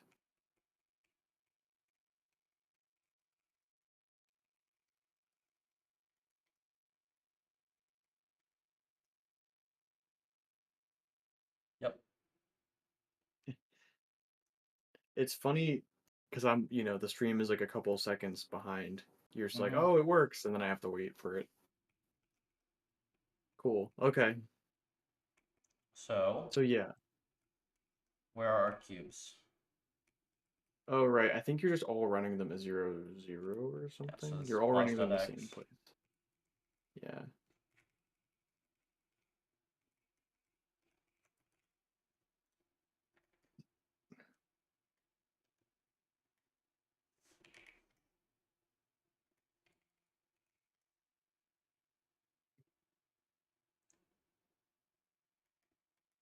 I don't think this. Oh, wait. Nah, I might actually. I think now we have the coordinates mixed up, right? Yeah, let me think.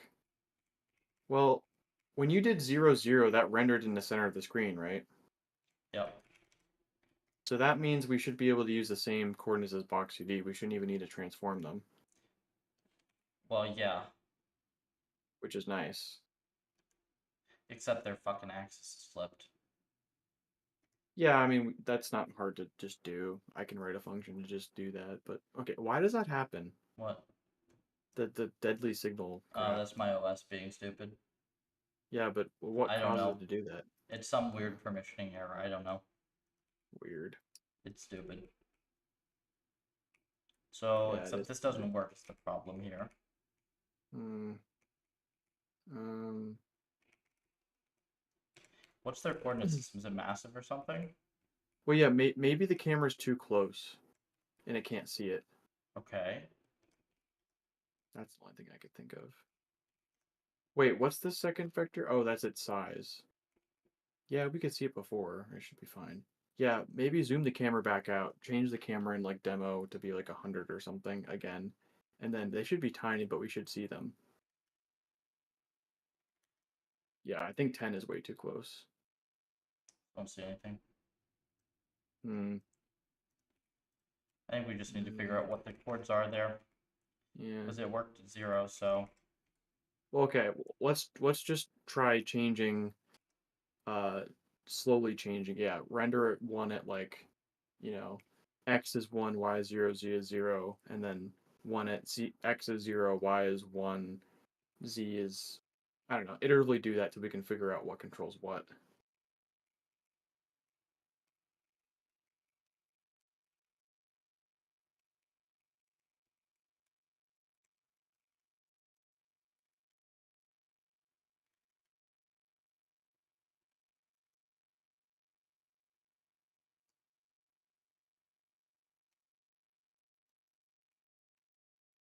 Okay, how about this? We render another one at 0, 0, and we color it different so we can get a better sense of where it is in Yep. relation to, yeah, like red or blue or something.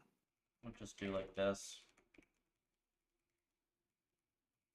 Mm-hmm.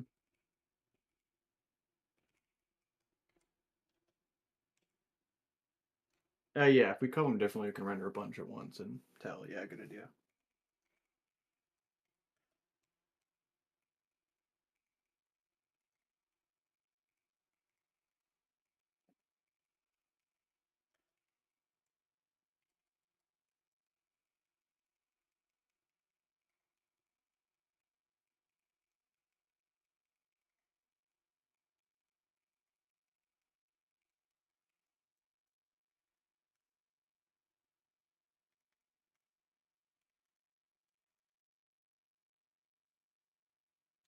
Okay. Where's my white? I guess white was Underneath. first. We'll probably need to draw white Underneath. last because they cover it. It's got to be underneath, right? I mean, I would assume. So this is up. Y is up. Well, when Yeah, you and mean then up, do why you is mean? red to the left? The axes are fucked Uh, up somehow. I think the camera's like rotated weird. Yeah, I think that rotation may be. Okay. Yeah, x should be. And if you change x to be -1, just sanity check, it should go on the right. There. We can. Let me just try one thing. Make sure this actually still doesn't show up with all of these. Okay, so camera rotation is screwy. Mm.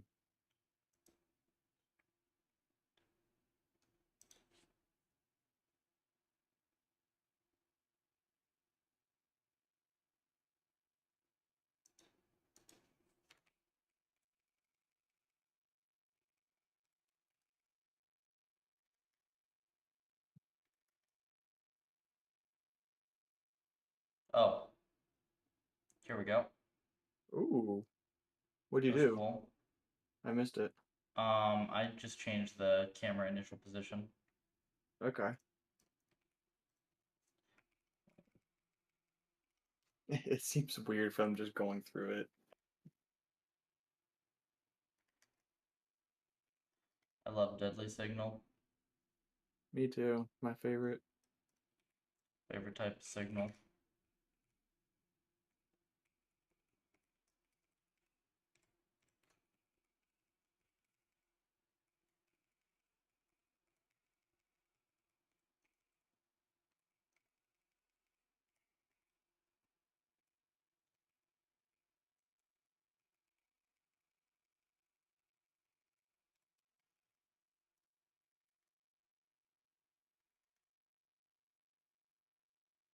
So we only see these, we don't see the rest of them.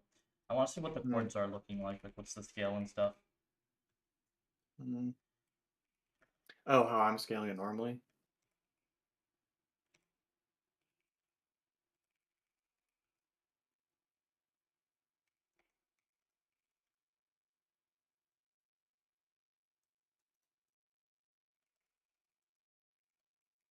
Well, these are massive.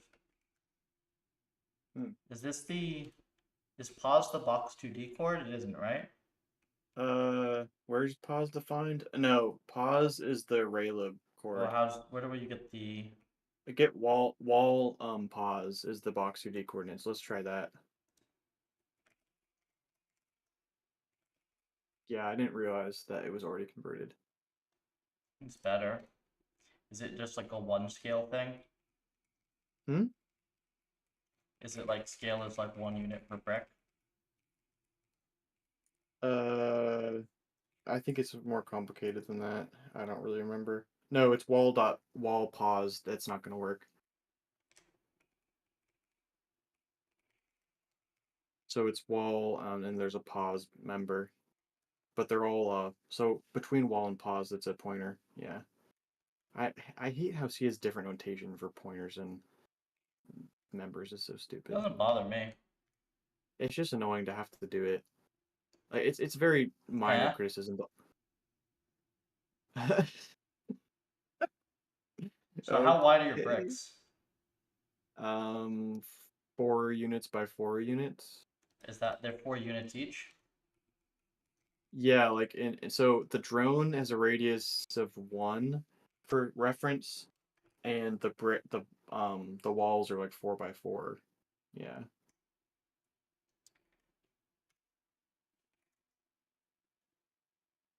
Deadly signal's the best type of signal. Why are they?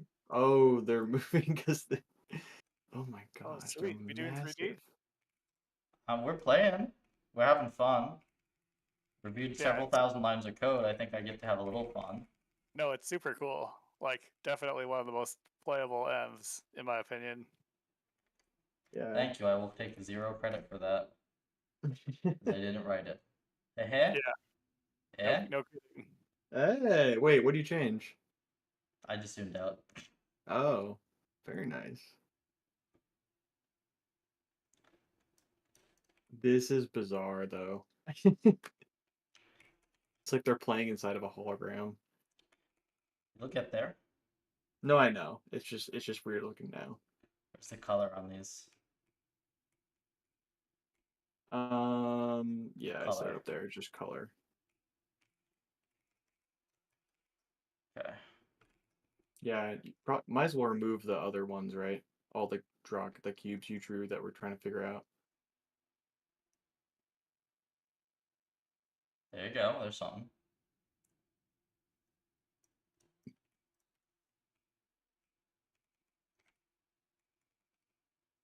You like it?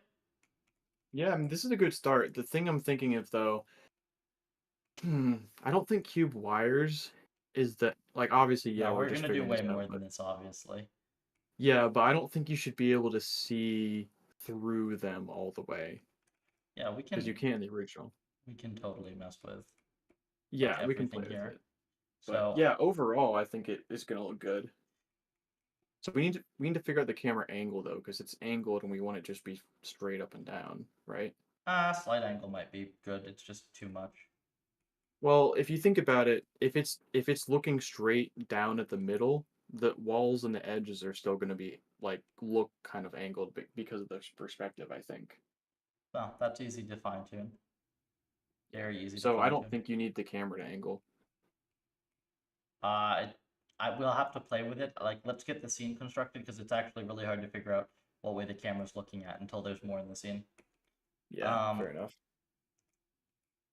Rec is It just pick up pause, so you can just change wall for pickup. and then how big are these? Pickup thickness.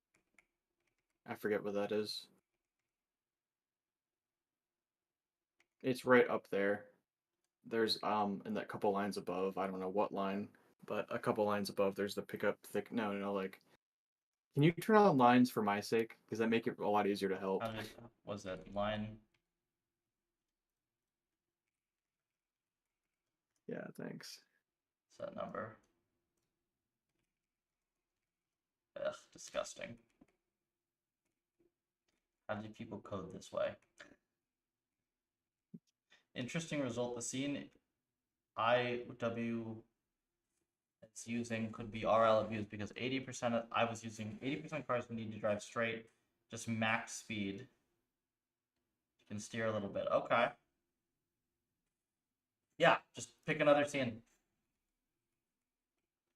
Spencer's making progress. Yes. Thickness somewhere. Yeah, line 484 and 481. There's a couple Pick up different thickness. places. Yeah. But this is times rent perfect. So disgusting. Code complete. Oh, times the render scale actually is correct. It's not supposed to Yeah. be in pixels. No, but the render scale is scaling it based on the size of the map. But I guess in 3D mode I can just change that to be like the height of the camera. Okay, let's see what this is then. Color. Is there color here? Actually, no, remove the times render scale because we're not doing that at the other wall, so it's gonna look weird. But for 2D it makes sense, but for 3D I think I can just get away with like You just making the move the camera. Yeah, but I wasn't doing that, so didn't have it. And in retrospect, I guess even for 2D, using a camera might have simplified some Yes, of my it would rendering have. code. Though they Yeah, are a I'm little a annoying sometimes as well. It's not yeah. perfectly easy. So rect is origin. Lime. Start sneaking puffer colors into this thing. As long as they look decent for this env. I mean, it's like a slight shade change. There's this. Hmm? Error.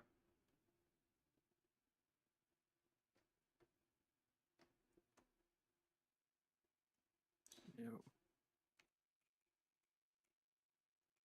Pickup declared here, not in a function. Man. Oh, there's some syntax error. What? This is day 2 of code review. Yeah. Ooh. Oh wait, this is Oh right yeah, here.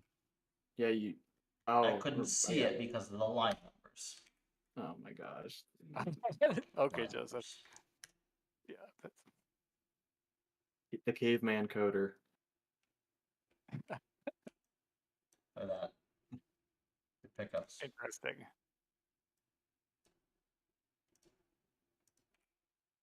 Wait, so you're actually trying to make it like 3D? Why not?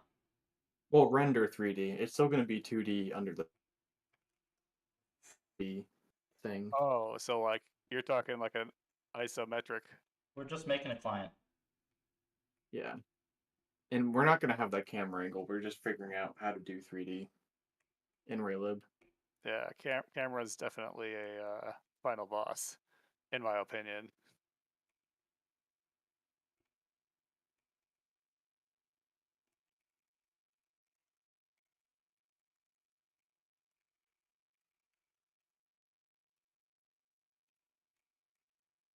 Yeah.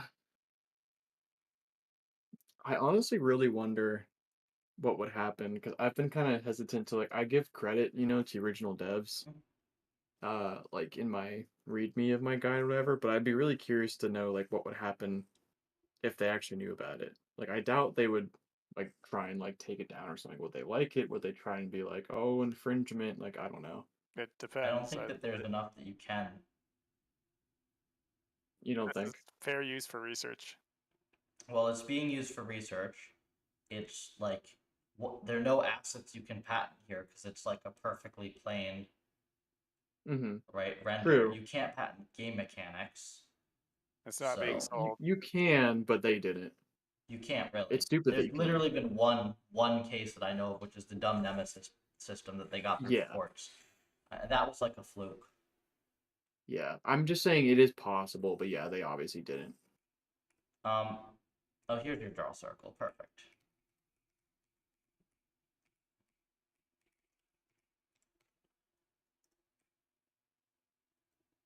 Draw sphere wires. Is that it? Let's see.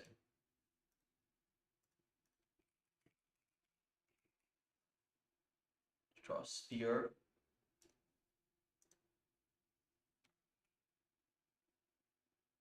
Vector 3.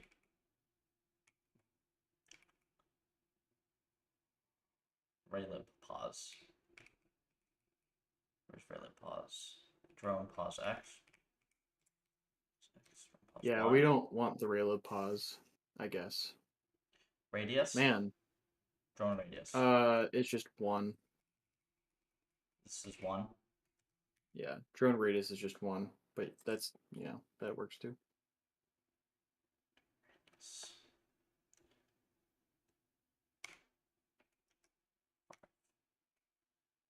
Gotta love that cheat sheet. Yeah, that definitely works. I just either Google stuff, look at examples, or my LSP honestly is usually good enough because it kind of you can hover over something and just tell what the comments are on it, what the parameters are, blah blah blah. So it's nice because then you don't have to have another thing open. Maybe I will get an LSP, but I feel like it's a crutch, you know? I It is mean, right? I could code without it. I'd just be slower. I'm only very marginally slower. I miss semicolons occasionally or something. That's about it. Yeah. I mean, I don't know. It's definitely preference. You can go without it. You're proof of that. I It's mean, the just thing I is, don't I know. have Super Maven, so it's kind of soft fuzzy LSP anyways. Well, a lot of the main features I like. I'm not error checking or whatever is nice, but a lot of the main stuff, um, I use you don't have. So I don't know. Yeah, I'd say I try it. don't have the structure in the code to well, it's not like I've never used an LSP. Are you kidding me? Okay, I was gonna say. No, I've used all Yeah, I sorts. just I've coded, man. I've coded. Was it NetBeans? We've got like oof. Eclipse. I've coded in Yeah. freaking VS Code for a year. That garbage. I've done stuff in Sublime. I've done all Just sorts of dumb I'm stuff. Okay. You ever use Atom back in the day? I tried it briefly, but then I decided I only liked it for HTML, and then I decided I'm just gonna edit my HTML in Vim. Yeah. you. I just can't imagine personally using again, I get why you don't like some of them, but just using something with some of the creature comforts and being like, nah, I don't know. I just Yeah, can't it's because imagine like that. the thing is you use them right, and they're like they're kind of heavy, they're kind of slow, and then like I use this for like a couple days. I'm like, well, I'm just as comfortable here as there. Actually, it doesn't get in my way as much, and it's portable, and I don't have to do. Yeah, I'm just gonna do this. Hmm, fair enough. I would just be really annoyed without a lot of those features. I I mean, got I've annoyed at done the it like, editor. hmm? I just got annoyed at the editor. Yeah, fair enough. You can edit shit and whatever. It doesn't freaking matter, but it's Oh no, I it like doesn't. I don't know. I value the thing being like super fast and super portable, and like I have my editor in the container, which is great. No, that is cool. And I will say, I hate how VS Code is Electron and everything else is Electron Yep. and garbage and all that. So the drones are like, oh, they look naked. Something's wrong. Well, it's because the 2D like thrusters and movement and stuff are rendering, but they're not synced up to where the drone like spheres I'm are, working so it on it. looks weird. Yeah, work in progress. Is the yeah drone radius okay? Next we do Hmm. like what we do next. Bullets. Hmm. I'm wondering how I'm gonna render if we do decide to fully embrace 3D. I'm gonna render the energy meter because that would be weird in 3D. Probably just like a 2D thing on top of the Yeah, sphere. you I can don't do know. that. Yeah. But I'd like to kind of map it so it folds around the spear, maybe. I don't know. It's gonna be funny Because as I do think hell. it's really clean. I do think it's really clean and minimalist how the meter is right on the drone itself, so you always know where to look for it. But I don't know how I'm gonna do that in 3D. Because they don't have to do that. Yeah. Even I kind of got the inspiration of that meter from Breath of the Wild. But in Breath of the Wild, it's a 3D game, but the stamina meter is just 2D. So, because it's UI. Yeah, I don't know.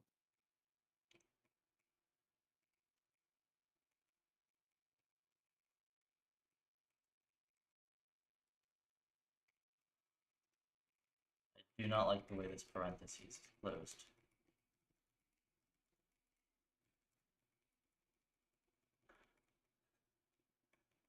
Oh yeah, in other If I to be languages you can. incredibly nitpicky on everything. So yeah, this would be what I would if you got this reviewed next week. This would be everything. It's like, why the hell is this parentheses not closed like this?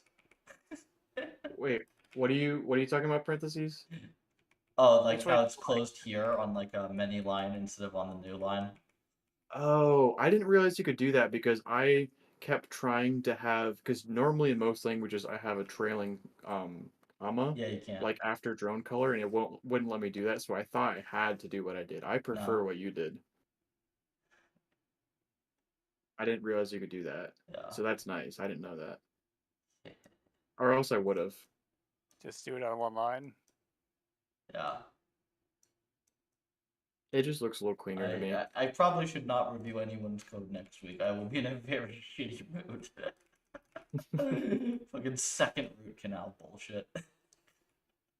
So yeah, do you have to go back and get some? Is it like a follow up for the first root canal? No, it's that I had two teeth drilled by a stupid dentist who like screwed it up, and like they should have Oh, just told me to get them both taken out because they're wisdom teeth anyways.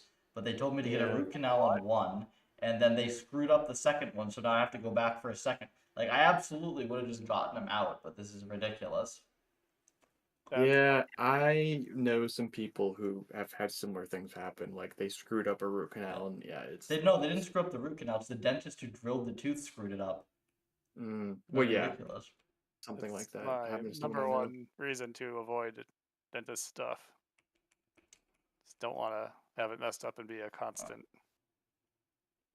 I mean, you need healthy teeth, but you also need good dentists who know what they're doing. Well, that's the main thing. Is I just I take care of my teeth, but I didn't get to the dentist like regularly at all over the course of my PhD because I never really got doctors in Boston. Yeah. Still, I don't know, wisdom teeth, it's a little sus. So you never had your wisdom teeth removed then? No, because why would I have room for them? Yeah, such I Yeah, use them such to eat. bad. Thank you very much. Yeah.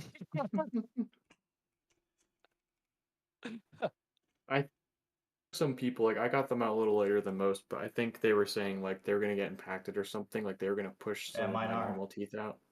Yeah, but if I think for So some people, yeah, not it's the fine thing to they leave say them to in. get you to do the surgery. Yeah.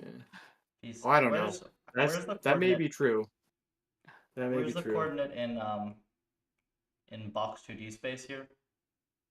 Is it peace For pause? drone, yeah, should be peace pause.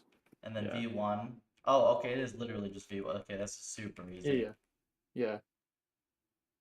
And then this is draw. Was it triangle? Mm-hmm. Draw. What's a triangle strip? A triangle strip. I don't know what that is. Oh, it's a 2D thing though. Draw triangle 3D. Draws triangle strip. I don't know the There's difference a between script 3D. Do it. What's Oh, triangle? it's probably just like the wire thing. You have to define the points.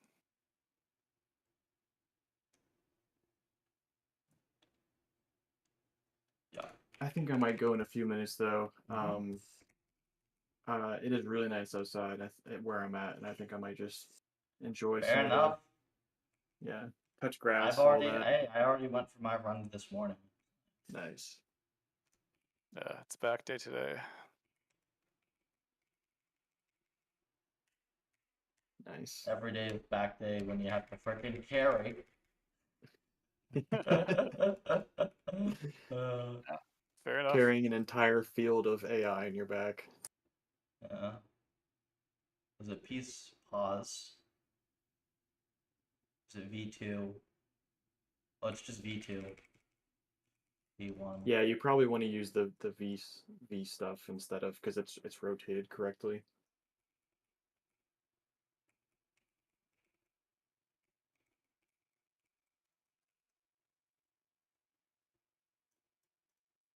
Why are you raising them up a little bit?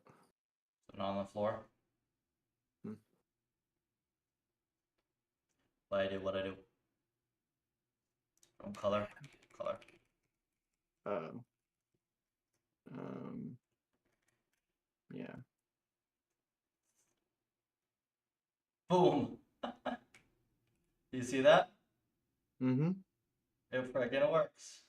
Wait, I missed the death thing. What? Yeah? Where did they die? Here, watch this. It actually does it in here. Oh, nice. Wait, that was weird. It was way far. It was kind of far from where you died, but you It can was figure over that out. here. This was the yellow one dying. Oh, okay. You can't tell because the freaking things are rendered weird. Yeah. Bullets. What are the bullets? They're just circles with trails right What's now. the function called? Projectile, render projectile.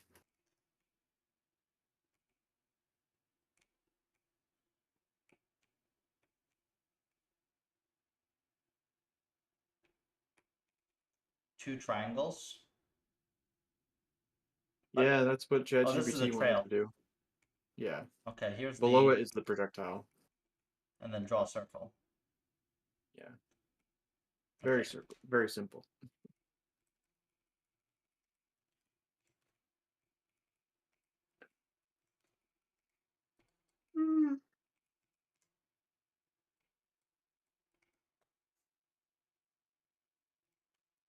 if I just do that? Does it work?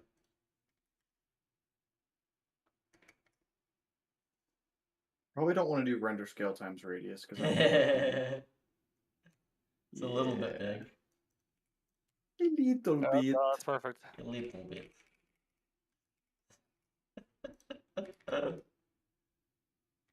Like blowing bubbles. I love how looks easy like. this rendering shit is with Raylib now. Look at this. Look at this. You already It's have the freaking projectiles. Like, Yeah, it's it's been half an hour since we got the like the first 3D thing working. It's definitely easier than some other. I'm gonna have fun with this tonight. I literally haven't gotten to code anything that's remotely enjoyable to code in weeks. So Next time I have trouble, Joseph, I know who I'm gonna bother with visual I don't want to stuff. look at your damn code. No, your code's gotten better. Your code's gotten way better. Thanks, bro. It's literally just don't overthink things. Simple thoughts. Don't think. Got it. Think simple thoughts. Me like Think loop simple- and simple if. thoughts. Me like Done. loop and if. Alright? Me not like Sometimes fancy clever thing that's not really that clever. Make everything afloat. Got it. Floating int pretty much. I don't really use other types unless there's a damn good reason. Yeah. No. Valid. He doesn't even like switch cases or switch statements I either. fucking hate I switch like statements. switches 'cause I they're hate switch efficient, statements but so much. Unless he you doesn't would, like it. unless you actually know that you need that jump table, don't do that. Well, for me, it makes maintainability easier. For example, like if something like, okay, I'm processing entities or processing weapon types or something, and then it makes it really easy for me to add a weapon because I don't need to add an if statement. I just need to add a case. It's minor, but If type equal weapon I 1 know. or 2 or But I don't understand why you don't like switch statements. because of the fall He, through. does, he doesn't like how Yeah, they look. He doesn't like fall through is useful though sometimes. aesthetically. He It's doesn't like how also they look. annoying to. It's a great source of bugs. Look, maybe it's because I was introduced to them as a brand new programmer and like fall through is horrible, but I also just don't see the point. To be fair though, I don't like how C does switch statements because in Go breaks are implicit and which makes sense to me, and fall throughs have to be explicit. Okay, then I Which would be makes happier. That makes more yeah sense. Yeah. I would be yeah happier. because there's a fall through. Well, actually, I think there might be a fall through keyword in C, but it's like I mean, it's useless. It's just I guess for clarity you can do it. Um, but in Go you have to say fall through when you want to fall through, but you don't have to break. I keep running into. I forget to break because in Go you don't have to break out of a case. It's just done because that's sane. But you have to explicitly break at the end of a case statement in C, which doesn't make sense to me. Well, you have to do everything kind of explicitly. That's the point, right? I mean, yeah, but I don't know. I just think they should have swapped around the implicitness and explicitness of fall through and break. It makes more sense, but probably a hindsight thing. Well, bring This it is up in the wrong. next standard C meeting. Yeah. They're not going to change that. It breaks so much code. LOL. This is it wrong. There we go. And then 1, 2, 3. 1, 2. What's this render drone trail? Does it work? I don't see any. There's some. Well, I see the break trail, but I don't see like the drone trail. Yeah. Oh, I'm looking at the wrong place. Hold on. No, I agree. It's not showing the drone trail. I don't see it Mm. either. Yeah, it's weird.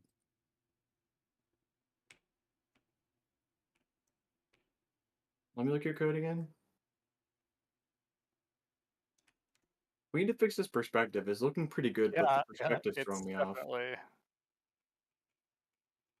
Can we try and adjust the camera angle?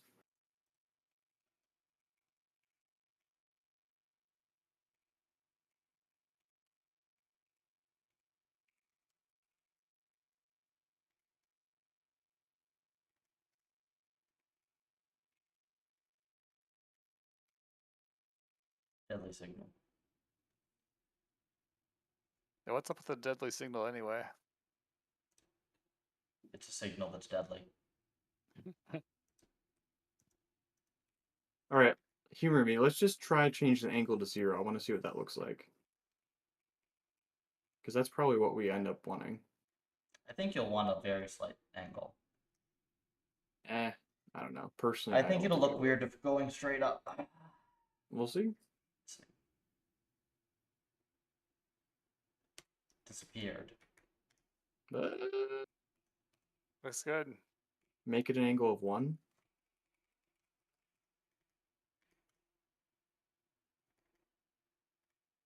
One radian.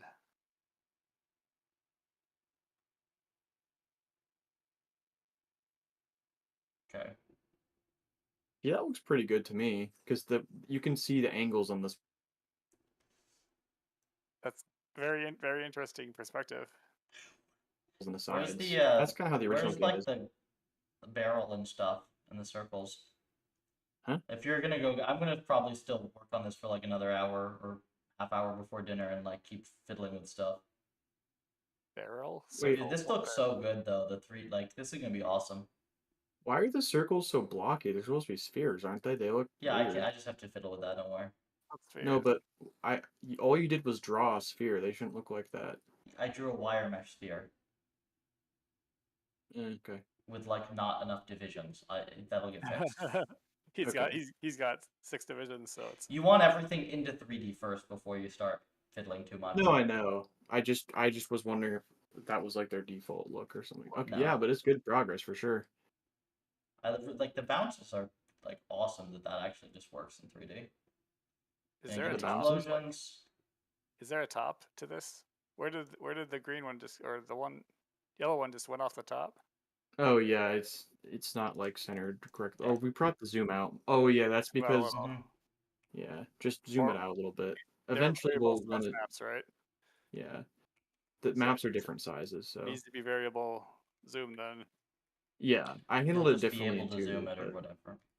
yeah, well, that's an easy fix. Famous Okay. last words. No, that is. I envy your skills.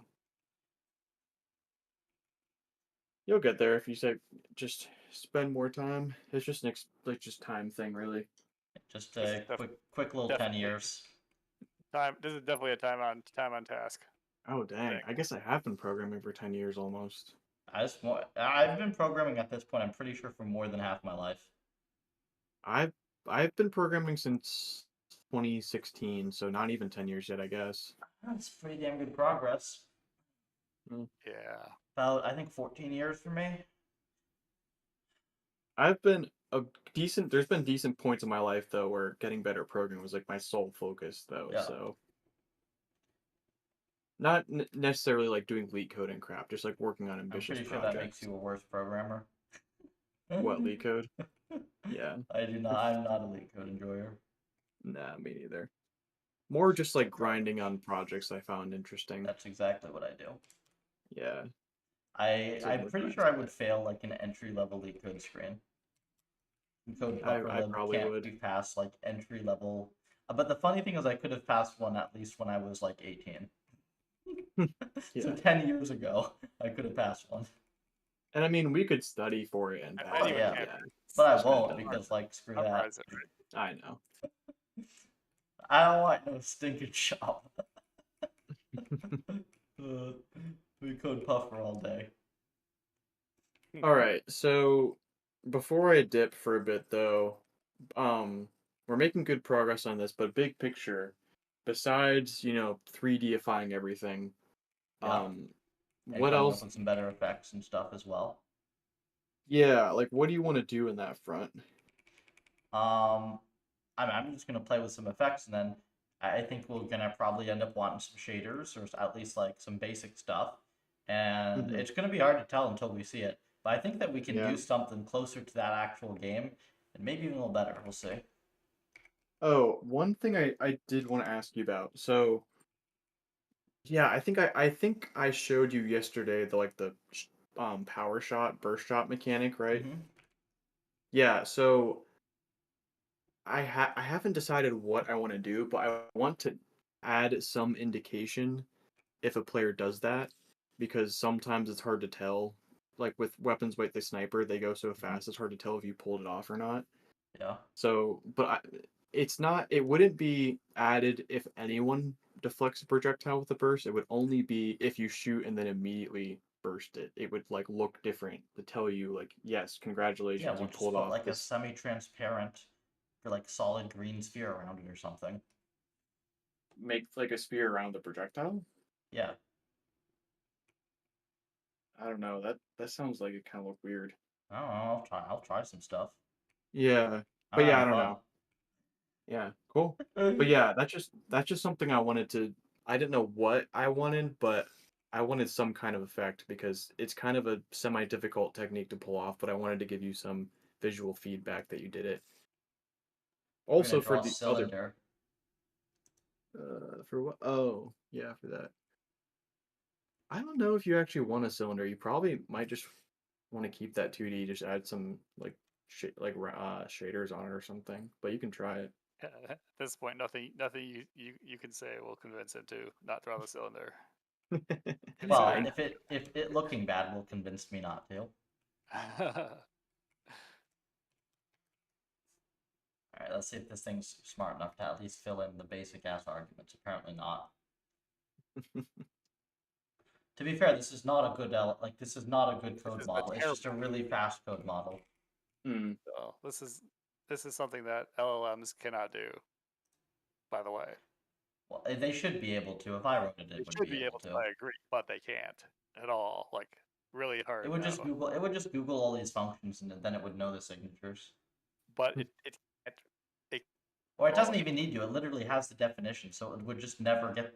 It would never get the signatures wrong because you just like. Do these things not have an LSP integrated with the LLM? Like, how the hell have like OpenAI and people not done this by now?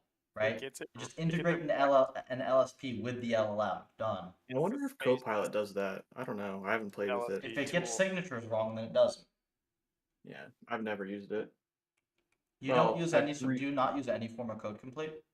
No, I do. I should probably try other ones, but this one's worked fine. I use like Cody by SourceGraph. All right. Yeah, I use SuperMave, and it's just you get one of them, and it's just as a Hmm. typing buff. It's just a typing Yeah. buff. Honestly, No, if you I type 140 WPM, you don't need it, but I don't. yeah, So, same. No, I use something similar. It's just yeah, like line complete with an LM. I use something similar. yep. And in fact, I wish I could disable like when it tries to complete like a whole thing. I wish I could disable that because I never want it to do that.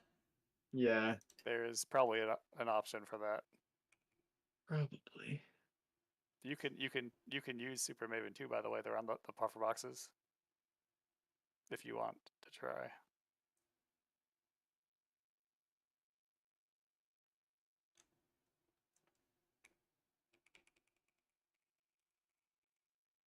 Yeah, cool. Well, I might, because I already half started on that. I might today or tomorrow or something finish, probably tomorrow, finish the black hole weapon because that'd be really cool to have. Yeah. And then I don't know, sync up with you and maybe start trying to figure out some of the 3D stuff. Probably hit up Sweeps done. Spencer Sweeps done too. for this, or do I need to write sweeps? Hmm? Are sweeps done?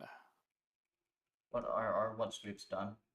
Are any sweeps done for this? Have you implemented a sweep logic Uh, for it? Not info spores yet, no. Okay, Well, it's not integrated with Puffer. not Yeah. yet. Not yet, yeah. It will be. But really,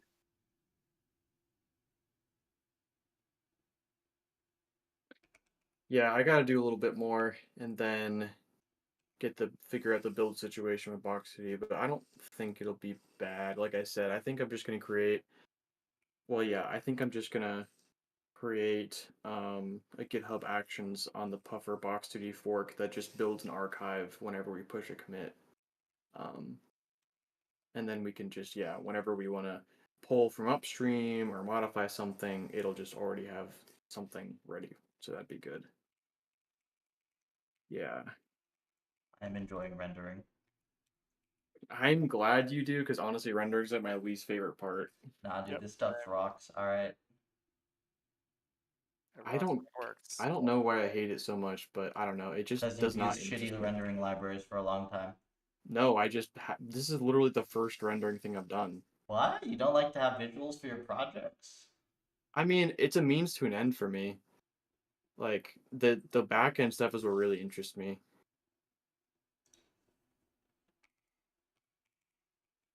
Create a new branch. Looks like Jason has a top tip. Jason makes a bunch of funny things. I'm like, context. What? I don't know.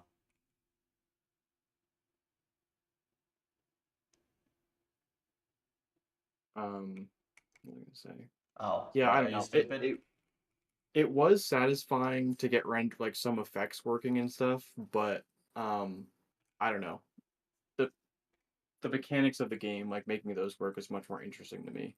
Like when I'm just banging my head against the wall, like trying to, oh, this thing isn't rendering at this place because of this stupid reason, that just really, basically, just really annoyed me and frustrated me really quickly when rendering stuff didn't work.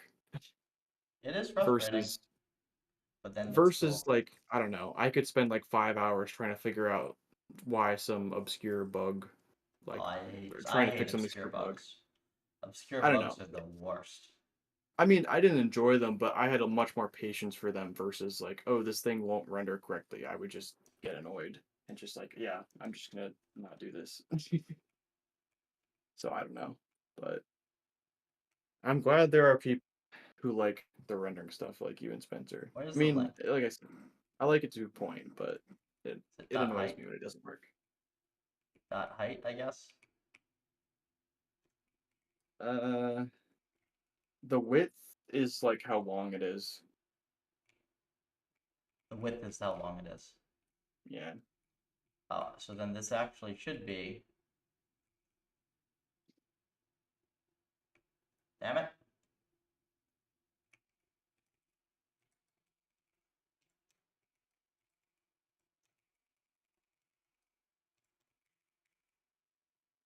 Alright. I might have mixed them up. I'm not sure. Hopefully not. Tragic. All I know is it works in 2D. Charge, aim, guide, width. Charge, aim, guide. Aim, guide, width. Oh yeah. Oh yeah. Yeah. Yeah, that makes sense. You gotta change it for all three of them. All three. Now you have charged aim, guide, height. Oh yeah, I don't have charge any kind of width because use the same width, just different height. Raw cylinder. All right, I think I'm gonna go touch grass, but Go touch grass.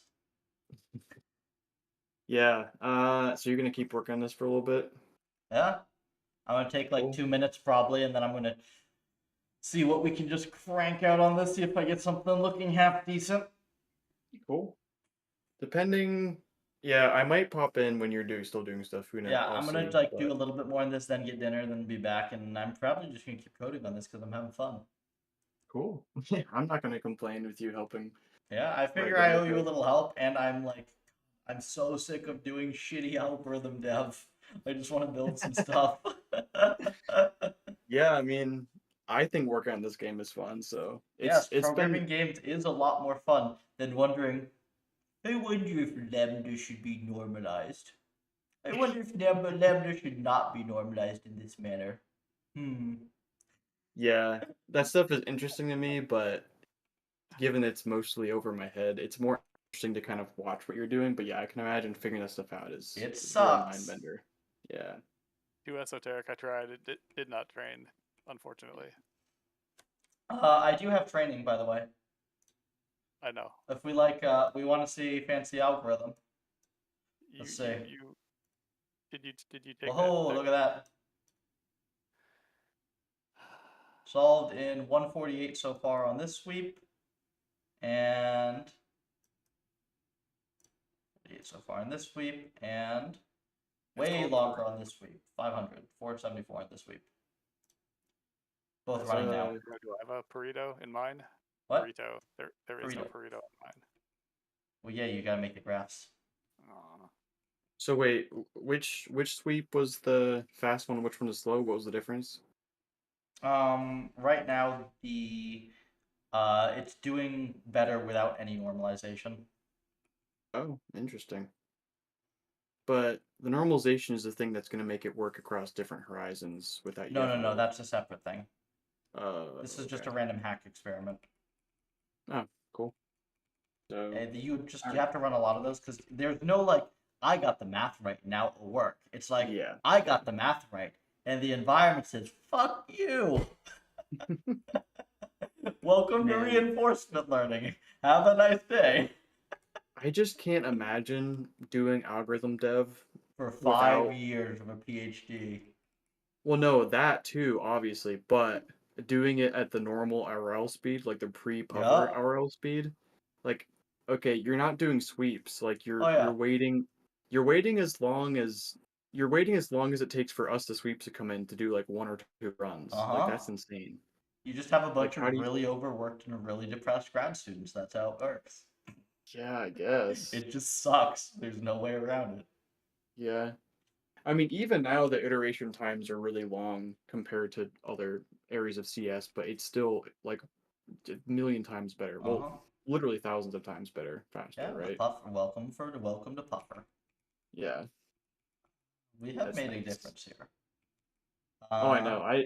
It's gonna be exciting when researchers or people like the wider What's this? RL community. I guess our wider RL community is so tiny. It's even if people know it doesn't really make a difference. But I don't know. It'll be cool when people start actually taking notice. Uh-huh. I mean, we have Well, a few yeah, clients. Like, I don't yeah, really Yeah. care if people take notice or not, as long as like we improve the science and we continue growing the company enough such that it's like we can keep expanding stuff hmm out, building. But I'm just saying, like, if you actually create like concrete improvements, like, because you're on track to create like a concrete improvement to PPO and also, have better Hmm. sweeps, like, that's really Oh substantial. I yeah. would imagine at a certain point they're going to take notice. Well, But, you would think so, but a lot of the times they just bury their head in the sand and keep running their Flowetari experiments.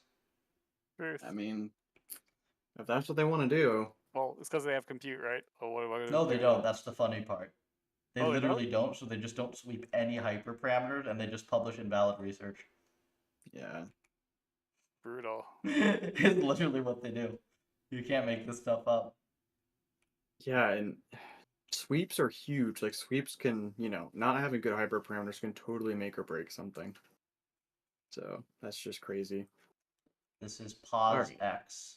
Drone pause X.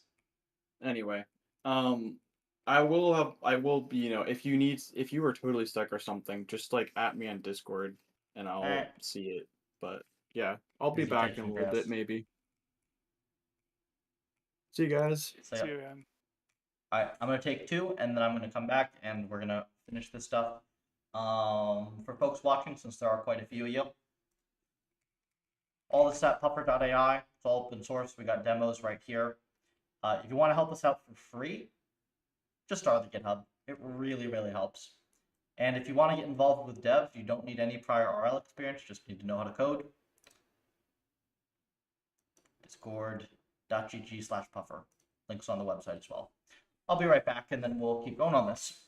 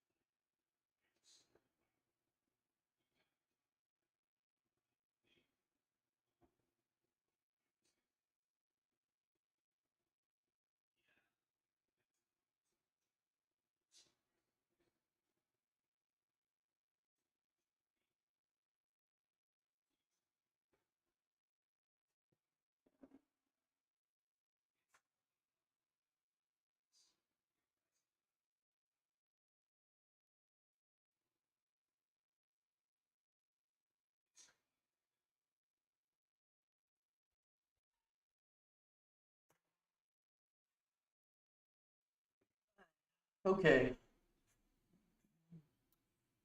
Keep it up.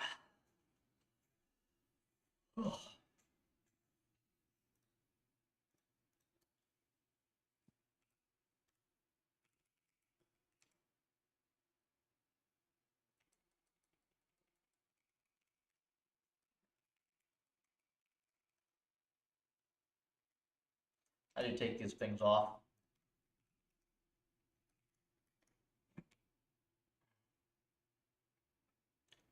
Hello.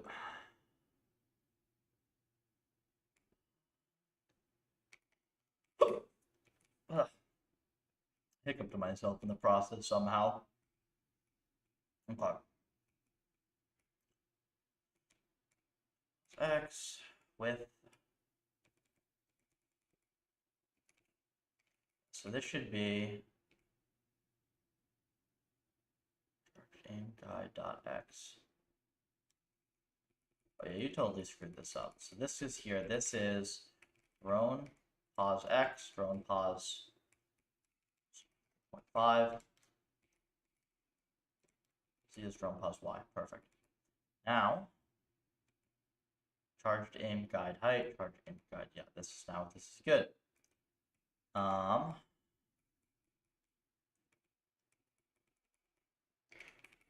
Then aim guide.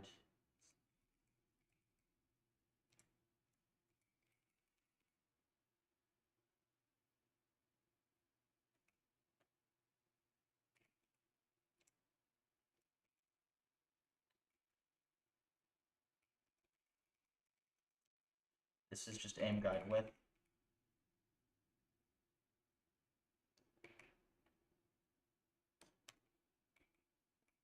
So width is the length, I believe.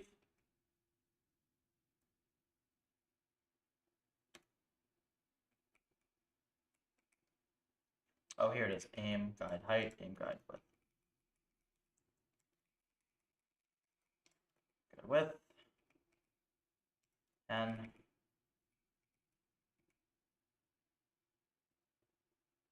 drone color.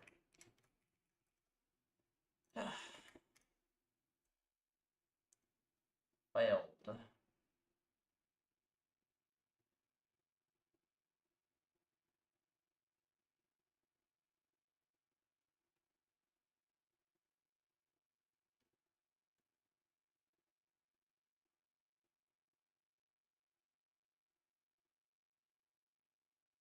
Where's the actual error?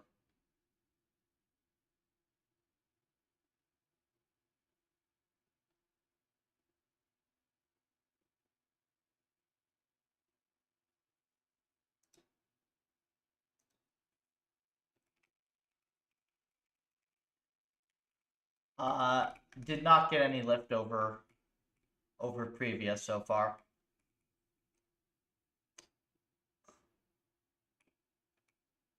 Draw rectangle 3D. It's not draw rectangle 3D, I tell you that.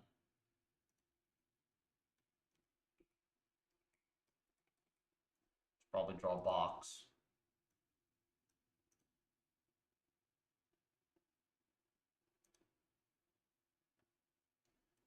Cube.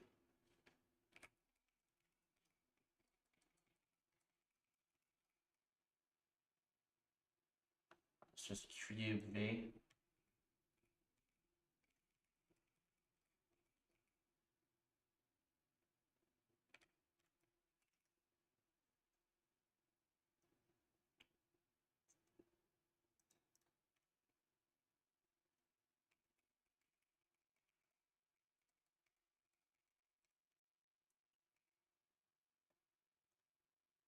Width.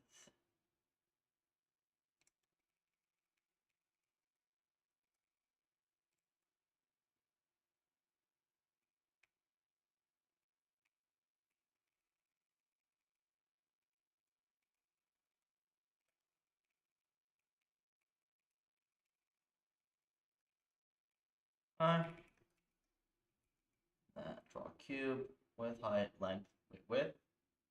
So pause 1, pause 2. Color.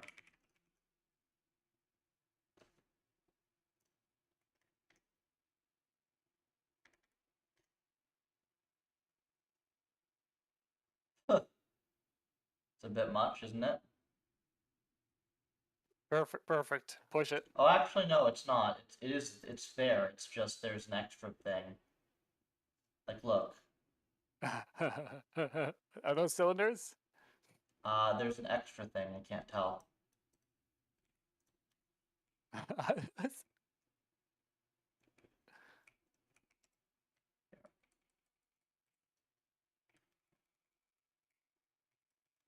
The first thing it defaults to do fix this. Okay, there we go.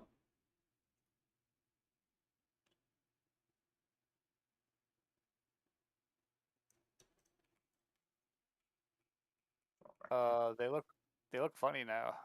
Yeah, no, there's some stuff screwed with them. I'm just trying to fix initially. What's still in 2D? Explosions? They look 2D, yes. Yeah, explosions and a couple other small things around the drone.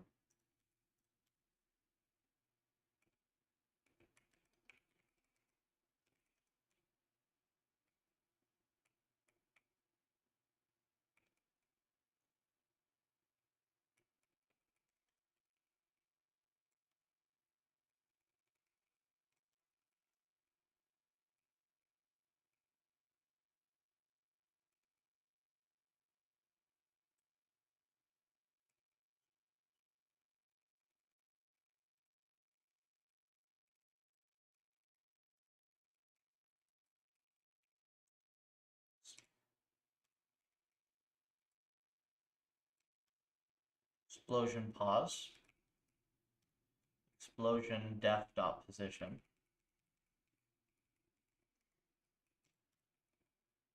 Why?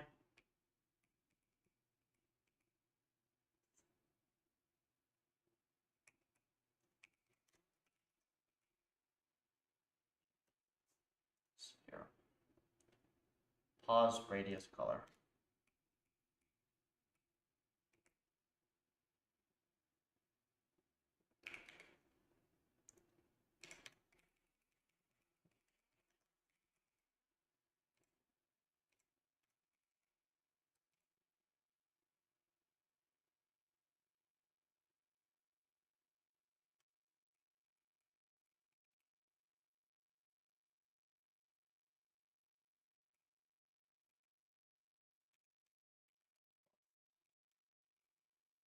Fall off.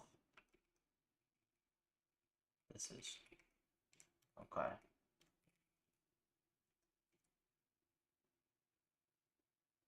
Now, same position. Fall off and in the drone color. And then same position, radius, and explosion color without the fall off, and then drone color. Cool. There are your spheres. And then this one here.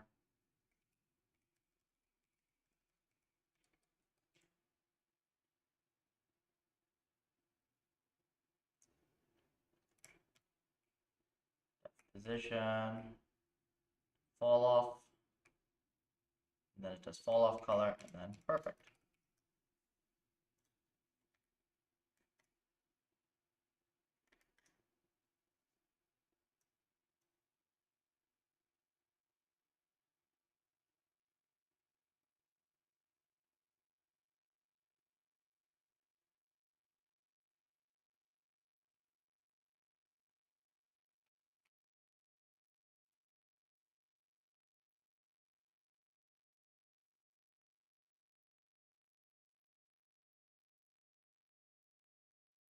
Are these explosions in the right spot?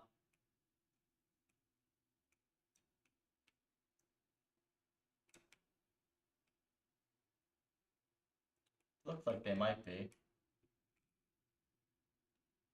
Very hard to tell.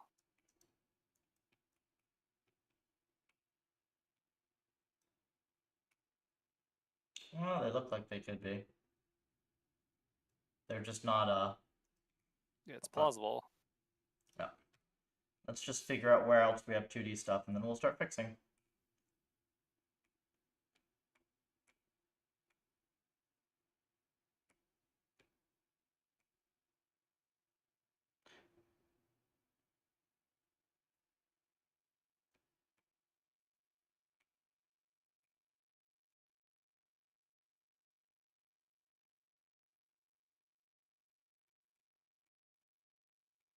There's UI.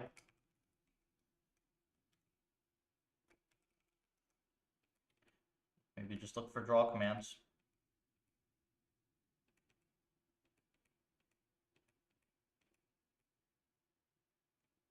Here it is.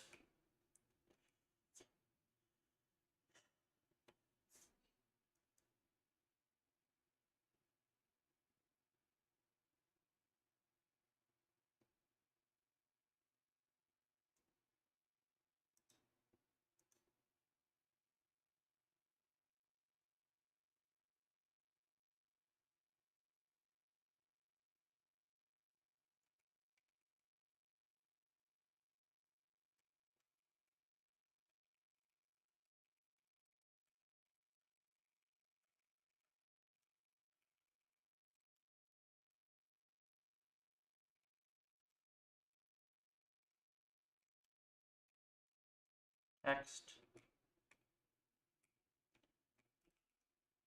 Is this? Yeah, these charge meters are all going to need to be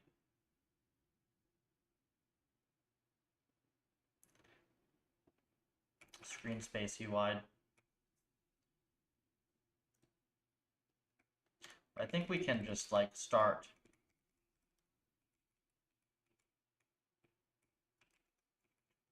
Here's one.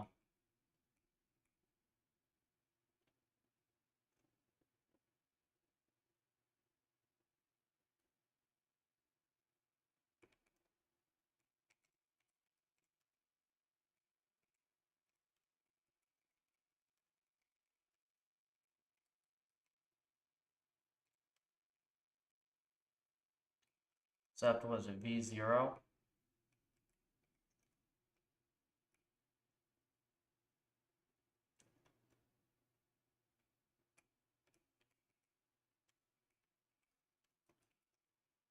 Hang on, how's this work?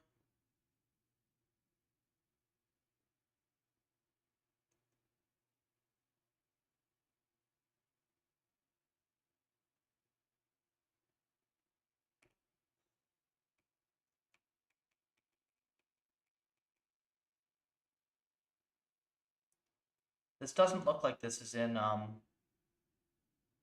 right space, is it? Okay. Leave that alone. Let's focus on what we can do here. So first of all, the drones look terrible.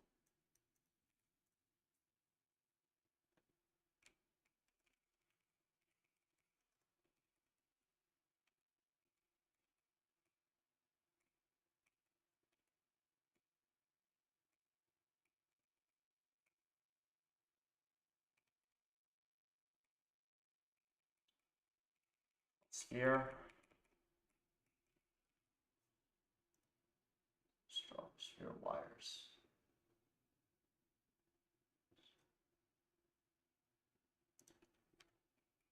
X.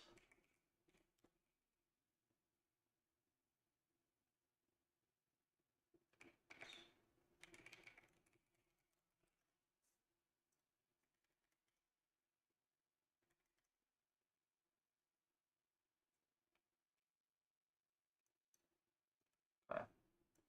That was something right there.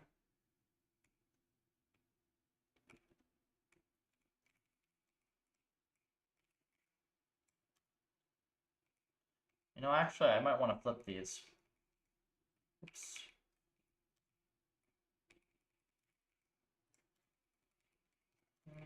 Um,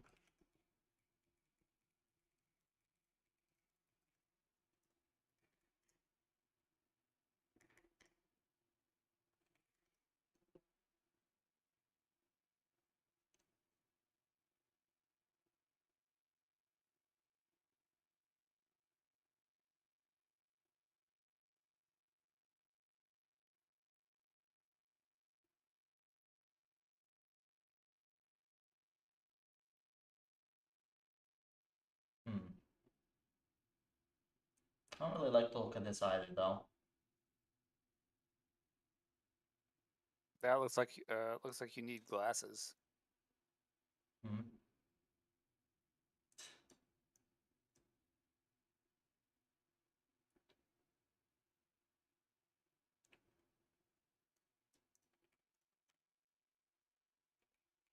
It's playing optical illusions with me.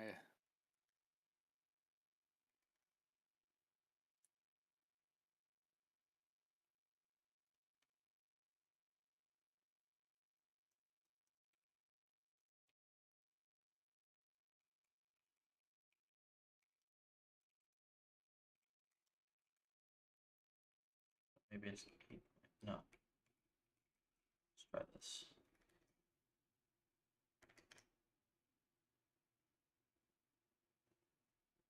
Okay, I like the shield.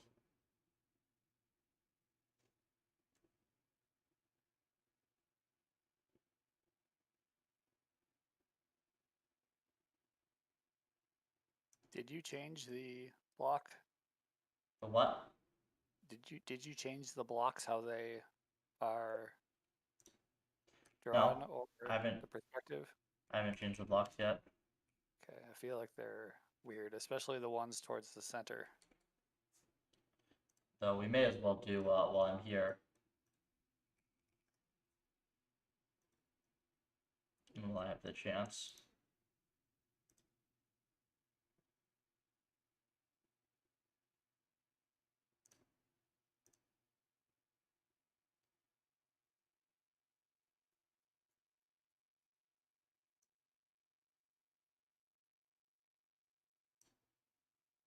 Here we are.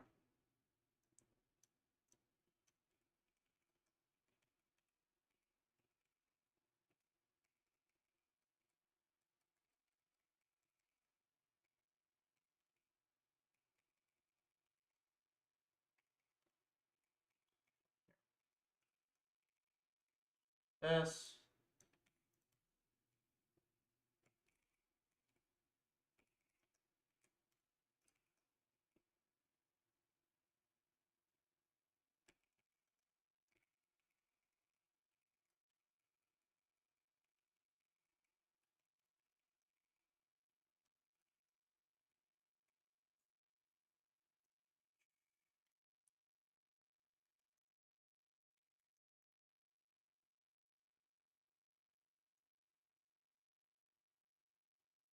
Alright, yellow needs to be changed.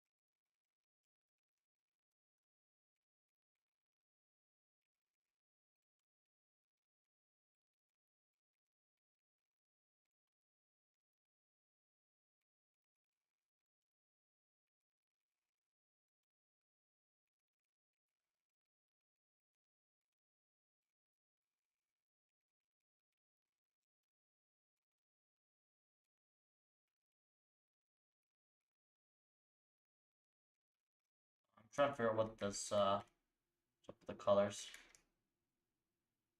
Okay, there it is. So that's better. Some black to not be there.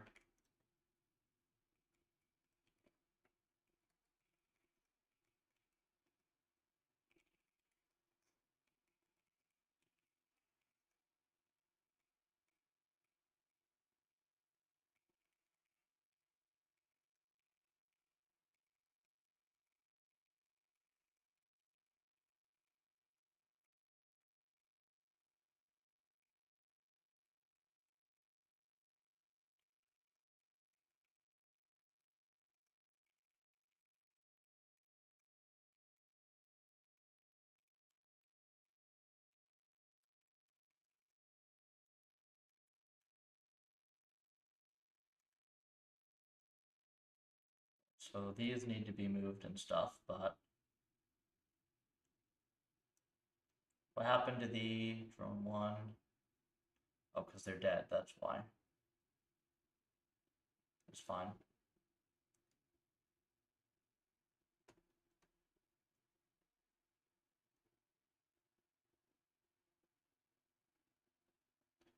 The yellow, I think, is too bright.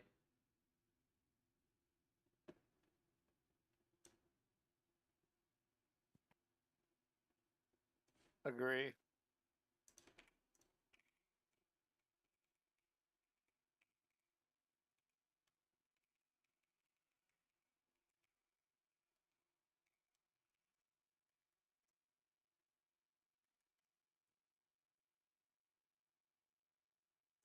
course, we don't get a map that has it, but it looks better on the bot.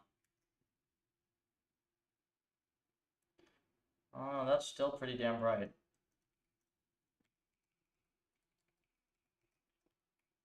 Oh.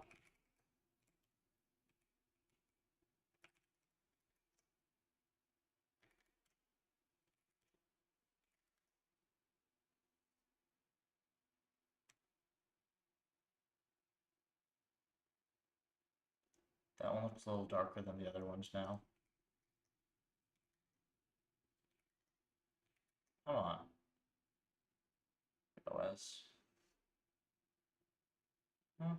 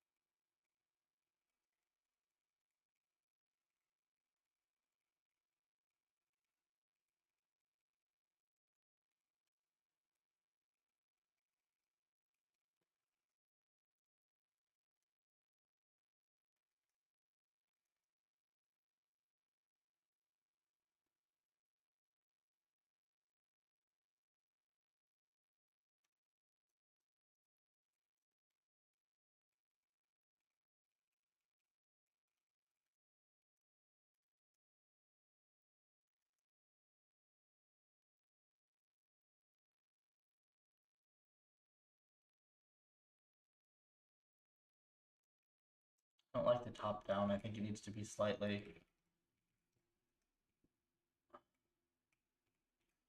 offset.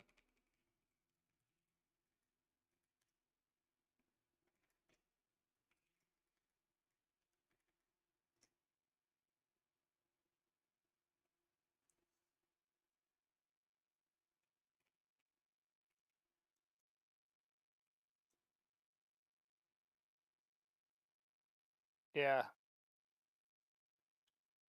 But you gotta fix this double vision. Which double vision? The especially towards the middle, the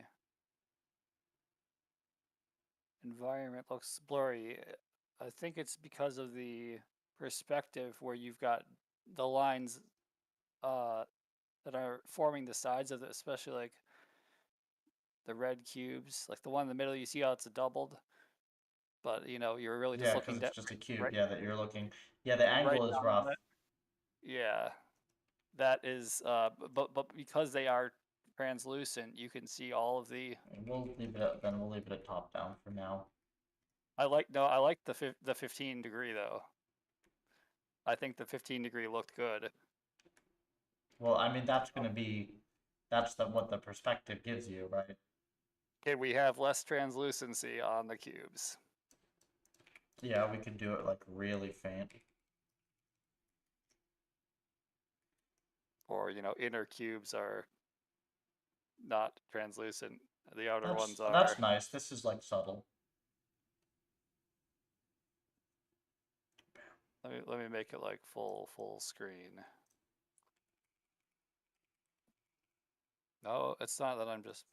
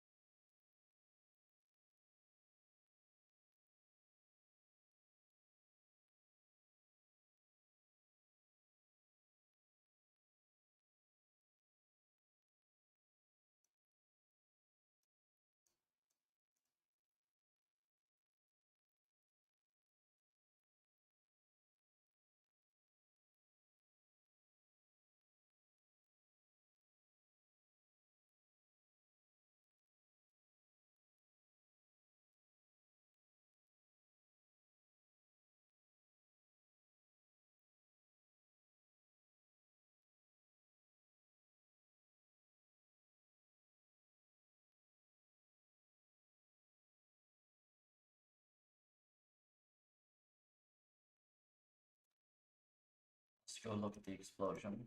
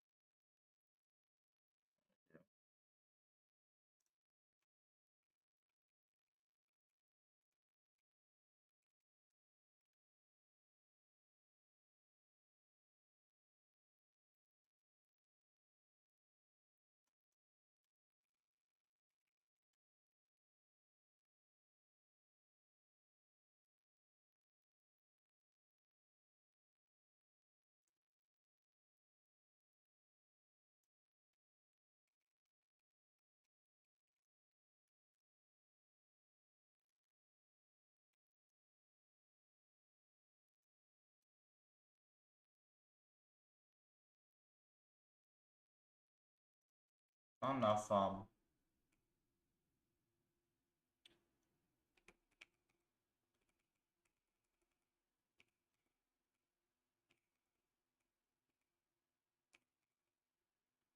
or slices, I believe.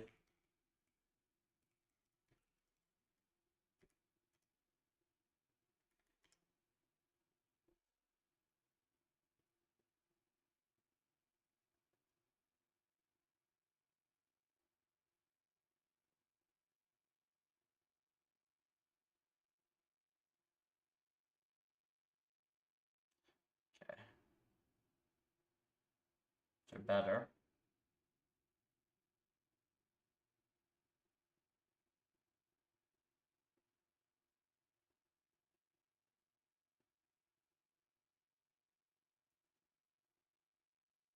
Let's fix the trails.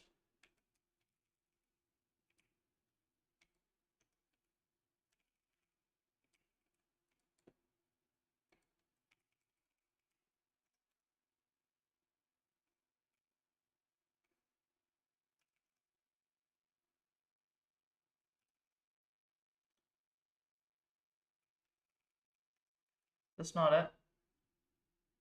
Oh, because, hang on. Trail points.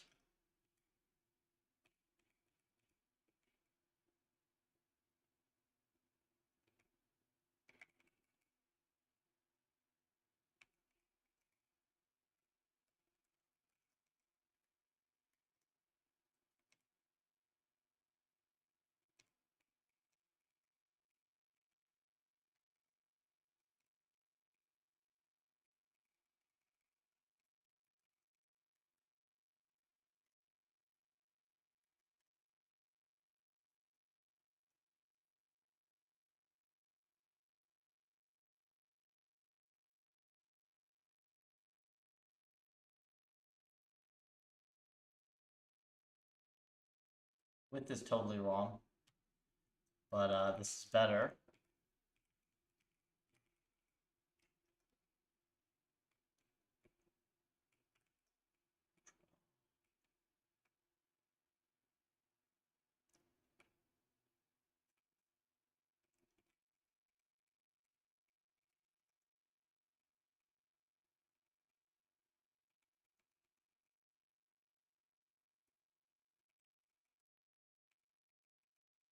Right here.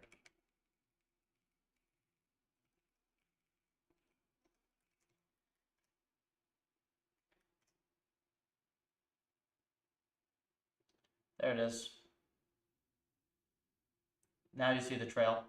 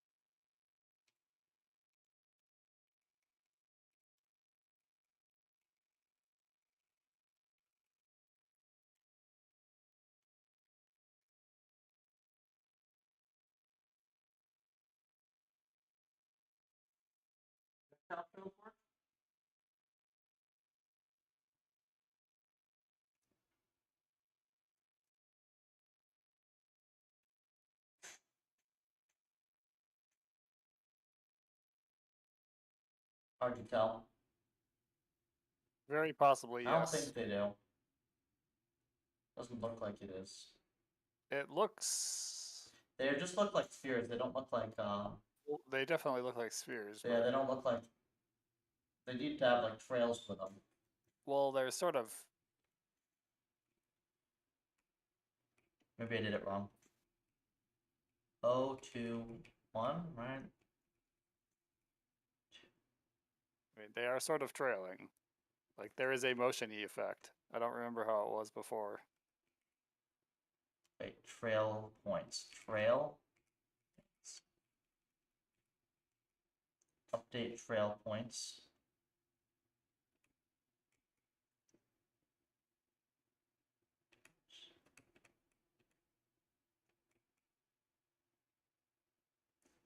How does this get updated though? Trail points.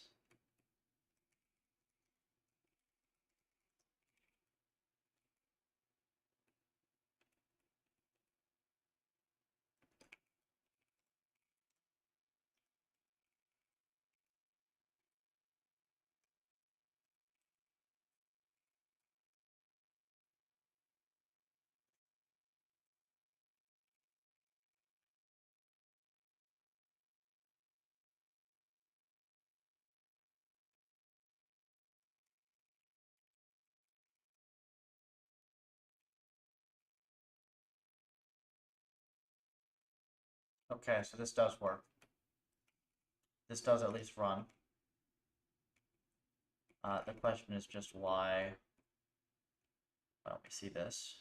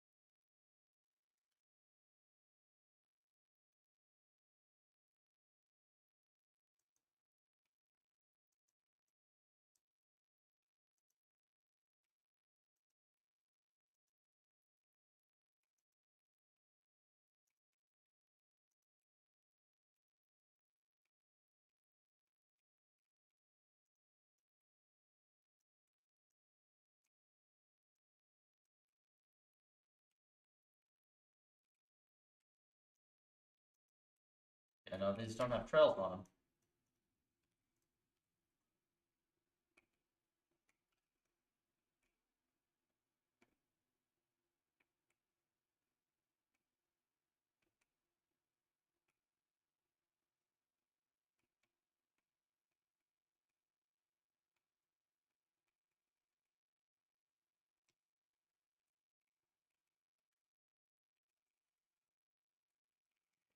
H.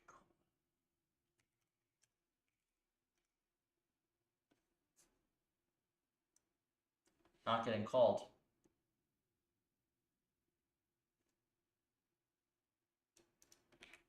Okay.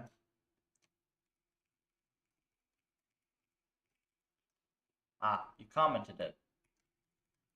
Yeah, that's silly.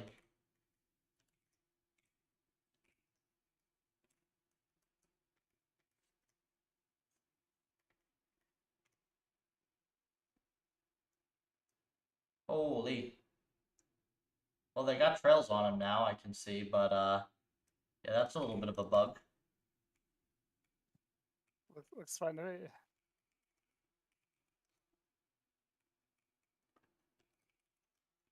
I don't know how that does all that. I commented just this, right?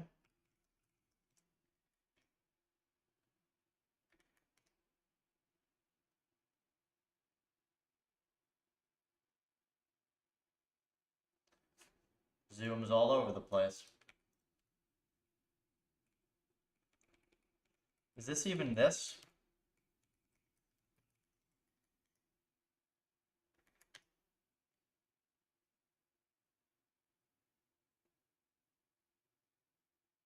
I saw spheres.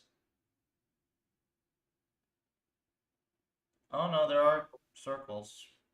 There are flashing spheres. So maybe it is not this. Oh, whoa. But this is all I uncommented. Hey, sorry if you get these often. I really want to get deeper into RL. Whoops. I can do some basic Python, but I want to learn the math better. Recommendations for sources. Honestly, the engineering part is the hard part. Um, so if you want a lot of math, like the Sutton, was it Sutton and Bardo book, or Spinning Up has some, or whatever. But if you want like a relatively quick, with like as much math as you need to get started and to understand stuff, right here, I made this for this exact purpose.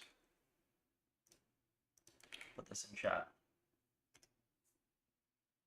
So this blog has some of my perspective, a couple fundamental terms, and then it also has links. It just tells you what papers as well to read.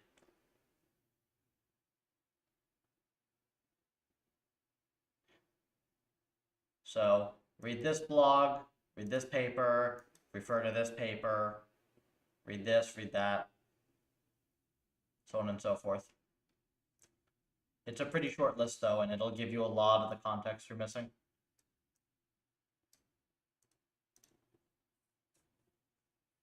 And then hey, build some M's for PufferLib.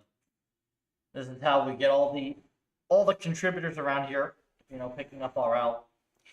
Turns out that building a new env and getting an RL agent working on it from scratch is a really good way to learn, in addition to a good way to contribute to the field. It does not have to be remotely as fancy as this. Like, you can build useful M's in a few hundred lines of code.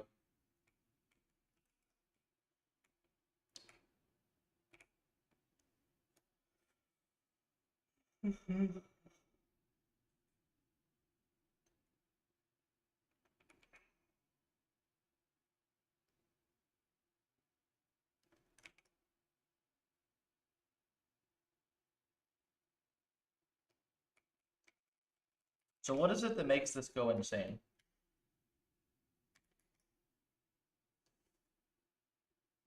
It's something you just changed.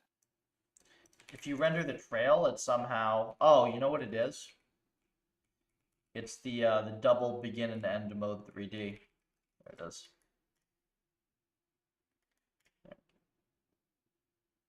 So it's really like Ha! 6D. Look at that. Beautiful.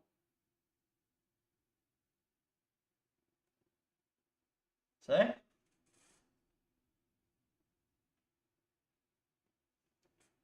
Pew pew pew.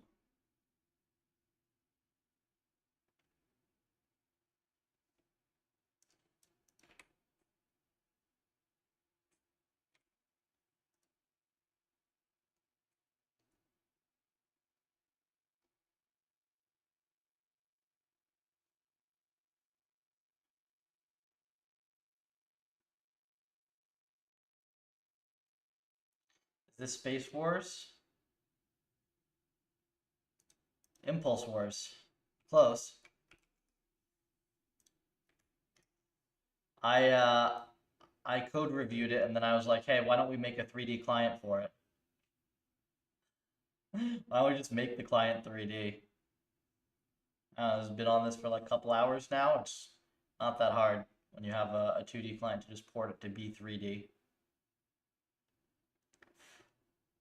Obviously, there are a few things that are still missing and not working yet, but...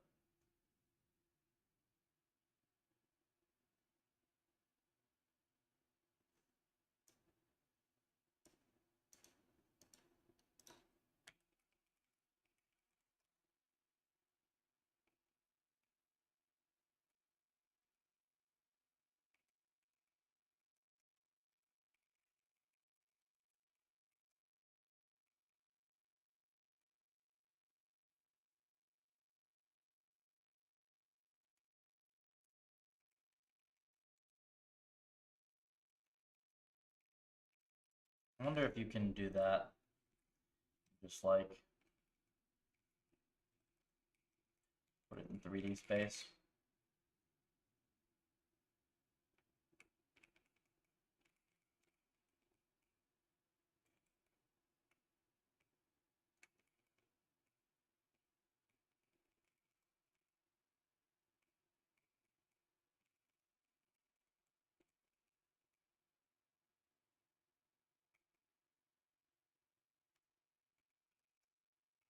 Might be just hard to get this to run the way we want it to.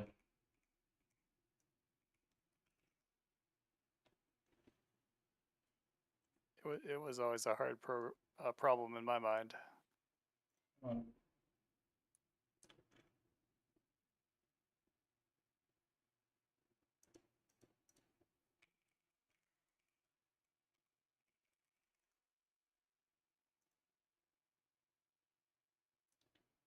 Oh, except Rayson has a perfect example.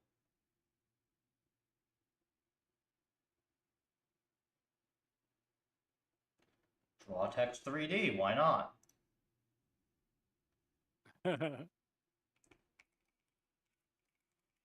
Thank you, Rayson. Honestly, like, RayLib is one of the best damn projects out there. It's just so nice.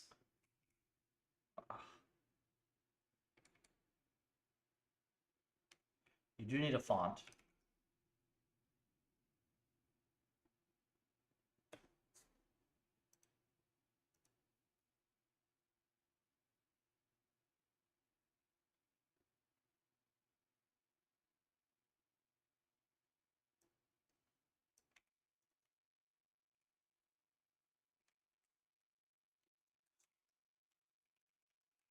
For Pygame? Well, yeah, it's just Pygame is just a sucky API. Honestly, I like RayLib in C more than in Python. You can use RayLib with like virtually the same API though in Python.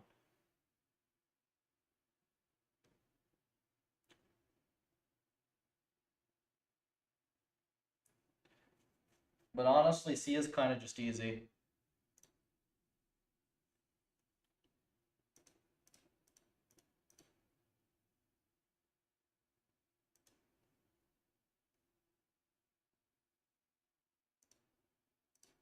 So I don't know why I wouldn't just do this.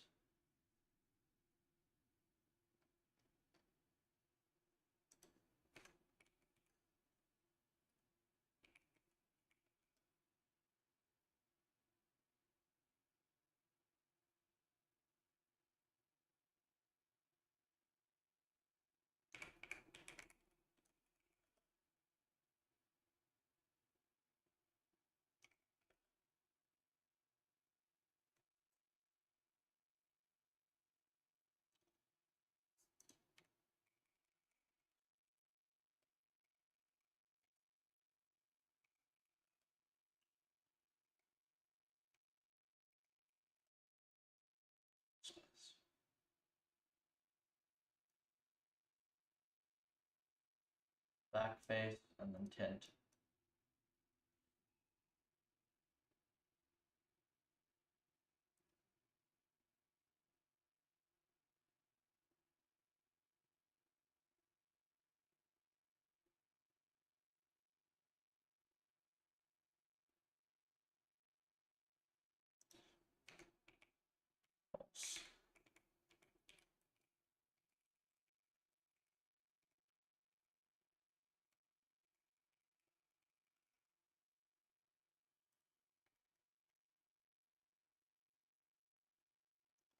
Whoop.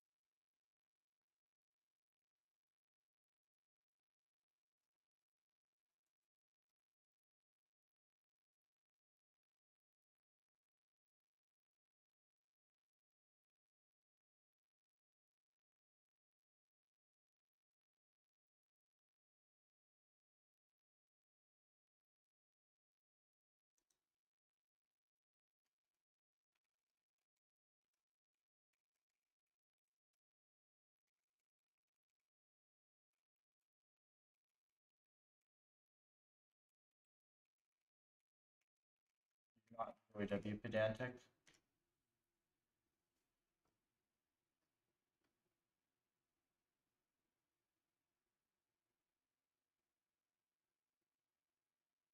Draw text 3D.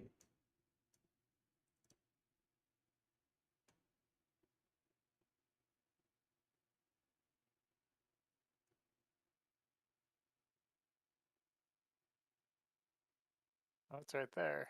Static void draw text 3D. Well, that's just a prototype. I mean, it did Oh, here it is. Wait.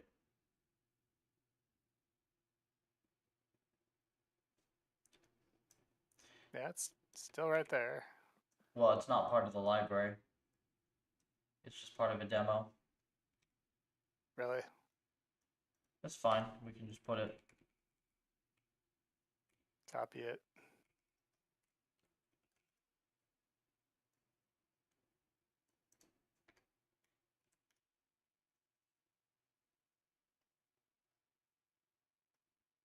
That makes sense. That's definitely in the spirit of the library. You want 3D text, you have to draw it yourself. Font, text. I forgot position. Duh.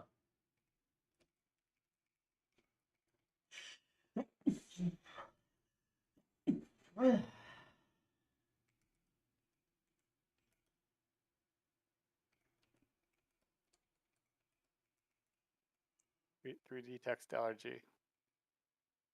Apparently. No, it's the warming up of the weather. Yeah, it's warming up in Florida real nicely. My wife got allergies today too.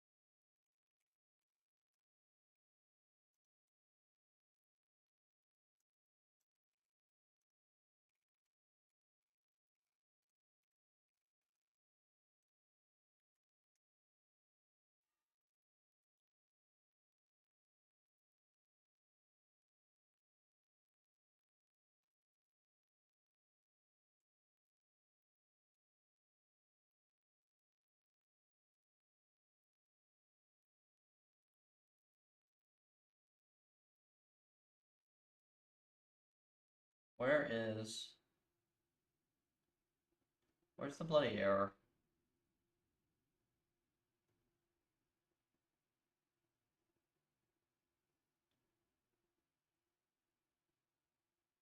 Error.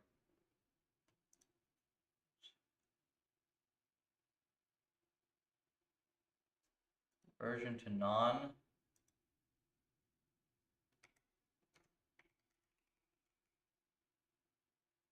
Oh, this is.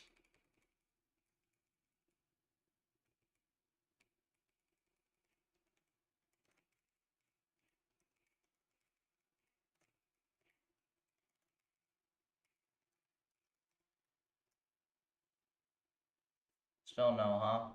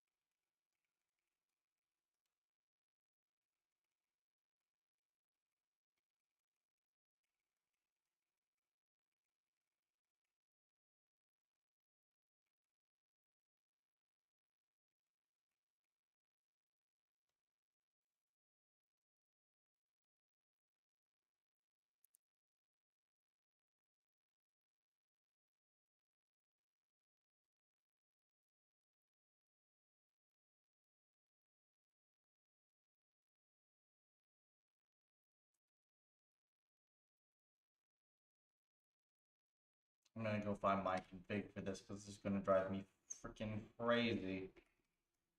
Debug this way. I thought I had where is it?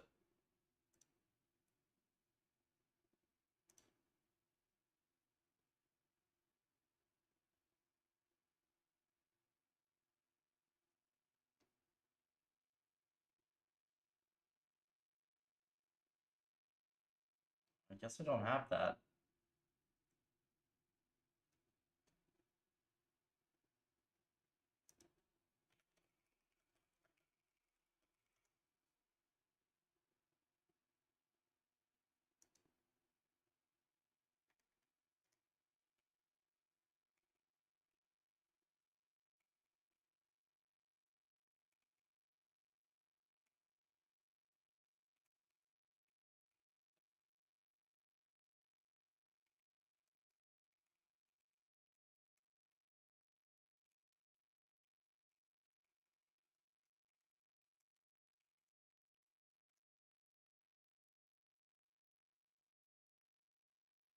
What in the hell? Okay, apparently don't do that.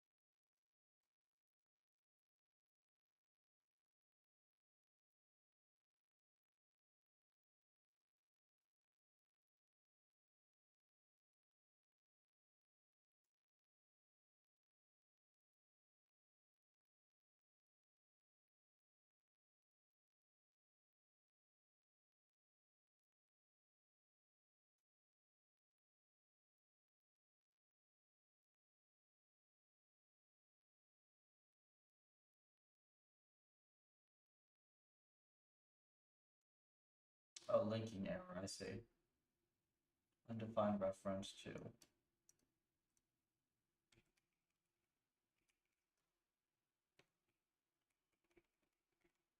I don't know why these are here.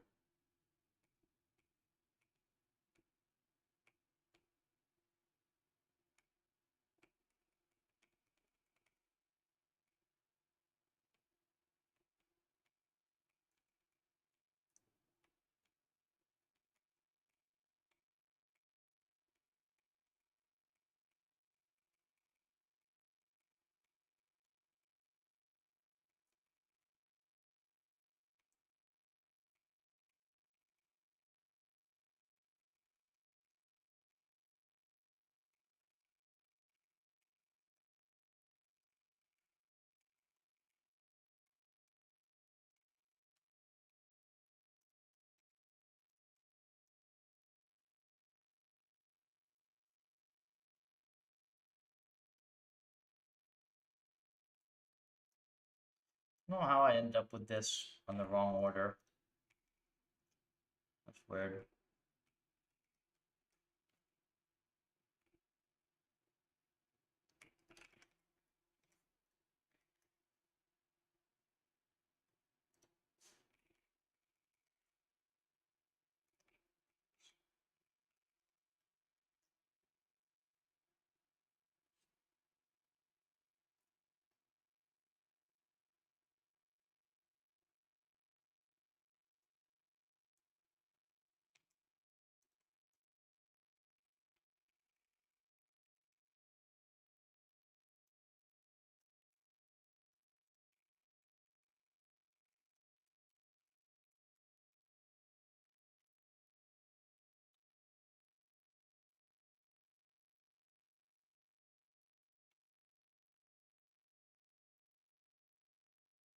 Show letter boundary. Oh.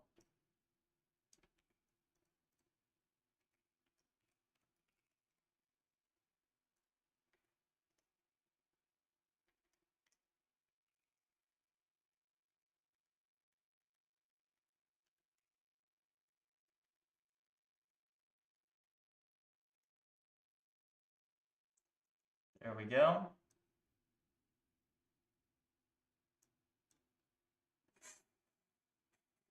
Get my text anywhere though.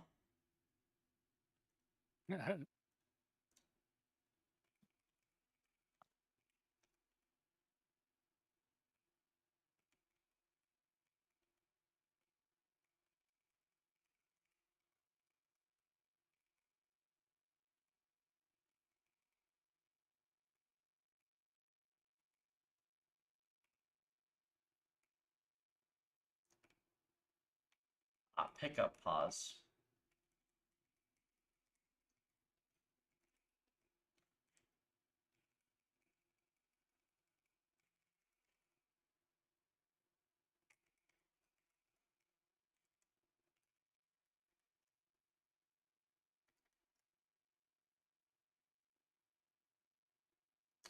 Okay.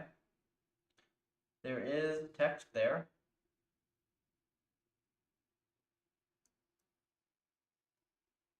Not positioned the way we want it, but there is text.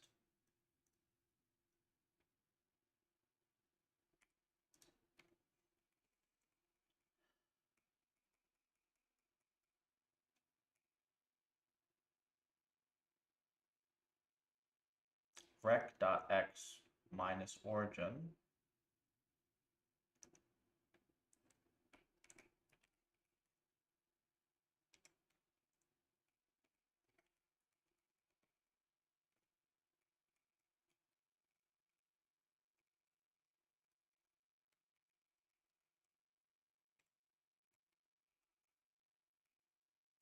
Then we do, what is it?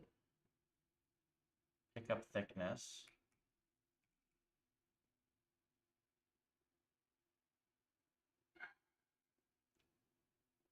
Origin.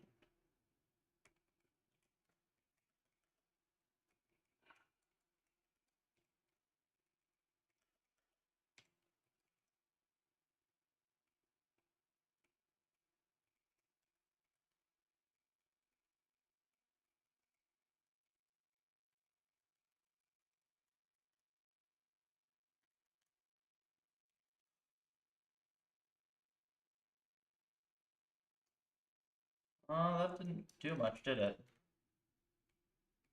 Oh, because you didn't put pause in.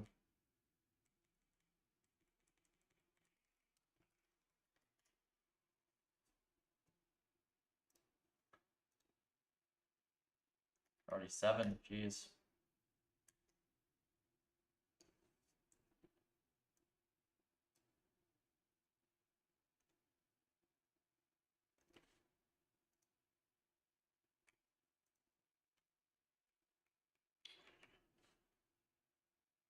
Position minus, what's it? Position minus thickness over 2 plus 0.1 plus.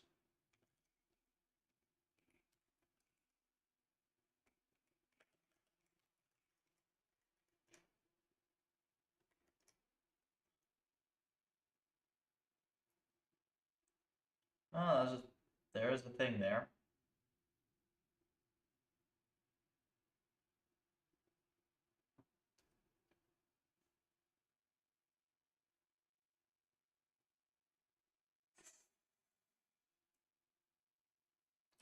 Why is the text so hard to read?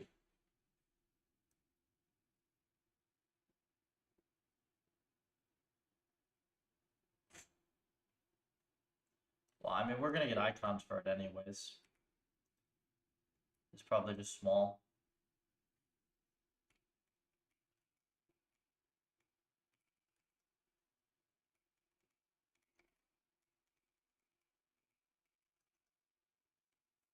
Okay, what else are we missing?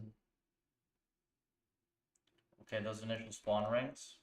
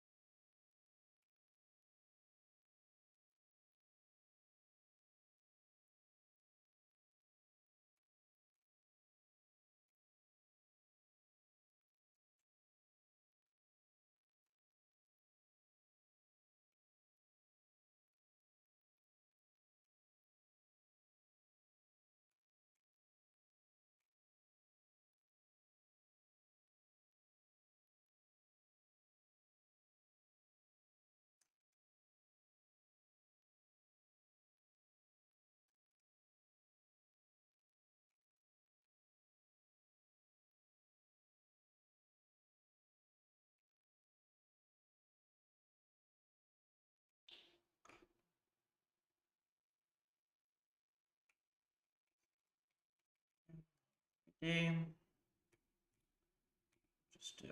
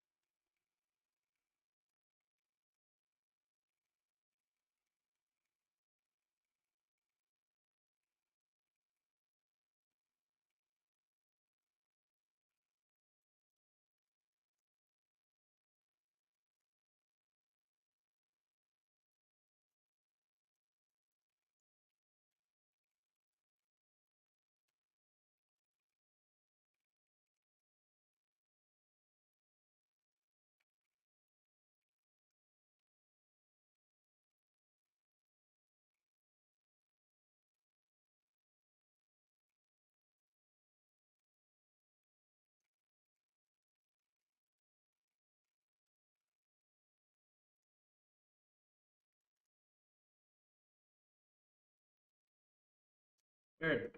It's like freezing at the start, right?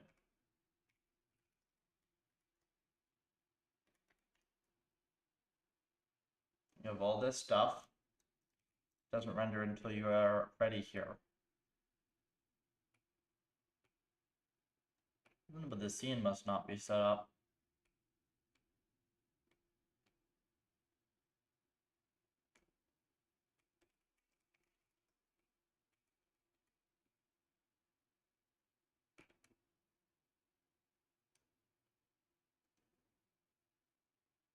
Okay.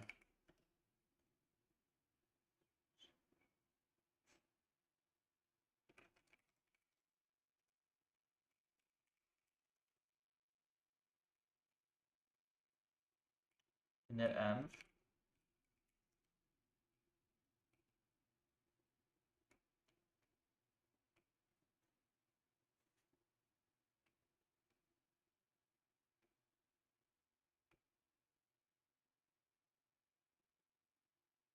Step env.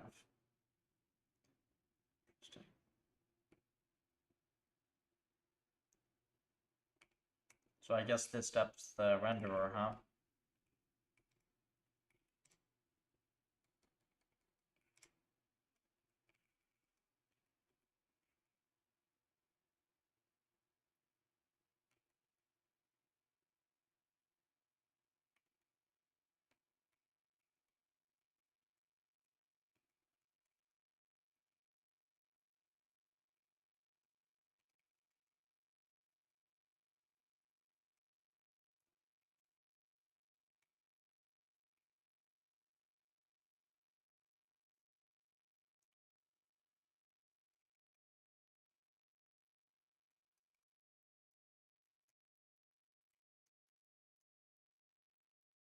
See if it works on the reset.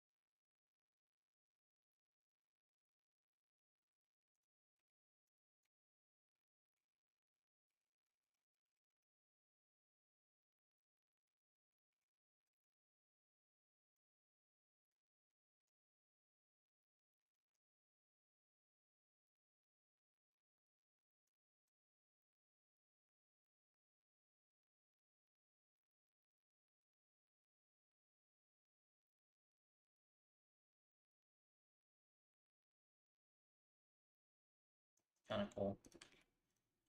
We'll have to improve on it, but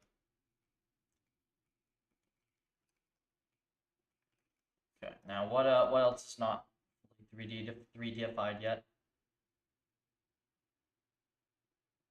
A couple small like ammo counters and stuff, but other than that, it's everything. Like this one right here.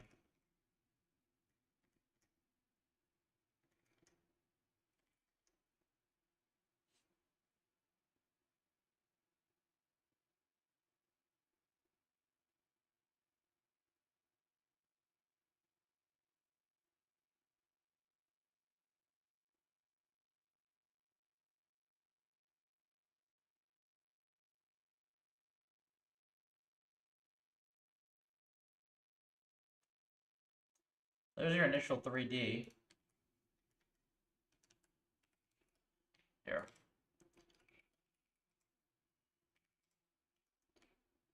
Let's just put yeah. Just want to see how this looks.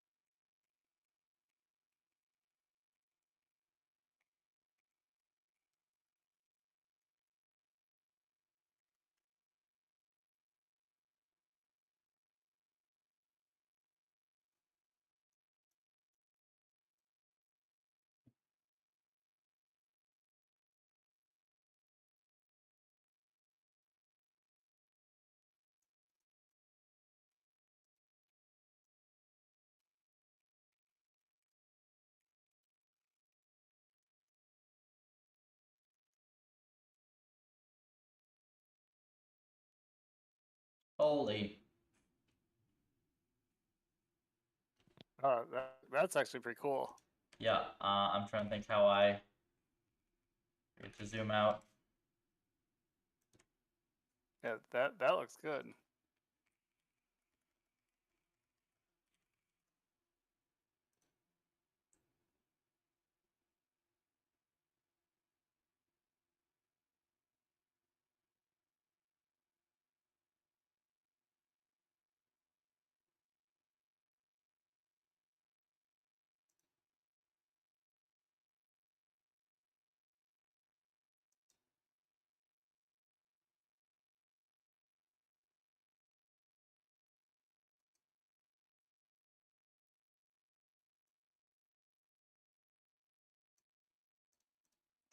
What's this?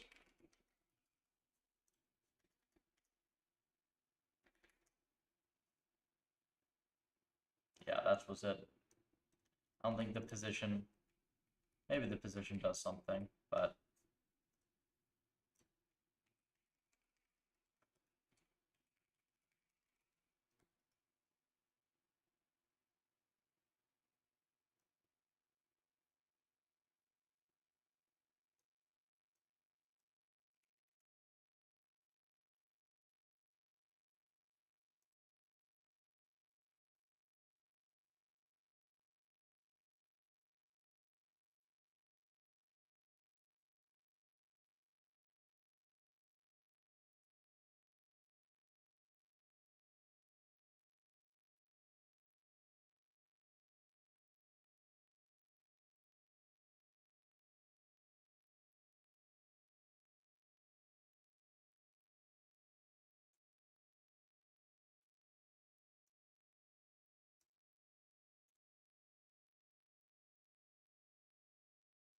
what is the correct value of that in here?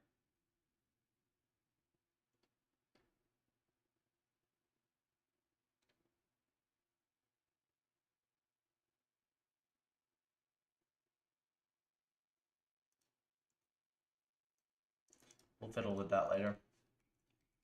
I just want to get something and go get food.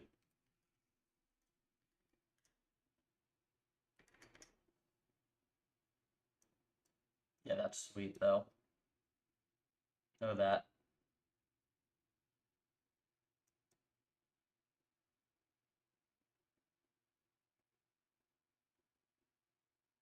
Yeah, there you go. Much better.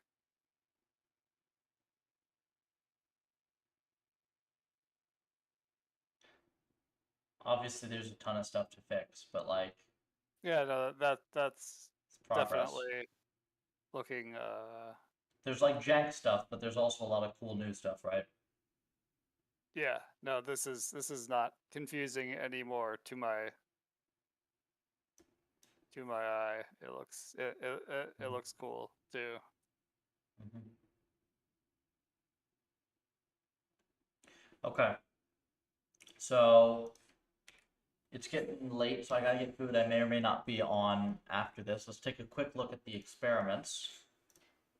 See if we got anything cool in here. All right, Puffer, are those public? Can anyone look at them? Yeah, Okay, I gotta bookmark your Neptune. Puffer AI.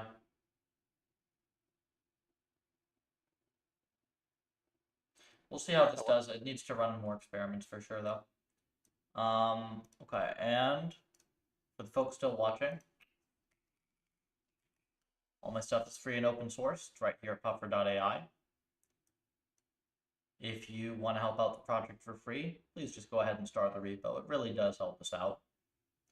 And other than that, if you want to get involved, join the Discord, discord.gg/puffer, or just click the button. You can follow me on X for more RL content. So blog here, but then there's more on the X that you can't find anywhere else. So thank you. And yeah, more dev tomorrow.